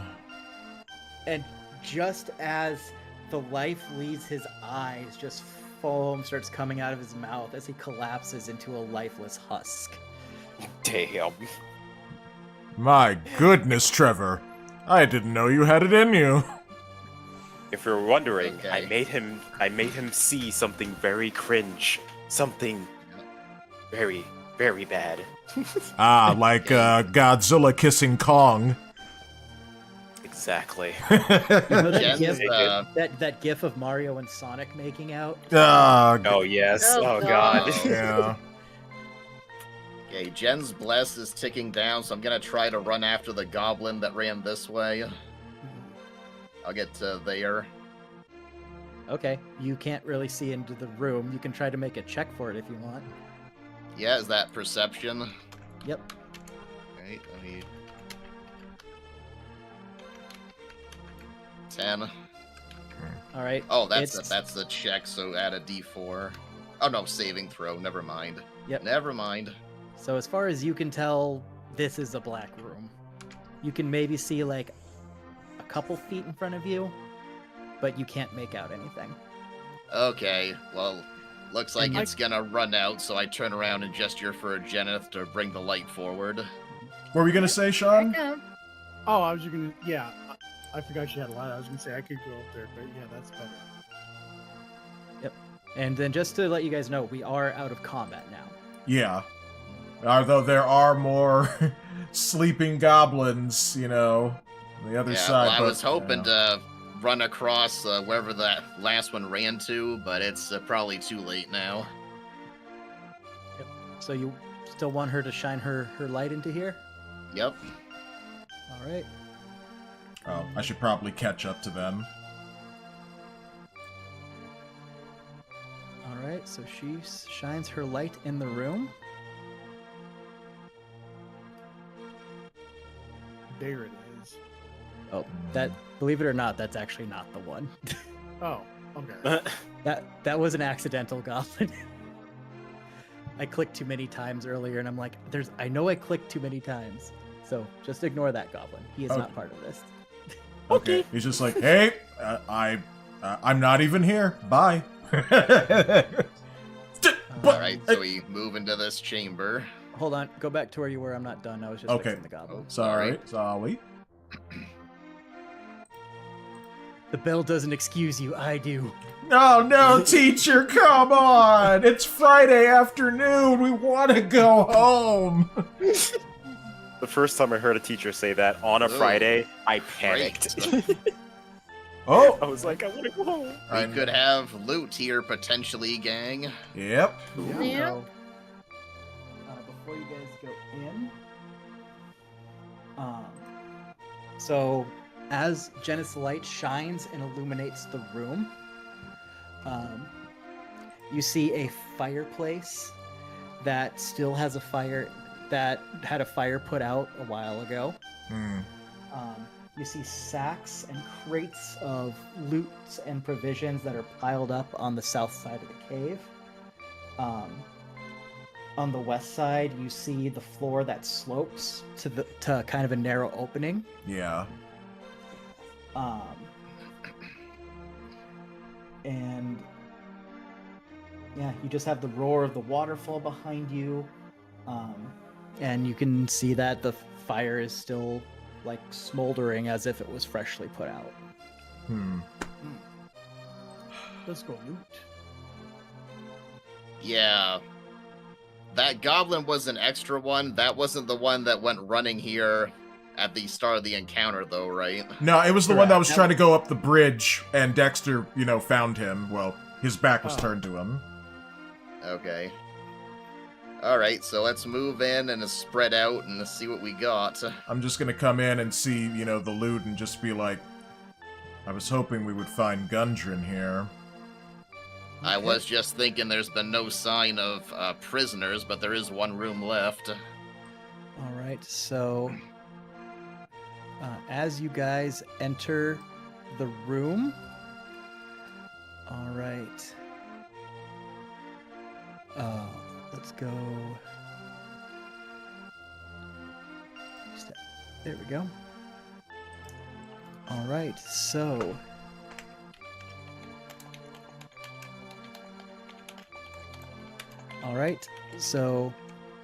Eternos, as you approach the goods on the south side of the room, a scimitar comes from behind one of the boxes Oh my god. and lunges at you. Oh. And he is going to hit you for 6 damage. Okay. And I'll just Boost, as you go look at your side of it.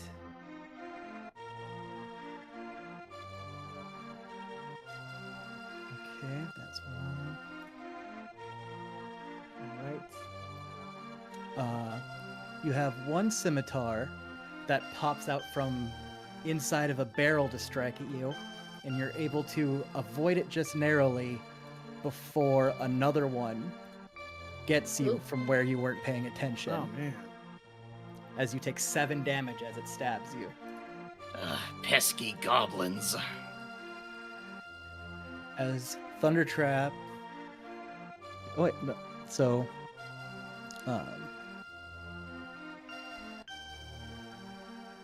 then Oh. Oh no. you puppy. hear, Oh God. Oh. yep. As you all yell and focus on the action going south, a larger than average wolf runs from behind one of the stalagmites in the room Oh boy. and goes to bite Trickster in the entryway. Trickster, does a 13 hit you? No. All right, so he goes to bite you and he gets mostly clothes. My clothes. All right, and then from there, you hear a shout from behind the stalagmite. Larg will build a throne from your bones, puny ones. No one dare defy Clark. Oh God. As he Oh, Scotland. will run around the stalagmite. Oh God! A bugbear appears. Bugbear. All you, Trapp. Yep. And he is going to make another swing at Trickster. Oh no. Well, I need a potion. good thing I saved my rage. All right. And so he pulls out a Morning Star and starts winding it up. And a 19 hits. Yeah. That was almost a crit. All right, so you're going to take 7 damage as the Morning Star catches you in the chest. Ugh. And then he rolls a surprise attack as he swings it back around for a second hit and hits you for another 10. Oh, I think you're down. I've got 7 health left. Oh, okay. No. I got 10. All right. Somebody play the Pokemon low health music. Oh, hold on. I missed one thing. One? Add an extra 1 damage. Ah. So 6. You have 6 health left. Great! That's 6, cool. 6 HP.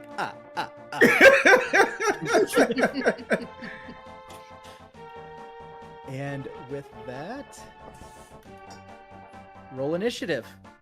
Well, you did say it was going to get serious. So here we go. Please, for the love of God, roll higher than 14. enemies.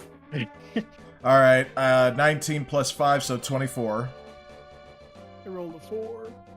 Get the epic music going. Put it on loop. There we go. All right. Bam.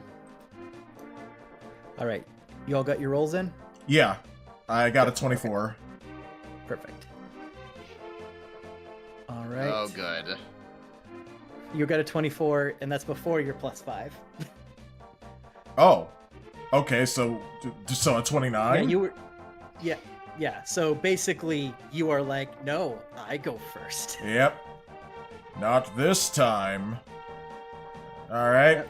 Well, So with that, Thunder Trap, you are first. let's do it. Let's use my last rage of the day. All right. And who would you like to hit with your Thunderclap? The bugbear. The Bugbear? Mhm. Okay. And it's a Dex saving throw, correct? Yes.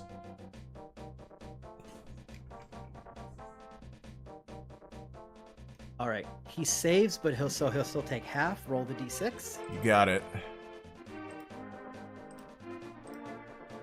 And he gets a 6. All right. So he is going to take 3 damage.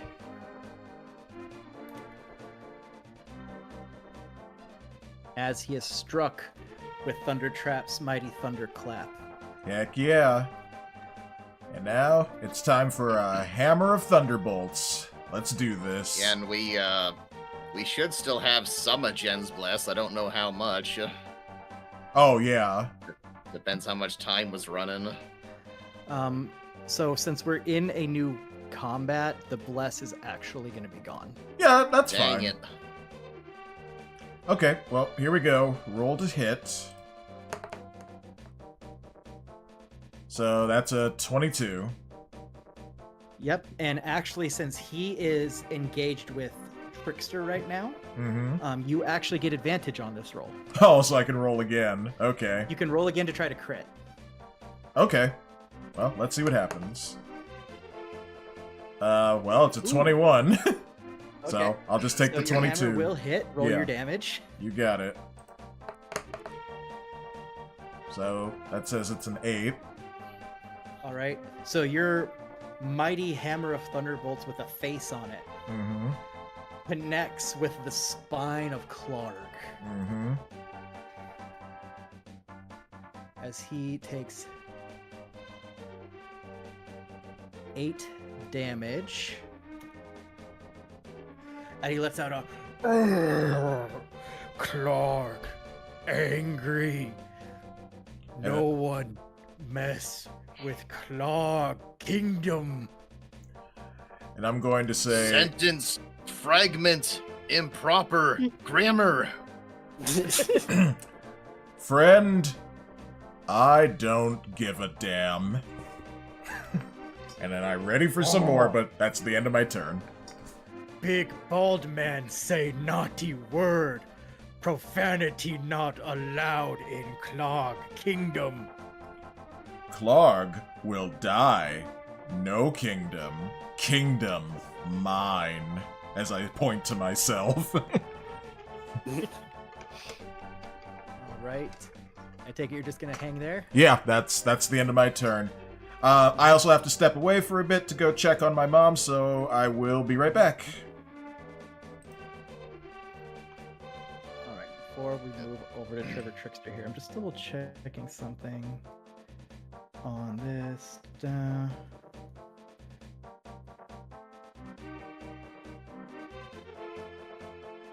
Oh, that actually... Trapp should have actually done more damage. Oh. Because of his raging. So Clark actually takes an extra 2 damage. Oh. Okay. There we go. So now we move on to the person who has had just the best day. Yep. I think you'll have to burn your action to disengage, man. I don't think you're getting out of that situation otherwise. Yeah, there's like 2. Jesus. Yeah, you got 2 in range with you.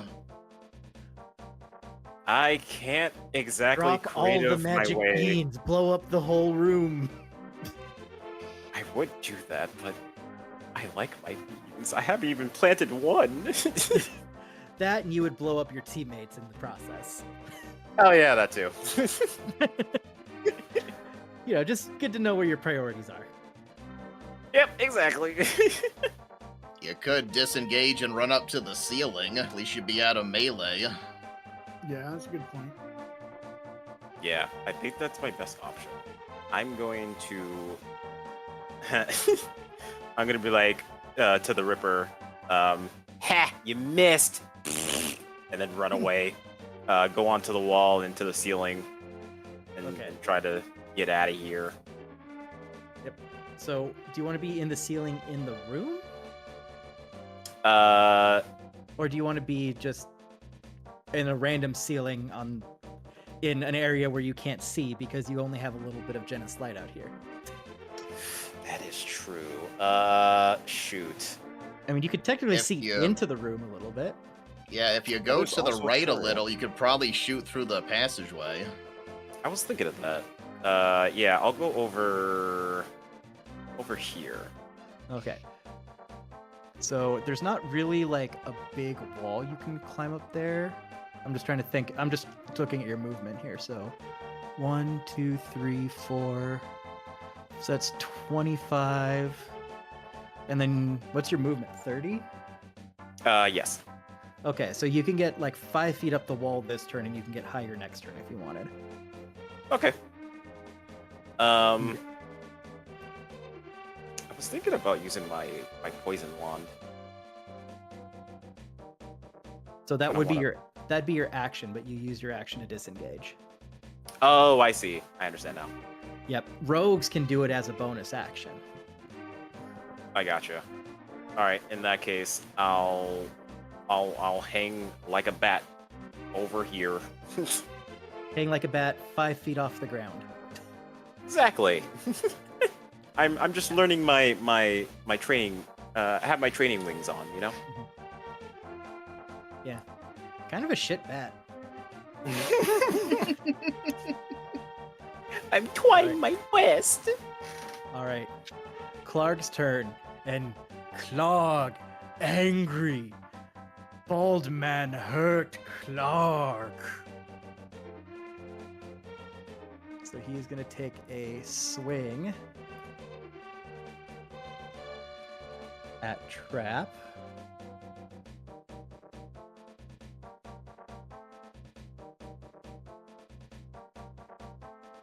And he is going to miss as he swings it and it crashes into the ground as Trapp sidesteps it. Ow. Nice.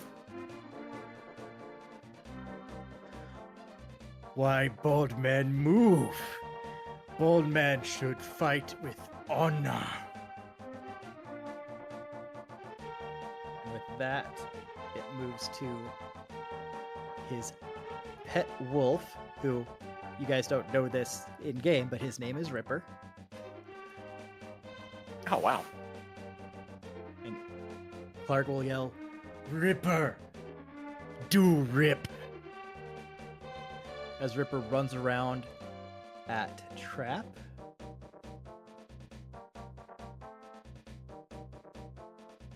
And he is going to attack. And was 1 point away from a crit. Ooh.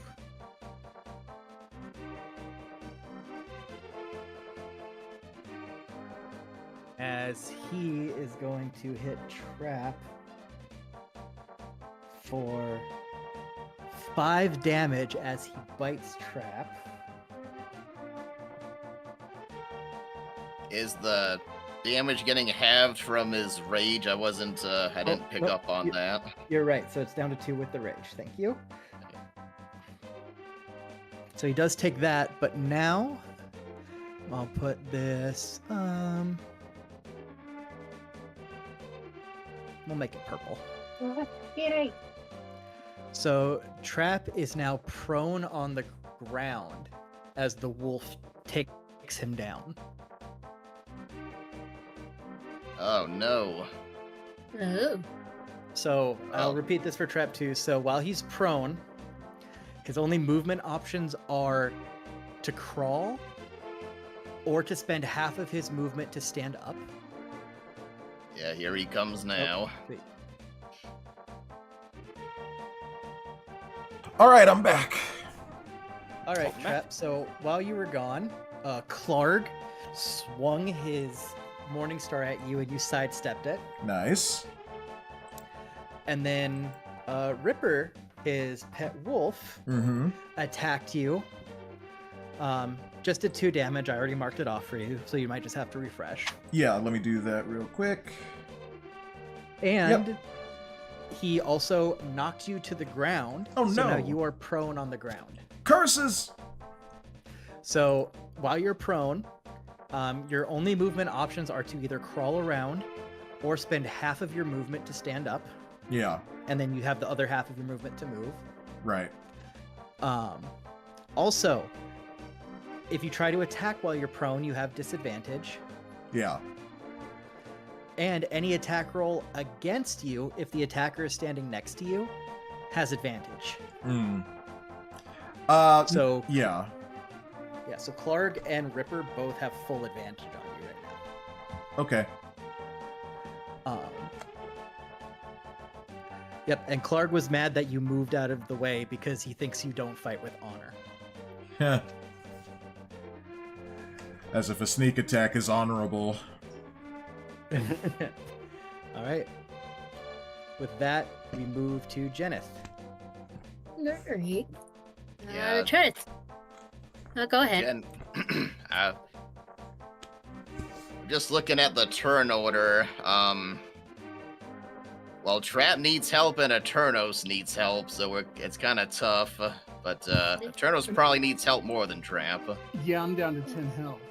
Oh, yeah. Yep. Help our stone cold killer. He'll come in clutch later. Yeah, he needs to Yeah. survive potentially 3 attacks. We'll see. Yeah. Let's see, what do I got here? Well, I can use either one for first level. Which one does more again? 1d8, I 1d4. think the touch spell does more healing. Yeah, it does Some- cure wounds, 1d8 plus my spell casting. So Someone in yeah, I'll chat move over. says, Clark quadriplegic once Trapp hit him again. Oh, Clark won't have to worry about that. He won't have a life. All right, so Jenith, what are you going for? Cure wounds on Eternos. Okay, so roll for how much he heals. Let's see, 1d8 plus my spellcasting ability modifier. Making sure everyone in the stream can hear me. Yes, they can. Oh, Oh no. Oh, What's your Plus what? spellcasting modifier? one of these days I'll remember my spellcasting ability modifier. Yep. What's your wisdom modifier? 4. All right, so Eternos heal 5. Well, that's better than nothing. Thank you. You're welcome. At least it's something. Yeah, so I'm back up to 15. So that's Yep. You healed about half the damage he took, so. yeah. Yeah, do Alright. you have anything for a bonus, Jen? I don't think Um. so. Not that doesn't take a No. spell slot. Oh yeah, I gotta mark off a spell slot.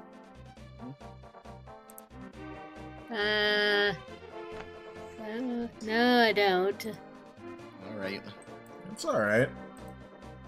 By the way, there are still 15 people watching all of us together. You guys are crazy. Thank you so much for hanging out with us. It's been almost 5 hours. We're at 4 hours and 47 minutes on my OBS anyway. 48. Yep, I'm seeing 2. Yeah, so thank you for hanging out with us. I hope we've been very entertaining throughout all this, and yeah, we'll see what happens next. Okay, so you gonna move at all, Jen, or stay there? That's what I'm thinking about. I guess I'll probably stay. I'll Not sure where I stay. move to. I also like to live dangerously.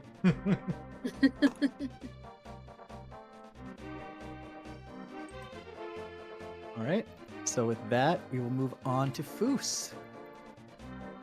Okay, the first thing I'm going to do is bonus action second wind. That's a D10. Plus level, which is 3, so that's heal for 8. Okay. And for your 8 main heal. action. 29 out of 32. And then I'll go ahead and make a glaive attack on Goblin A. Okay, 17 to hit. that will hit. Yeah, and the damage. Damage of 10. So you plunge the glaive straight down into the goblin that tried to attack you from the barrel. And when you pull your glaive out, you see nothing but blood pooling in the barrel. Oh god. Damn. Blood barrel! Good job. You made Okay, it. but I'm not done yet. I'm gonna action surge. I'm gonna use battle mass maneuver fainting attack for advantage on Goblin C. So let me roll that twice. Oh, I'm not gonna need to. That's a 23. And the damage. That's only 7. All right, do you get any more damage from the extra maneuver Yes, die? I do. Thanks. So that's plus a D8. Almost forgot that part. Plus 6, so 13. More blood soup. Who wants seconds? I, Pathetic little goblins. All right. I take it Oh, that ends it movement. for you. I can at least give them something else to swing at if I go here. Oh, hold Okay. on. 10, 15, 20. I'll go right there. Yep, that's 30 to get to there. Yep. Okay. All right. So with that, this goblin is so this is actually the goblin that ran from you guys. Uh-huh. So he knows how scary you guys have been, but he is going to make one final all-out attack. But he is going to do it in a slightly different way. Okay. Uh-oh. So, he knows he's doomed. He saw Eternos get healed, and in one brief moment of clarity, he is going to fire a bow at Thundertrap. Ah, while I'm prone, so this is with advantage. Yep. I know, Tate, I was thinking the same thing. I was like, oh my god, is Eternos gonna get Yamcha'd? But no. I was thinking that too. Yeah. To get the advantage, I have to do this differently. Okay, so the Goblin's going to bonus action disengage, and he's going to bum rush into Trap. That's how he has to get the advantage. Ah! Damn you. Because he has to stab straight down. Yep. As Trap is down, he takes his scimitar and he plunges it straight down onto Trap for 3 damage. Hmm. Oh wait, sorry, 1 damage. You're raging. Yeah.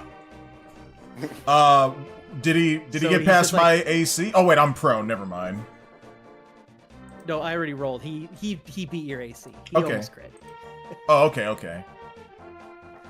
But yeah, so he goes to stab, and like just the tip of the spear or the scimitar goes into your arm, and he's wondering why he can't push it down any further. Muscle, you weak little fool. You drink a lot of milk. I drink a lot of coffee. I could use some more. And with that, Eternos, it is now your turn. All right. So.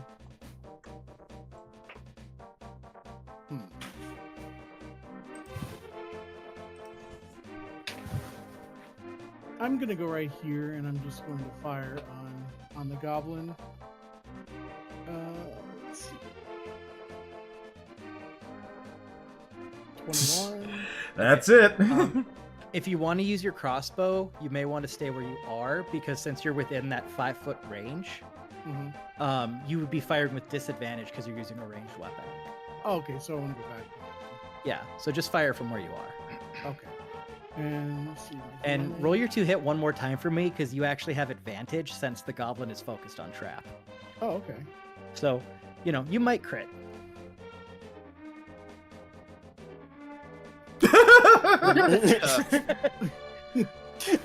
The game says 21. I told you 21. Take it or leave it. All right. And so- 6 damage. All right, now roll an extra 2d6 because you get your sneak attack damage on top of this. Okay. Tate says, Trap's like, did I feel something? Is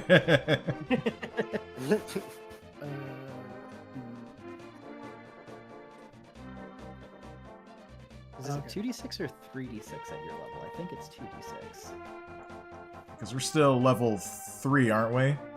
Yeah. Yeah. Okay, so 7. Yep. So. Yeah. I mean, it's not going to make much of a difference, that extra die. I'm just making sure. Yeah, your sneak attack doesn't go to 3d6 until level 5. Good to know. Okay. So with that, the goblin, as he's trying to comprehend why big man no cut, he's just met with a crossbow arrow straight through the back of his neck, and he falls. But he gets. Just quick, clean, and dirty. Yep. I just nod to Eternos, like, yeah, boy. And you're still on the ground when you do it, so you just kind of like turn your head into the pool of blood, and you're like, yeah. I mean, I've been covered in gore, like, all day, so this ain't nothing new. All right. And so, can I hide? Yeah, you can still use your bonus action hide. Okay, I'm gonna hide. Okay. Do you want to hide in the supplies? Yeah. Ooh, don't get in the blood barrel. I'll come over here. Yeah, you can stand there and hide because that's what you're doing. Okay. All right, roll your stealth.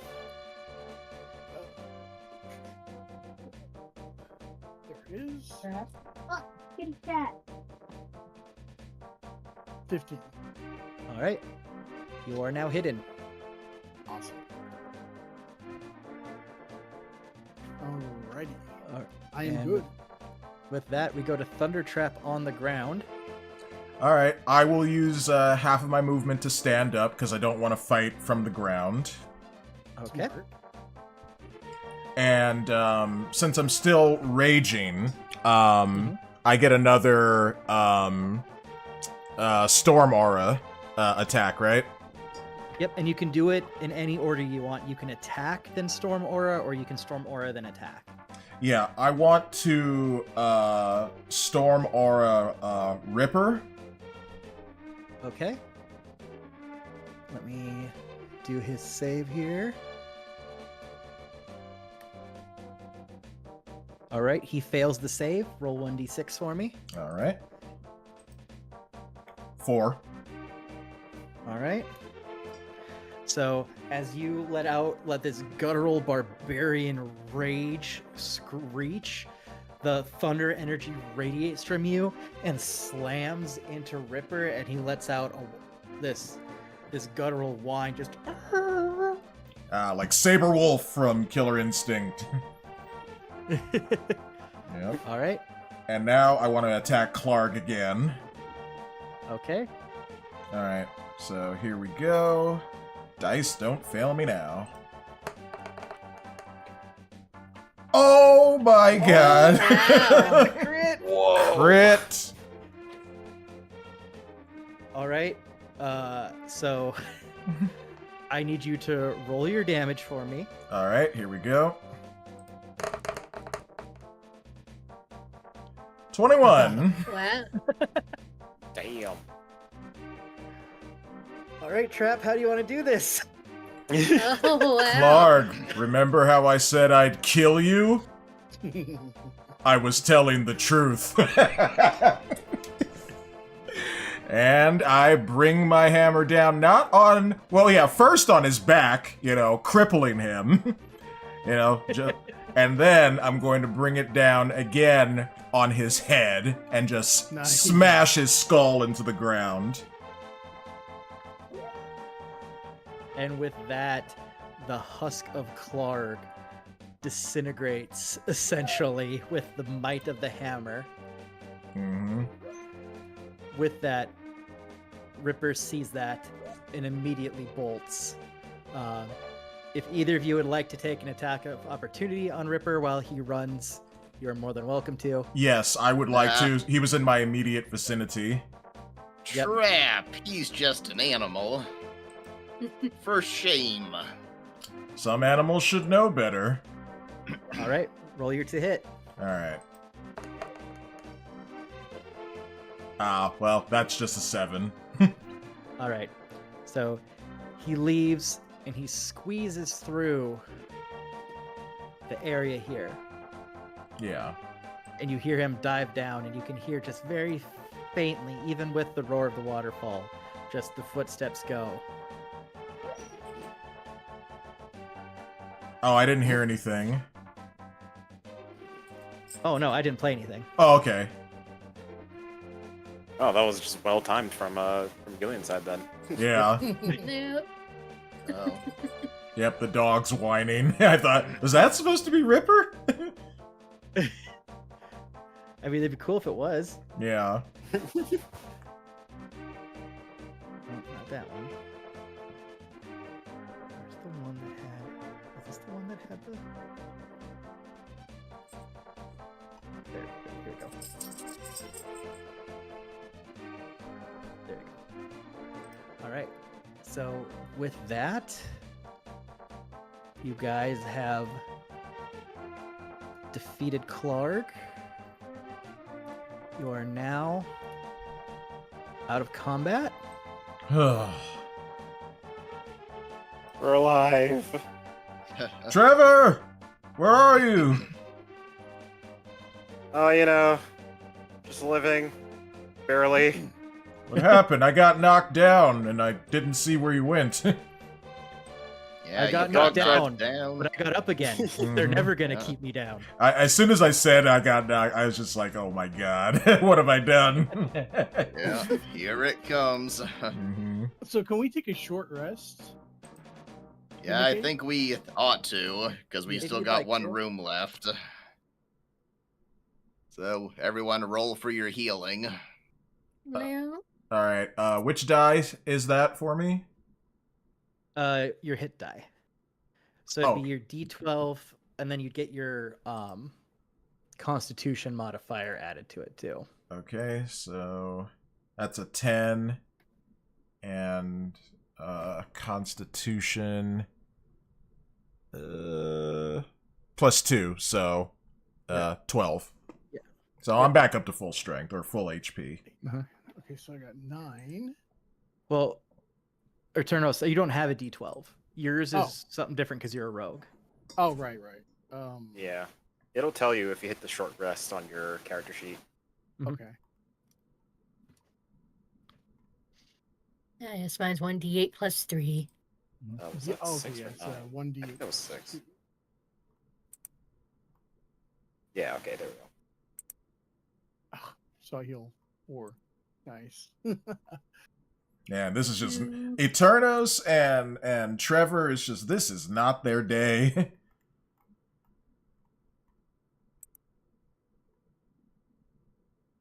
So at least the bugbear should be worth checking, see if he has anything, and we also need to check all the supplies skewed everywhere. So, do we want to do it as another single check for the entire room? Yep, I'll save some time here. There's nothing worth looting on these bodies. They're goblins and bugbears. Yeah. Yeah, not even the boss had anything good. So much for Clark. They're not always going to. Yep. Yep, we came here to save someone, so let's do that. Yep. So you said you're gonna check out the room and look at the stuff that's in there? Let's check these supplies anyway. Yep. So, as you guys examine the room, you see that there's a lot of stores in here. You can see, you're starting to piece together that this goblin group has been raiding this area for a while. Yeah. There's enough stores here that you'll probably need a wagon to transport them all.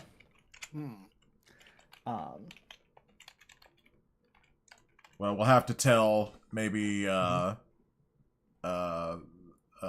my god, what's the town that we came from?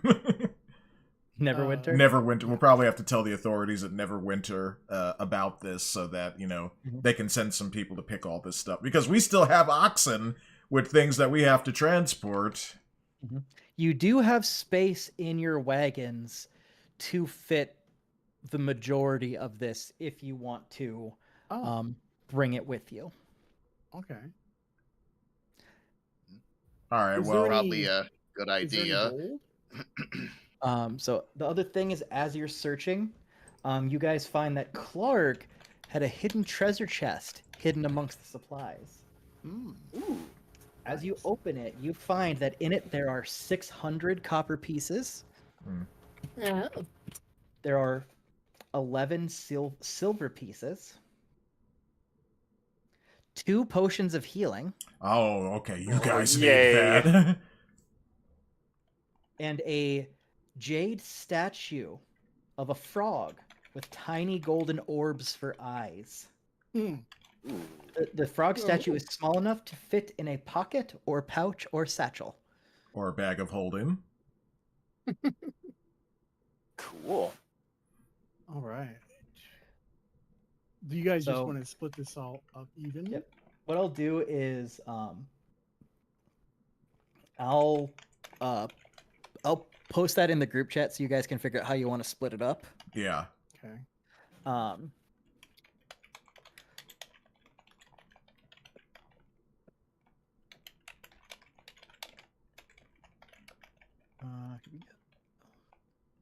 And what kind of what did the frog look like again? Like, what was it made of? It was made of jade. Jade. Okay. Well, at least it's not a red herring. Yeah. Oh, it's green this time. Jade is green. Yeah. Well, I'm sure you and Foos can have another adventure trying to sell that off. We're back. We So I do just know posted- where to go to try anyway. So I just Yeah. posted that for you guys to figure out later if you want, so we don't have to get that all divvied up right this second. Yeah. Yep. All right. So, So I now guess we'll Yep. It's up to you guys if you want to, you took out Clark, so if you guys want to leave, you're more than welcome to. If you want to explore the last bit of the cave. Yeah, because we wanted should to check that last room. Yeah, we wanted to see if we could find if anyone was alive, like Gundren, and yeah, so that's what we're doing. This is where we were trying to get to in the first place. Right, right. Yeah, there's at least one goblin in there. Kind of forgot about that. All right, so where's that fog bar? I will learn the hotkeys at some point. Nope, it's not getting darker. Yep. All right, so you guys find a path here.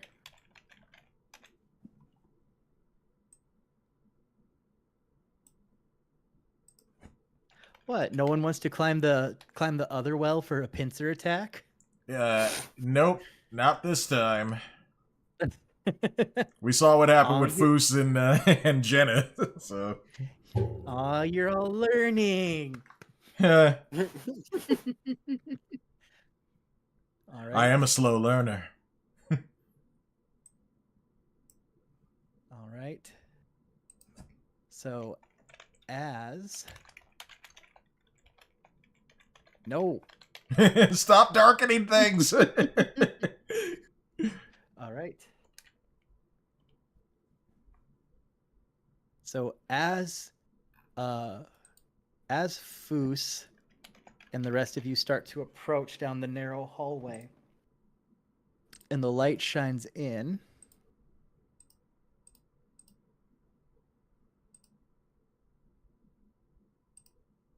you see that this is a large cave that's divided in half by a 10-foot escarpment.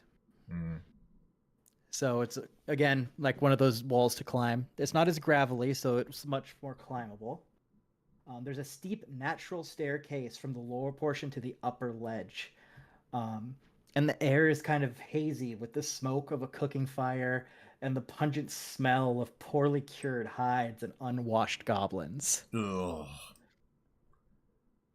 As you get closer, you notice that there are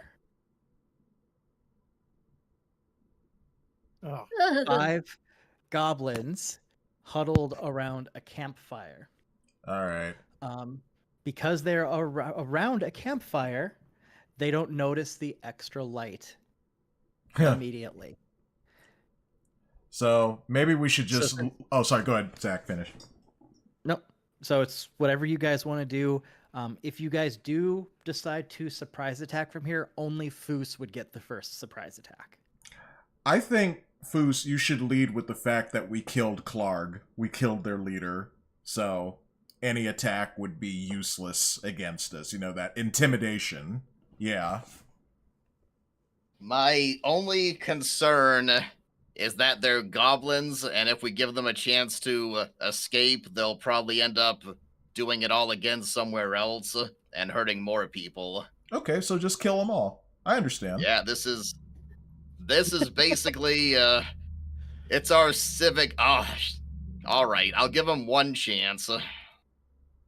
So Foos is gonna let out with a dragonborn roar right behind them, right behind their back, so that they jump 10 feet in the air and say, "Your leader is dead. Your brethren are dead. This is your one chance to escape. Leave now or die."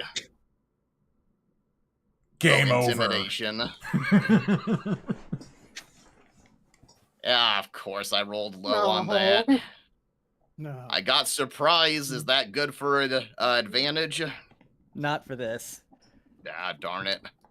So you yell that out at them, and they turn. They're a little startled at first, but they laugh as if they're not afraid. On that point,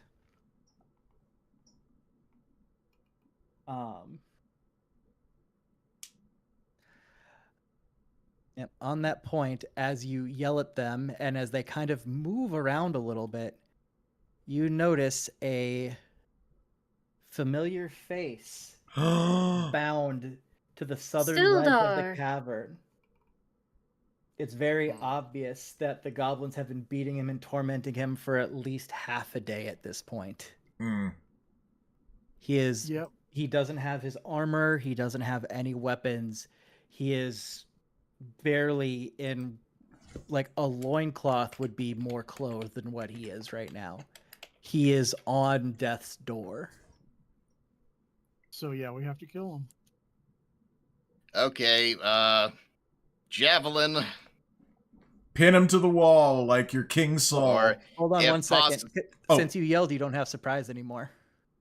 That's right. No, I was just trying to get the first attack off. Nope, that intimidation was that thing. Yeah, that was it. Yeah. Okay, well, I guess we got to roll. Add all tokens, roll for initiative. Here we go again. 7. Oh, I was just... 18. Oh wait, what was mine? I got an I was just- 18 as well. Huh? I was I just think doing something to, like, adjust the initiative, and when I clicked on something, there was a button that said change side. Change side? Yeah, so, like, if there's ever a moment where, like, I have, like, a villain jump to your side, Oh. or even when you guys get mind control to the other side, I can switch. Nice. So it's like if we betray each other, or yeah. Oh, thank God, I found that. Yeah, well, found it found by accident. Oh, okay.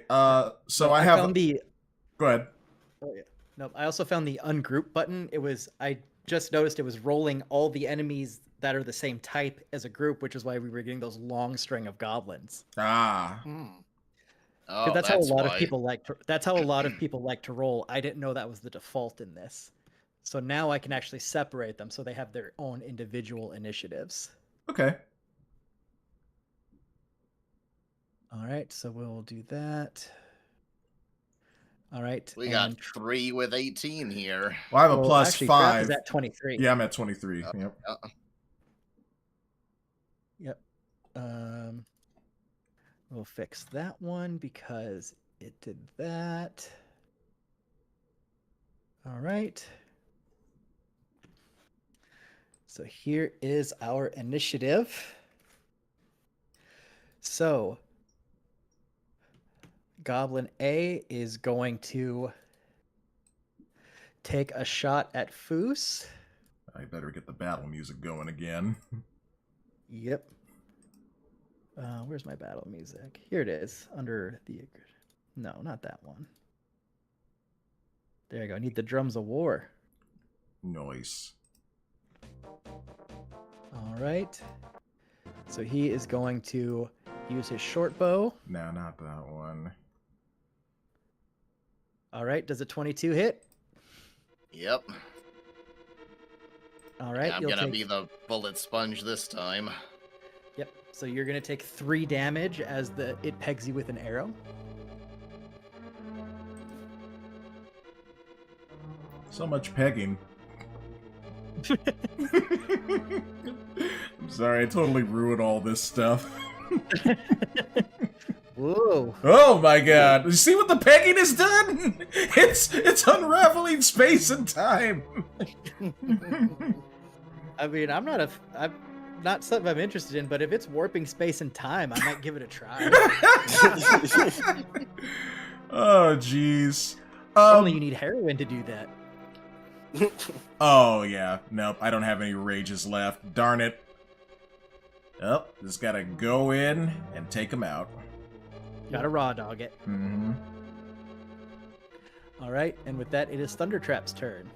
Alright, I'm going in full throttle. That ought to keep those guys off our back.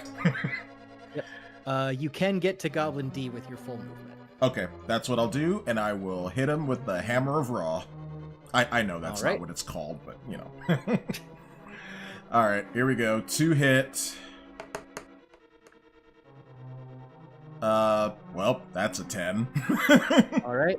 Yep. So you go to swing in, it ducks your hammer as the hammer crashes into the side of the ledge. Mhm. Only a few feet from Will Sildar is pinned up. Ooh. Sorry!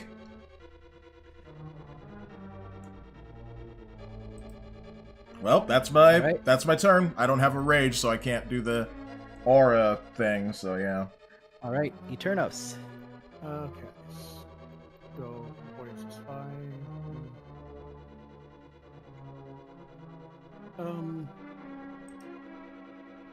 So I'm going. Am I too close to fire and not be at disadvantage? Yes, because you're right next to. So you'd have to use like a short sword or something. Use them blades. Use what? Your short sword or blades or whatever you have. Oh yeah. So yeah, You I'll use can, my short sword. You can attack twice with your bonus action, which is something that doesn't come up very often. If you use both short swords. Okay. Wait, can rogues do that? I think so. Attack with their offhand with their bonus action. Yeah. Yeah. Two-handed. Yeah. Two weapon. Do you have two-handed weapon mastery or offhand mastery, whatever it is? I don't know. Let me check. I thought they could attack with. They have to use what are they called? Light weapons or something. It does say in my bonus action I have the two-weapon fighting. Okay. I'm just checking here. Two-weapon fighting. When you take the attack action and attack with a light melee weapon that you're holding in one hand, you can use a bonus action to attack with a different light melee weapon that you're holding in the other hand. You do not add your ability modifier to the damage of the bonus attack unless that modifier is negative. If either weapon has the thrown property, you can throw the weapon instead of making a melee attack with it. Yeah, so short swords are light, aren't they? I believe so.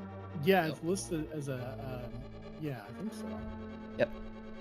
All right. So you don't. So you could make the second attack, but it won't do as much damage. That's okay. So do I just want to do the hit on my short sword? Yeah. So you just roll the 2 hit for your short sword. Okay, that'll hit. Roll the damage. Okay. Rigged. 8. All right. So you come barreling through the glowing light, the glowing magic cute thing, past the scary lizard, right next to the bald crazy man with the hammer, and you in one swift motion of just the one short sword, you drop the goblin. Nice. I am so glad we didn't leave. One goblin down. Okay. Yep. 4 to go. If you have 5 feet of movement, you can get to Goblin A and bonus attack it. I do believe. I think. Yeah, I do. So. Okay. Right there. So roll the 2 hit again. Okay. 11. All right. So you swing on the offhand, unsheathing your second sword, but it is just out of reach enough that it misses. Okay.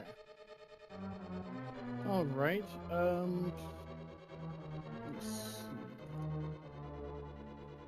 Then I am going to just move back here. You still have 10 feet of movement after that? Oh, well, I guess I don't. Melvin Butters, welcome to the stream on YouTube. Says we doing Lost Mines, boys. I don't think so. We doing Lost Mines. Oh, we are. Okay. Yep. So, those of you who know what this is. All right. Since I'm stuck in this place without any movement, I can't hide, can I? No, you also used your bonus action to attack. Yeah. That's right. Okay. Cool.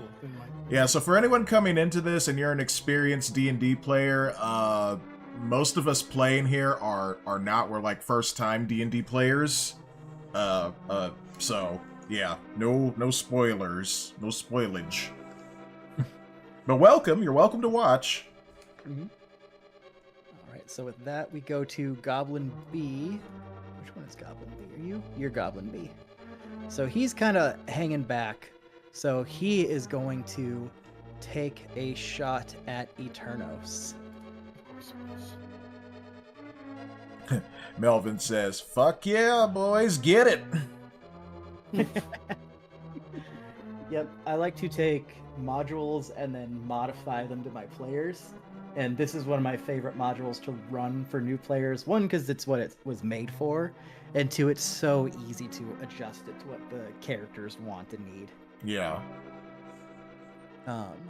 So he's going to take a shot at Eternos. Where's the thing? There it is. All right. 19, I'm assuming, hits. It does. All right. And the pegging continues with 3 damage. God dang it. Dang it, Trapp. The gravity and reality-defying pegging continues.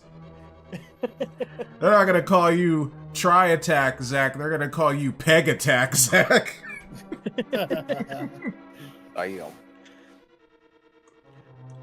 So many implications on that. But Yep. emphasis on the butt. Anyway, with that, Trickster, it is now your turn. What you got, man? Okay, so since it's like super late and I kind of made my mom wait for dinner, and I'm all the way over here, and my luck has been absolutely dog shit. I was proposing I would just have my character sit back here while I go eat dinner, and then I'll come back after you guys do some fighting. You guys can handle this without me, right? Do you want to like hang from the ceiling or something? So just That in works too. case? Yep. I Yeah, just we can hang from the also- ceiling and sleep like a bat. We can also have it that you're starting to take the supplies back to the wagon, so that way we don't have to do it at the end. Oh, Hey, that works. Yeah, that'll be Okay. good. Like, you do Yeah. that. We checked out this last stream to see if there was anything, and alright, so poof, there he goes. Yep. So he's doing the manual labor. Exactly. Probably doing Yep. some Yeah, magic. he was probably so shell-shocked from all the damage he took that when we said, let's get that last room, he's like, guys, how about I start loading up the gear, the stuff? Yeah. I've said it's been a long day, man. I just want to take out these arrows. Goodness. Okay. You go do your thing, and if we're still going when you get back, you can obviously hop back in, and if not, we'll just make sure we catch you up Yep. Okie dokie. Good luck, guys. Later. later. All right. So remove from combat, which means it is Goblin C's turn. He's gonna take a pop shot. at Thunder Trap, right? Nope. Dang it. And that's gonna crit. Oh, no! Oh no. Dexter's gonna come back to find us all dead.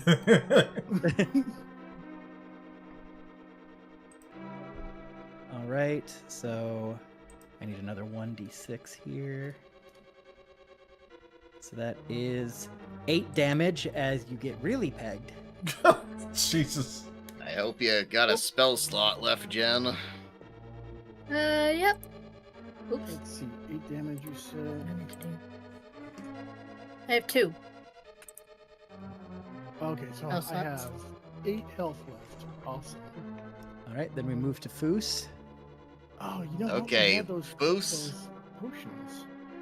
Dang it. Oh yeah, Well, we haven't divvied them up yet, I don't think. Yeah. Yeah. So Fu starts to walk slowly forward, and his eyes normally burn around the pupils. Now they turn completely opaque, no visible pupils, just pure burning green, which intensifies. And he says to the goblin as he walks forward, "How kind of you to line yourselves up for me." And he's going to acid attack. Can you do that twice a day? We just, yeah, we can. It's every short rest. Yeah, we checked that in the first session, made sure it was once a short rest, not a long rest. All right. So you do that. So that's 6 damage, DC of 12, dexterity. Okay. So let's go 1, 2, 3. What did you say the DC was? 12? Yep. All right, so Be good when that goes up. Goblin A now has Toxic Avenger status. Woo! Goblin B, Toxic Avenger knockoff status. The China version. And Yeah, or he's a Toxic Crusader, the watered down cartoon version. Yeah. I like that cartoon, actually. yep, and Goblin B is looking like Goblin A. Ooh. Alright. Okay, now I'm gonna action surge and attack Goblin A with the glaive. Okay, And go I ahead. will, just to make sure I hit, I'll use feigning attack, so I roll twice. Pin him to the wall. I think I got it on the first roll anyway, 16. Yeah, you did. All right. And damage is 6. All right. I believe the term I'm looking for here is hot knife through butter. Woo! Alright. They're wounded. I think I have movement left. I'll push forward one more. Okay. So then we Your go turn, on to Jen. Jenneth. Yeah. I guess I'm gonna come over this way so I can cast Cure Wounds on Eternos. All right.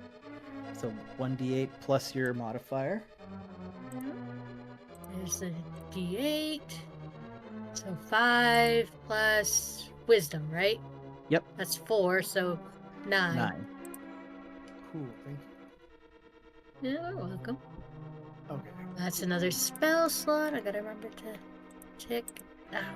Where's that thing? Yeah, we're gonna need a long rest after this is over. Yep. Yep. All right. I think that's pretty much all I can do. I don't think well, maybe Can I'll. you- that was your action? Yeah, Okay, yeah, you're right. All right. maybe. Maybe I'll just step right there to be on the Okay. safe side. All right. Goblin E, the less Toxic Avenger looking one, is going to take a swing at Foos.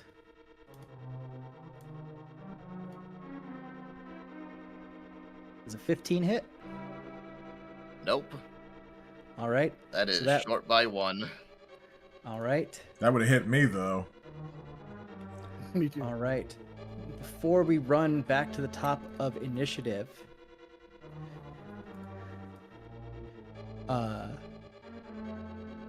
you hear yelling from the top of the 10-foot cliff where Sildar is being held.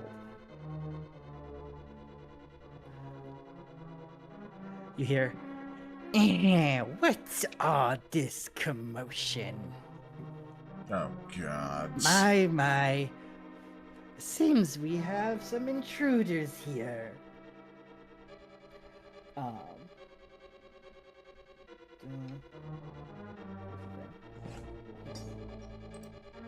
He's like, I don't like the way you are treating my men. So he grabs Sildar by the throat and holds him up, which you're surprised a goblin is that strong, and holds him over the 10-foot ledge by the throat. And he yells, truce or the human dies.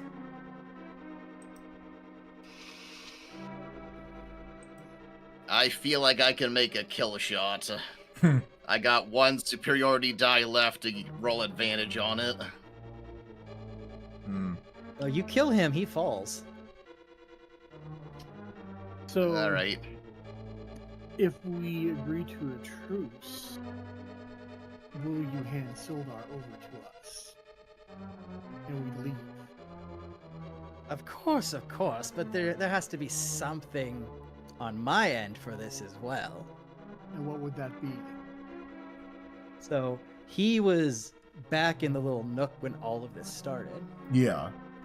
So he looks at you all. He's like, So I don't know if you've heard, but I'm not a fan of our boss. He's, ruining the goblin good name. So if you want to go take out Clog for me, I'd be more than happy to let this human go. Thundertrap just starts laughing. Would you like to enlighten this individual,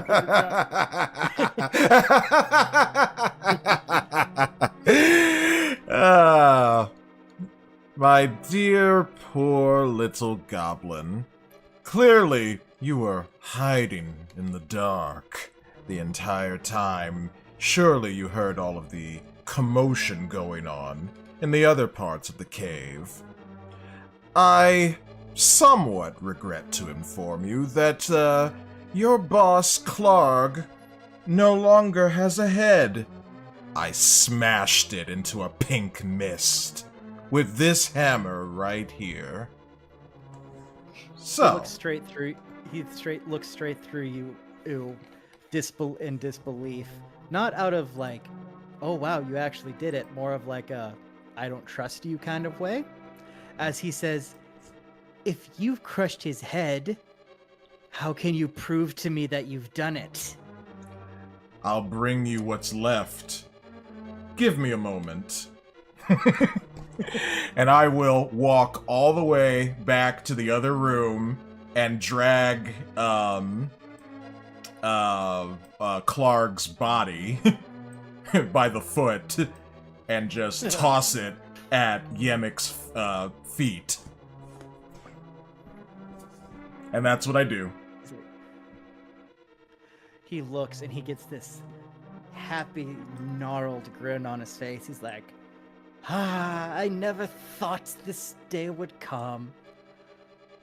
And he looks like he's about to lower Sildar. Mm-hmm.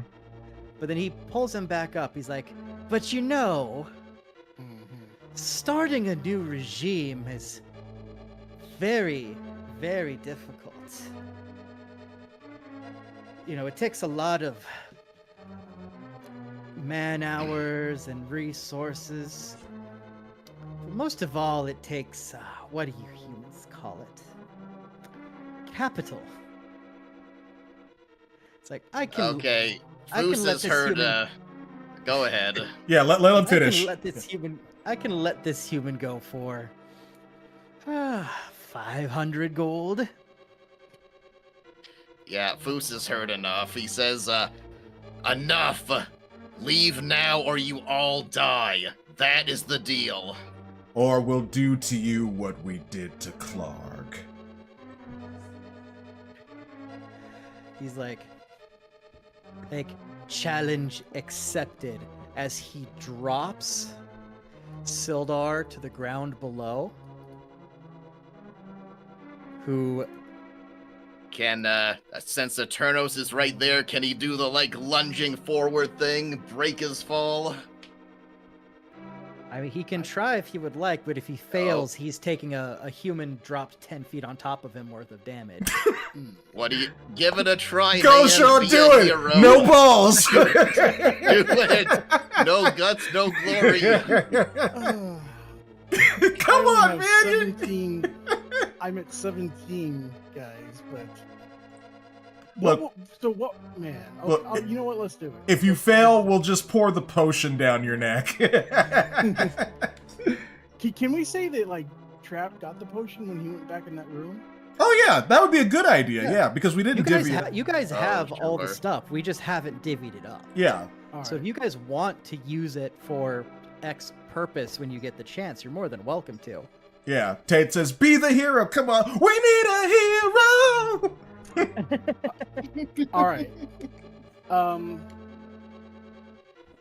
So Is that gonna be, acrobatics, or what Yep, kind so of that check was is he music. doing? wow, the music just started.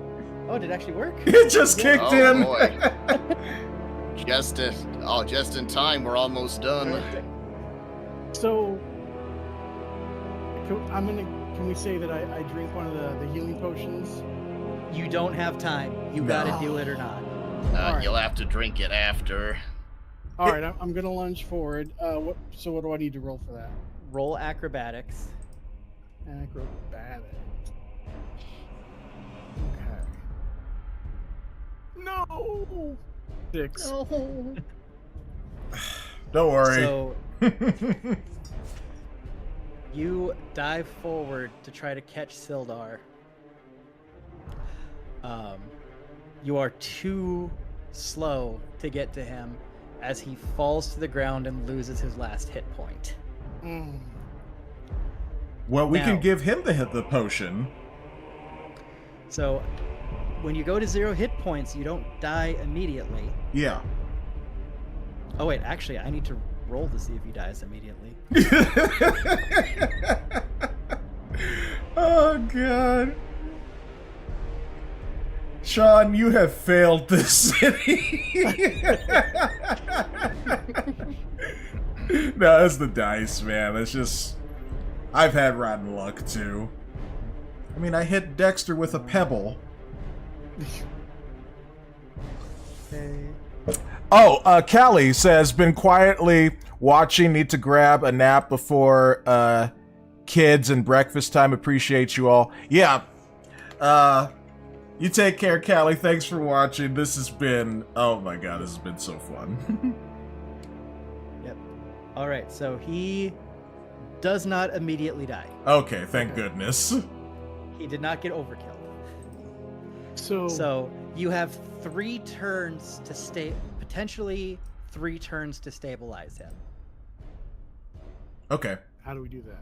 So basically, you have to get over him, give him a med kit, healing potion, bring his hit points up from 0, lay on hands like paladins, and I think some clerics have that.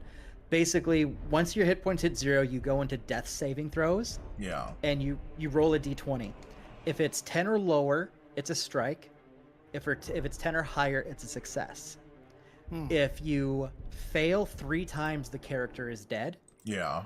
If the character is attacked while they're dying, it counts as a strike.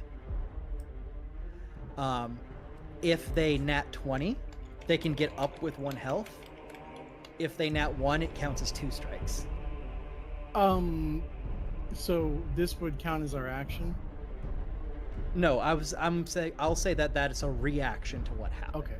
Oh, okay. So maybe, Shaun, what your character could do is, you know, like go after Sildar and give him the health potion, and then me and Foos and Jen can take care of the rest up here. Yeah, that works for me. Alright, so whose turn is it then? It's mine. So we go back to the top of initiative now. All right. I'm going after Yemek, or Yemek, however his name is. Going after Yemek? Yeah. Okay, hold on. I have to just change his token real quick. Okay. Yeah, make him a rat-faced goblin. Yep. And his initiative puts him at... Bam. There we go. Does this have everything? It does. Perfect. Okay, so I actually don't need to update the token. Okay, you go. All right, so I'm gonna run after him and take a swing with my hammer. Oh Oh yeah. Did you? Oh yeah, I that's just want to double check. Yeah, that's a cliff. If you want to try to jump 10 feet high, you can. No, Yeah, you gotta grow up the my stairs. my character's too heavy for that. Can I go around? Yeah, there's stairs. Oh, okay, so I can Sildar's go. at the foot of the stairs. Okay, so I go. So that'd be 5, 10, 15, 20 gets you on the diagonal, 25 gets you next to him. Yeah, I don't mind being right there. I want to be next to him and hit him as hard as I can. Okay. Okay. So we'll just be right there. All right, here we go. Come on, dice. Let's do this. Fuck.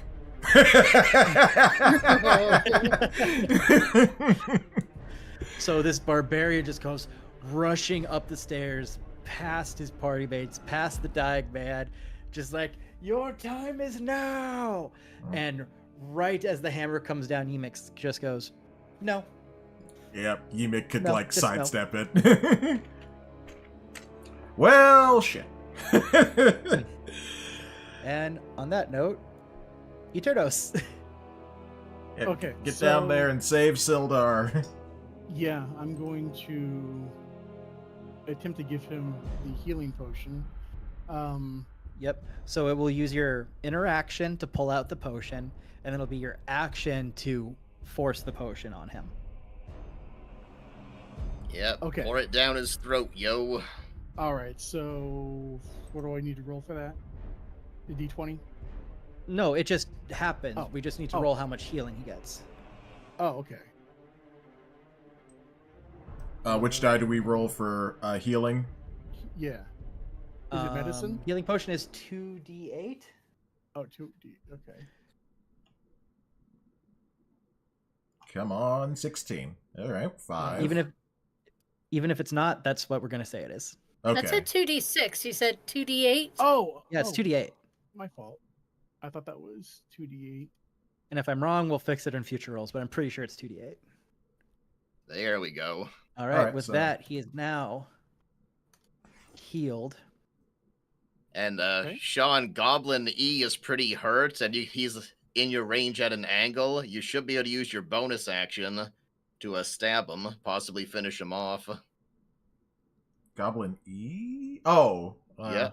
Oh, right. Yeah, right next to Foos. Yep. Okay. So I will use my short sword. So you actually can't do the second attack. Oh. You can only do the Oh, bonus really? weapon attack if you've done the attack action. Okay. d- That's too Okay. bad. So Alright. you could have... If you were to move, you'd have to cunning action disengage then. Okay. So I will- either... Yeah, Yep, you or still have just your stay bonus there. action. Let's see. Okay, so yeah, I can disengage with my bonus action. All right. Mhm. So I will move back here, and Okay. and- yeah, that's what I'll do. All right. That ends your turn. Yep. All right. Goblin B sees you heal Sildar, and he knows that that's their only thing that they have on you. So he's actually going to run around, and he is going to attack Sildar while he's still on the ground. Get up, Sildar, move. It's not his turn yet.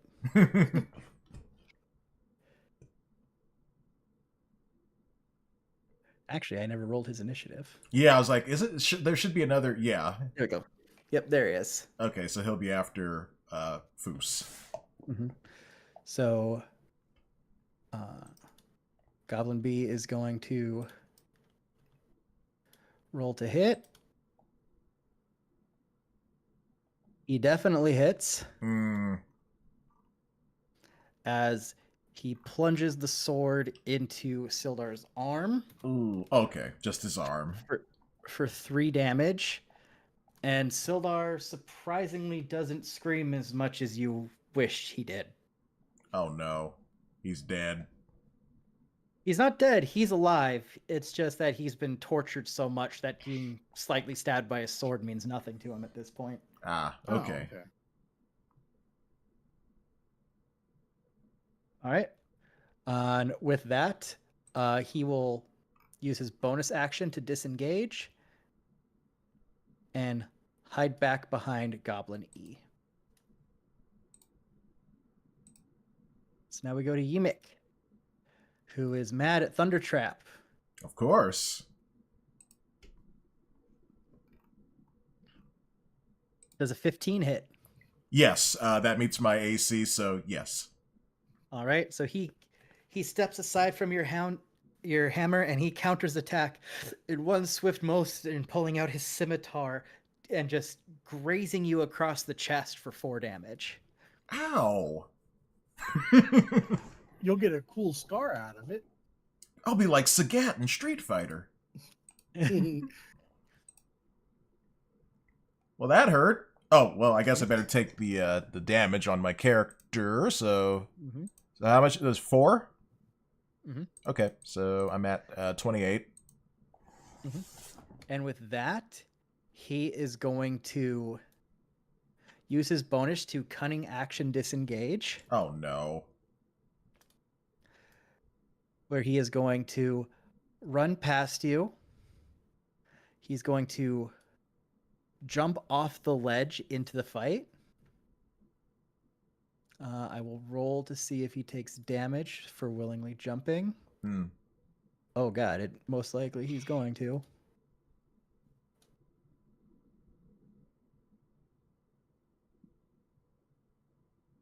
Oh yeah, he definitely is. Curses. So right now the fall has done more damage to him than Trapp has. Oh, he wants to go after Sildar. Okay. And then he is going to hang with his cronies for now as he lets out a villainous cackle when he leaps off the edge. Just and when he lands, you hear a little ow.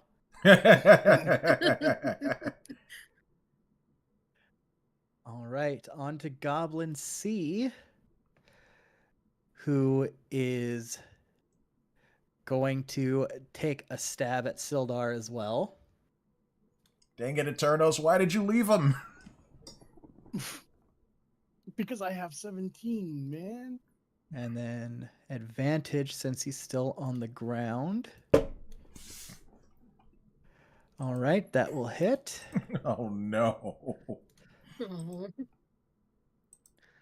For another 6 damage. Oh, God. We're going to need to use the other health potion.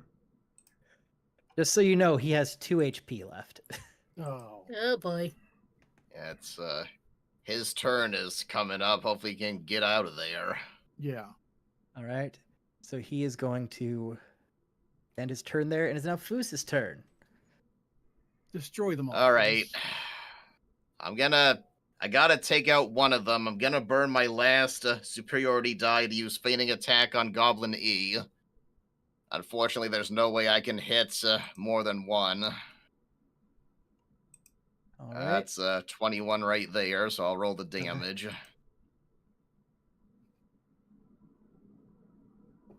It's for 9 damage, plus the D8 if that's needed, is 14. Yep. So, with all the rage in you, you basically collapse this goblin's rib cage with your glaive.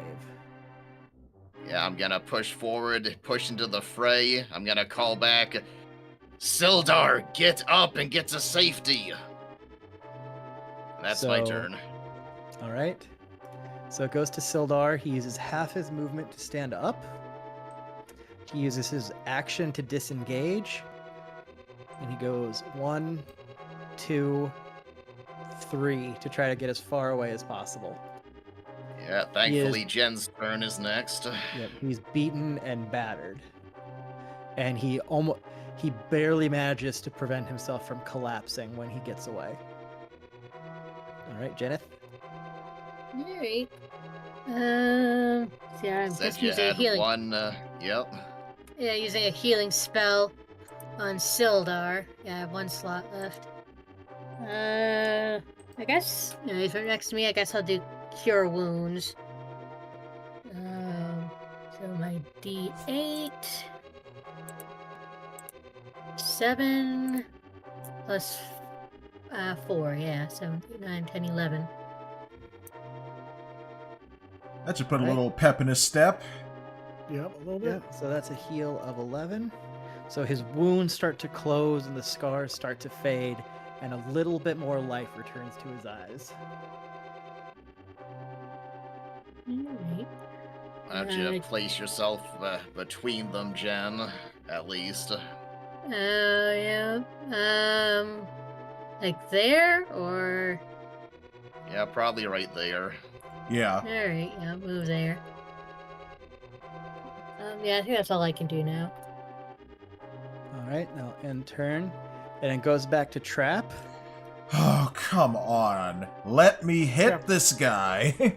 Trap, what's your damage at right now? Like how much? I'm only at I'm at 28 hit points. I'm good.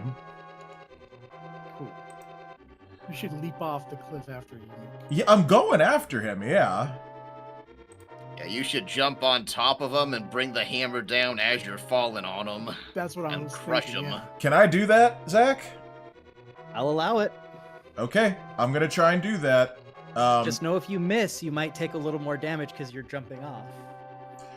Hey, if Shaun can be a hero, I can be a hero. Yeah, Shaun wasn't a slow. hero. That's exactly what I mean. In slow motion, Trap runs to the ledge and leaps, and I can be your hero, baby. No. It's there goes my hero. Watch him as he goes. It could all another option as you're leaping off. Yeah, I need a hero. Mhm. All right. Hero. So, do I just All right. roll the 2 attack, or do I roll athletics? All right, let me see how I want this to go down because it's a little more tricky. Yeah, this is a tricky maneuver right here, and the trickster left. So, All right. Okay. So I think in this specific scenario, I'm going to rule that this is just a straight 2 hit on the grounds that he is at the bottom of the ledge, and while he's technically not engaged with Foos, he is definitely not anticipating someone to jump off like he did. right. So the advantage and disadvantage things would cancel out. Okay. So this is going to be a straight 2 hit. No advantage, no disadvantage. All right. What do I have to beat? You have to beat a 15. Oh boy. Well, here we go. Come on, Trap, you can do it. Yes! Ah, Yes! Yeah! All right. Yeah! Nice. Oh my goodness. All right, Trap. So I need you to roll the damage. Here we go. So that just says a 10. Yep. And you're dropping 10 feet, so add another d6. Okay, so I'll just regular d6. So here we go. 4, so 14. All right. I want you to roll athletics just to see if you stick the landing without breaking your legs. Okay, athletics. Oh, thank God, it's +5. 12. Okay. So here is what happens. Trap gets a running start to the ledge. Trap, which music have you decided you want to play? Oh, there goes my hero. I mean, if I succeed or Alright. fail, it's funny either way. So there goes my hero as you leap, hammer glistening in the light of your glowing cleric. There goes my hero. You bring the hammer down. Yimik hears, "What's that music?"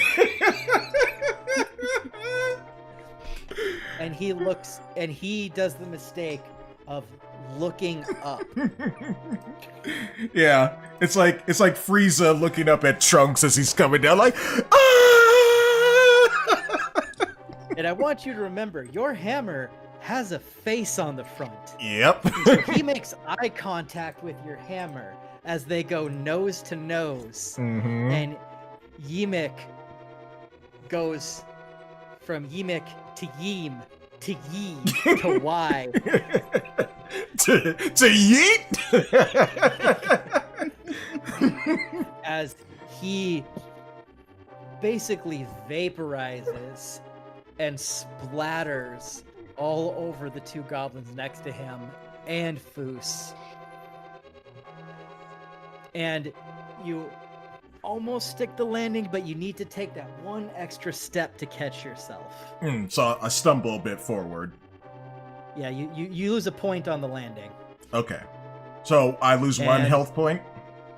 You will lose 2. 2. Okay, so I'm down to 26. Yeah, you rolled your ankle a little bit. Ugh. Oh, that's gonna leave a mark. Ugh, why do I sound like Foos? Worth it.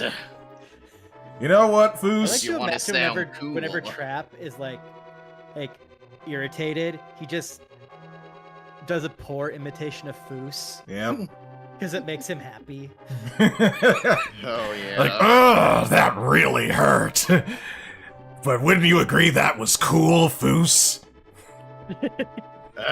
Yeah, and the way you're talking right now is pretty cool too. Yeah, heavy bros for life. Fist bump. Yeah. Foos actually does put out the fist and bumps it because Trapp earned it. Hell yeah, that's my hero moment right there, everybody. Tate said, superhero landing. More or less. Hard on the knees.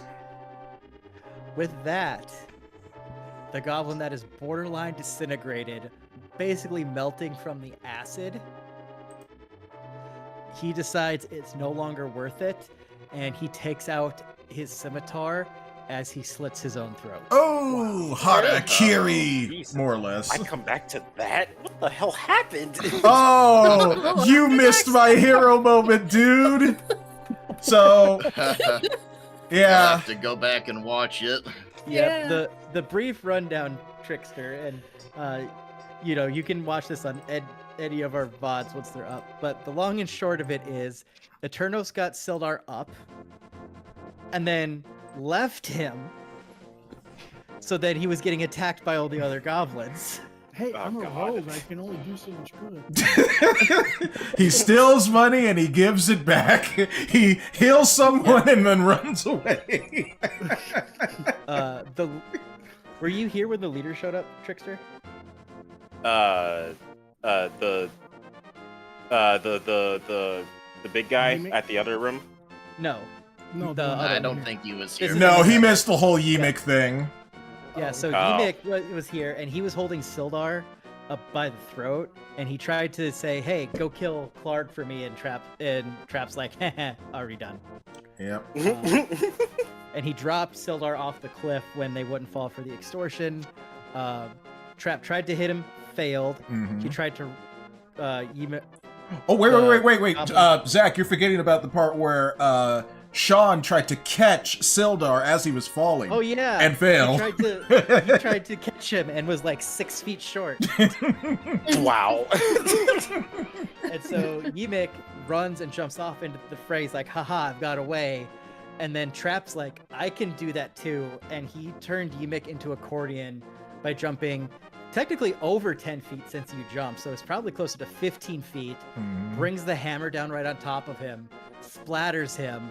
And that was enough to have the one goblin take his life. He's Yep. like, I'm out. Yeah, and that's where you came back. You're like, what did I come back to? To Harakiri. That is crazy. Well, you guys seem to have succeeded without me. And this goblin, upon seeing that and seeing that he is completely surrounded, he strikes up like, come on, we can talk. Let's make a deal. It's whatever you guys Well- want to do. I killed Yimik, so. Jen's the one that hasn't acted in the most amount of time, so, what do you think, Jen? Yeah, we'll make a deal, and here it is. Smash. That's kind of what I'm thinking. She's just tired. She's ready for this to be done. She's just here. Eat my mace. Your ass is grass. Whack. Since he is so terrified, this is how it's gonna work. Jedith, you get to attack with advantage. Alright.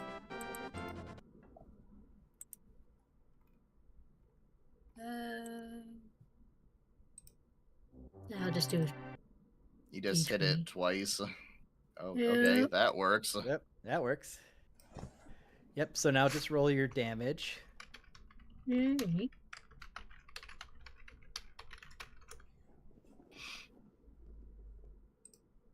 Nice. And 8. All right. So he takes your mace to the face, and he's just barely standing. And from behind you, you hear footsteps. As Sildar walks next to you, reaches down to grab the scimitar of one of the fallen goblins,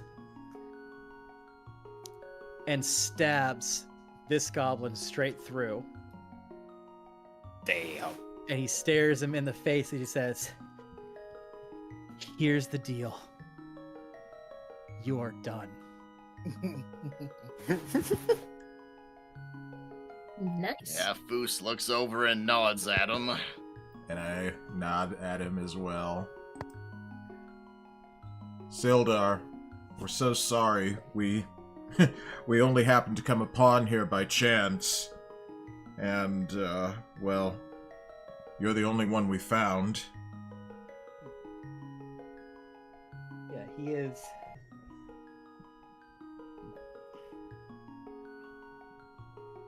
He is just absolutely exhausted. He looks at you and goes, "My friends, I thank you. I don't know how they happened to best me. I just want to get out of here. I want to find what happened to the others." All right, I'll put his arm around me so I can support him, and then we'll just start walking out. No more words need to be said. Yep. And with that, you all work your way out of the cave. Mm-hmm. Trickster has gotten pretty much everything out of the cave to make it very easy to get to the wagons. You're welcome. I just imagine because he's like, "Man, you have no idea how hard I had to work on this." As they're literally coming out covered in blood and gore. Mm-hmm. Oh yeah, and Tate Wow, says, you guys had a party. give the man some pants. I would if I was wearing any. Yep. So, as you guys get him back to the wagons and get him set up and get him some pants. Don't know where you had pants, but you had them somehow. Well, we found him in the loot room. Or Trevor did. I just imagine it's just like, "Where'd you get the pants?" Trapp is standing there in his underwear. "Don't worry about it." Don't worry about it. I've worn less than this into battle. Or maybe we bought some extra pairs of pants for future Trevor shenanigans in case he needs more. That's true. This is a true statement.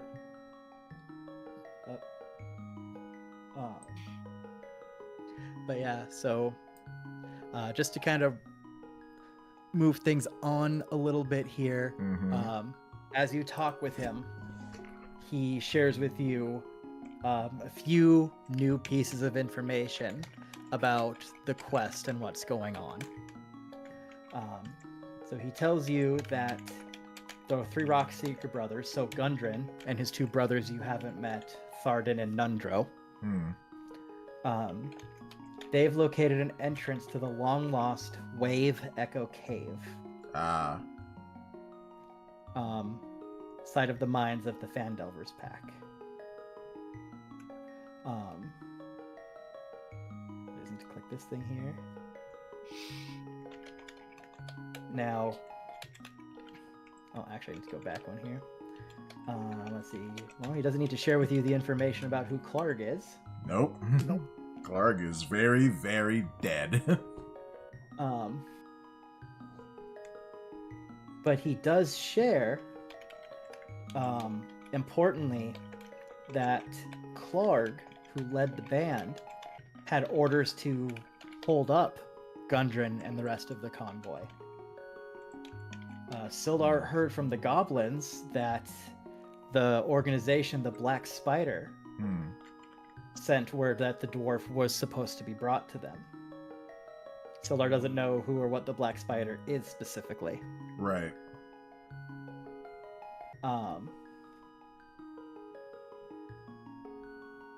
He also lets you guys know that he had a map showing the secret location of the Wave Echo Cave. But the goblins took it when they captured him. Sildar believes that Clark sent the map to, and Gundren, to the chief of the Cragmaws, which is the name of the group that owns this, that calls this cavern home. Yeah.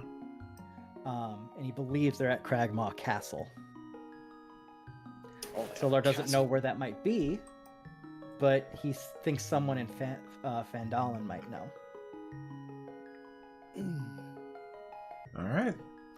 I'm going to suggest that we drag Clark's body out and tie it behind one of the carts and just drag it behind us as we go through all of the town. Yeah, showing that we defeated him. Yes. Yep. If you'd like to, we can do that.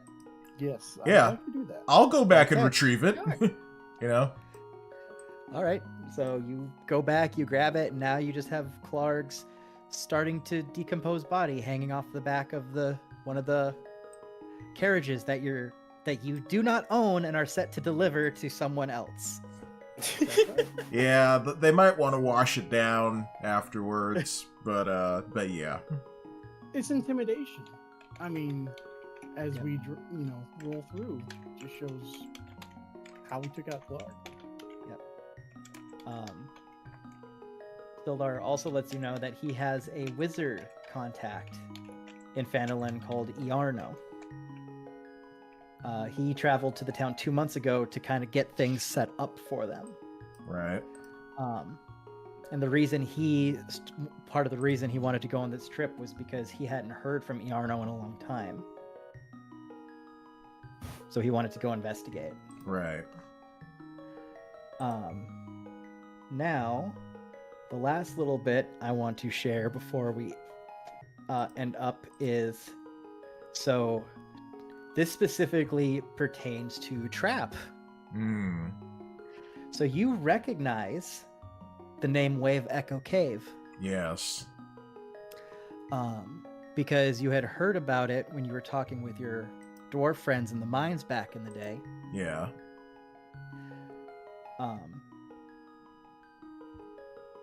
And so you know that about 500 years ago,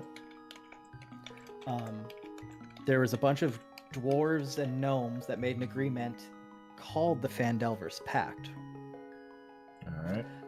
And they agreed that they would share the Wave Echo Cave. It had a lot of mineral wealth, and it was filled with a lot of magical power. And then a bunch of humans came along and became part of it. And they started to bind that energy into the Forge of Spells, basically where magic items could be crafted.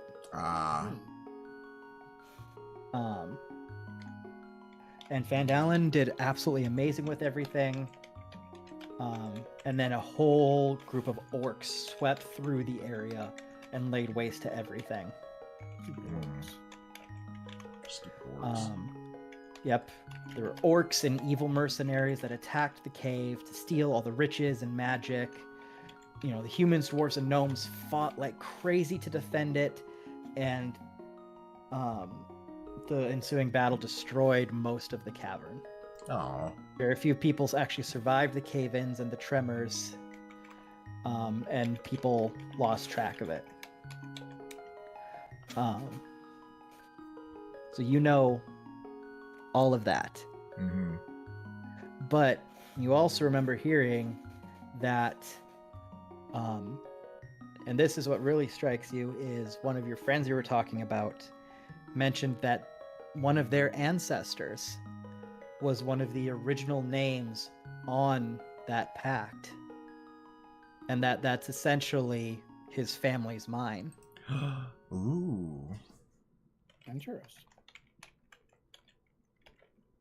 And so you start to think that going there, you might be able to find more about what happened to the mines that you worked at that were raided. Yeah. Or at the very least, you might be able to find some closure. Yeah. Find the original bandits who did this and smash their skulls in. Just like I did to Yemik. So yeah, with that where it is, we'll pick back up next time with you guys escorting Sildar to Phandelver, assuming that's what you want to do. I mean, for all I know, you could just be like, screw it, joyride. We're going to Baldur's Gate. Yeah. Nah, we got to get him back. We got to get him, proper medical attention and healing. We gotta get paid. Yeah, and we do need to get paid. Yeah, so we'll finish the job. Yep. Okay, I do have to run, but really great session, guys.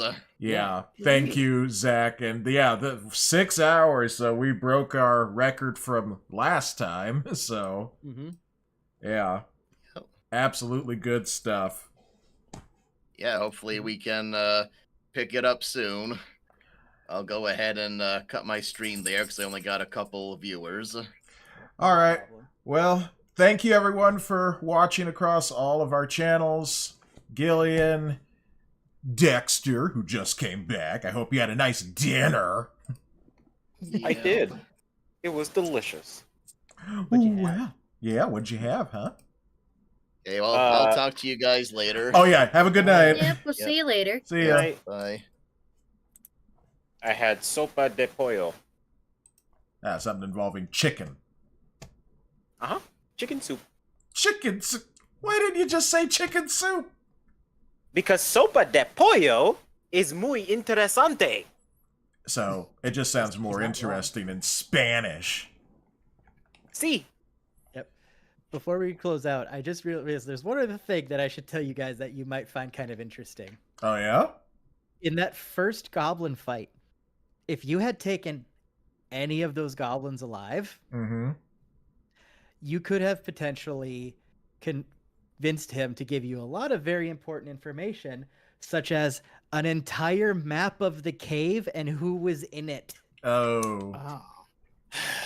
That would have helped a lot. I wouldn't have been arrowed so much, or, just fucking clobbered by a giant goblin guy.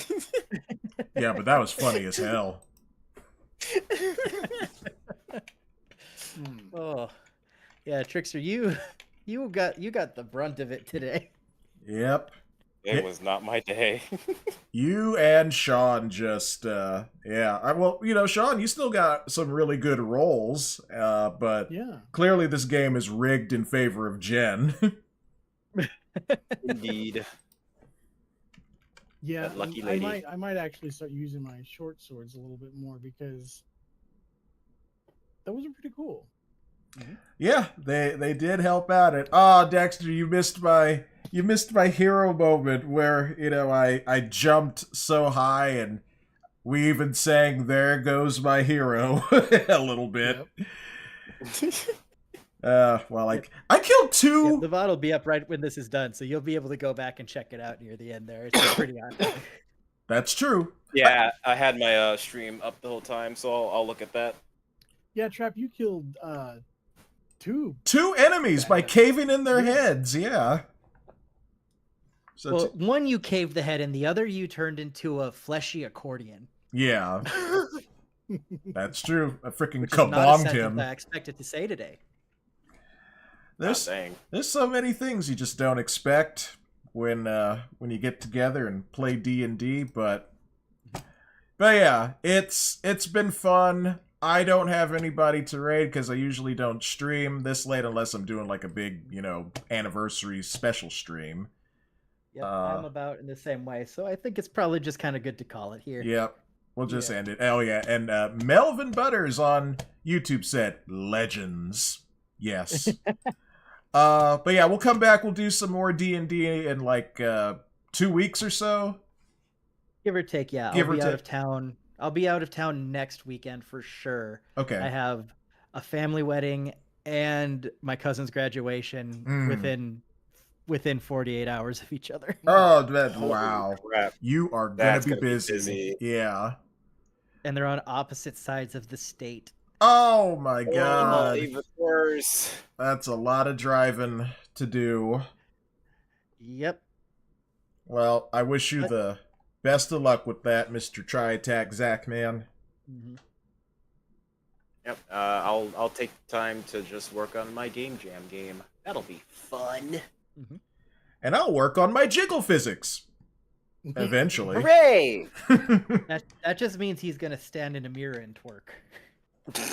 Well, that's how it starts, but then later it'll be transferred into Blender 3D, and yeah.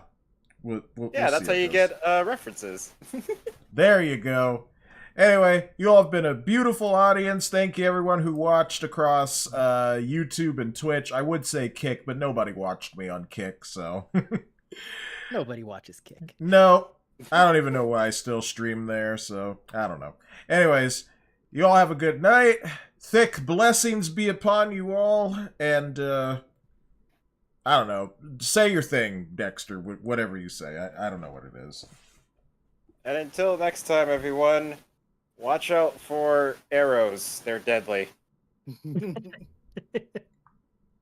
That they are. All right. Good night. Bye-bye.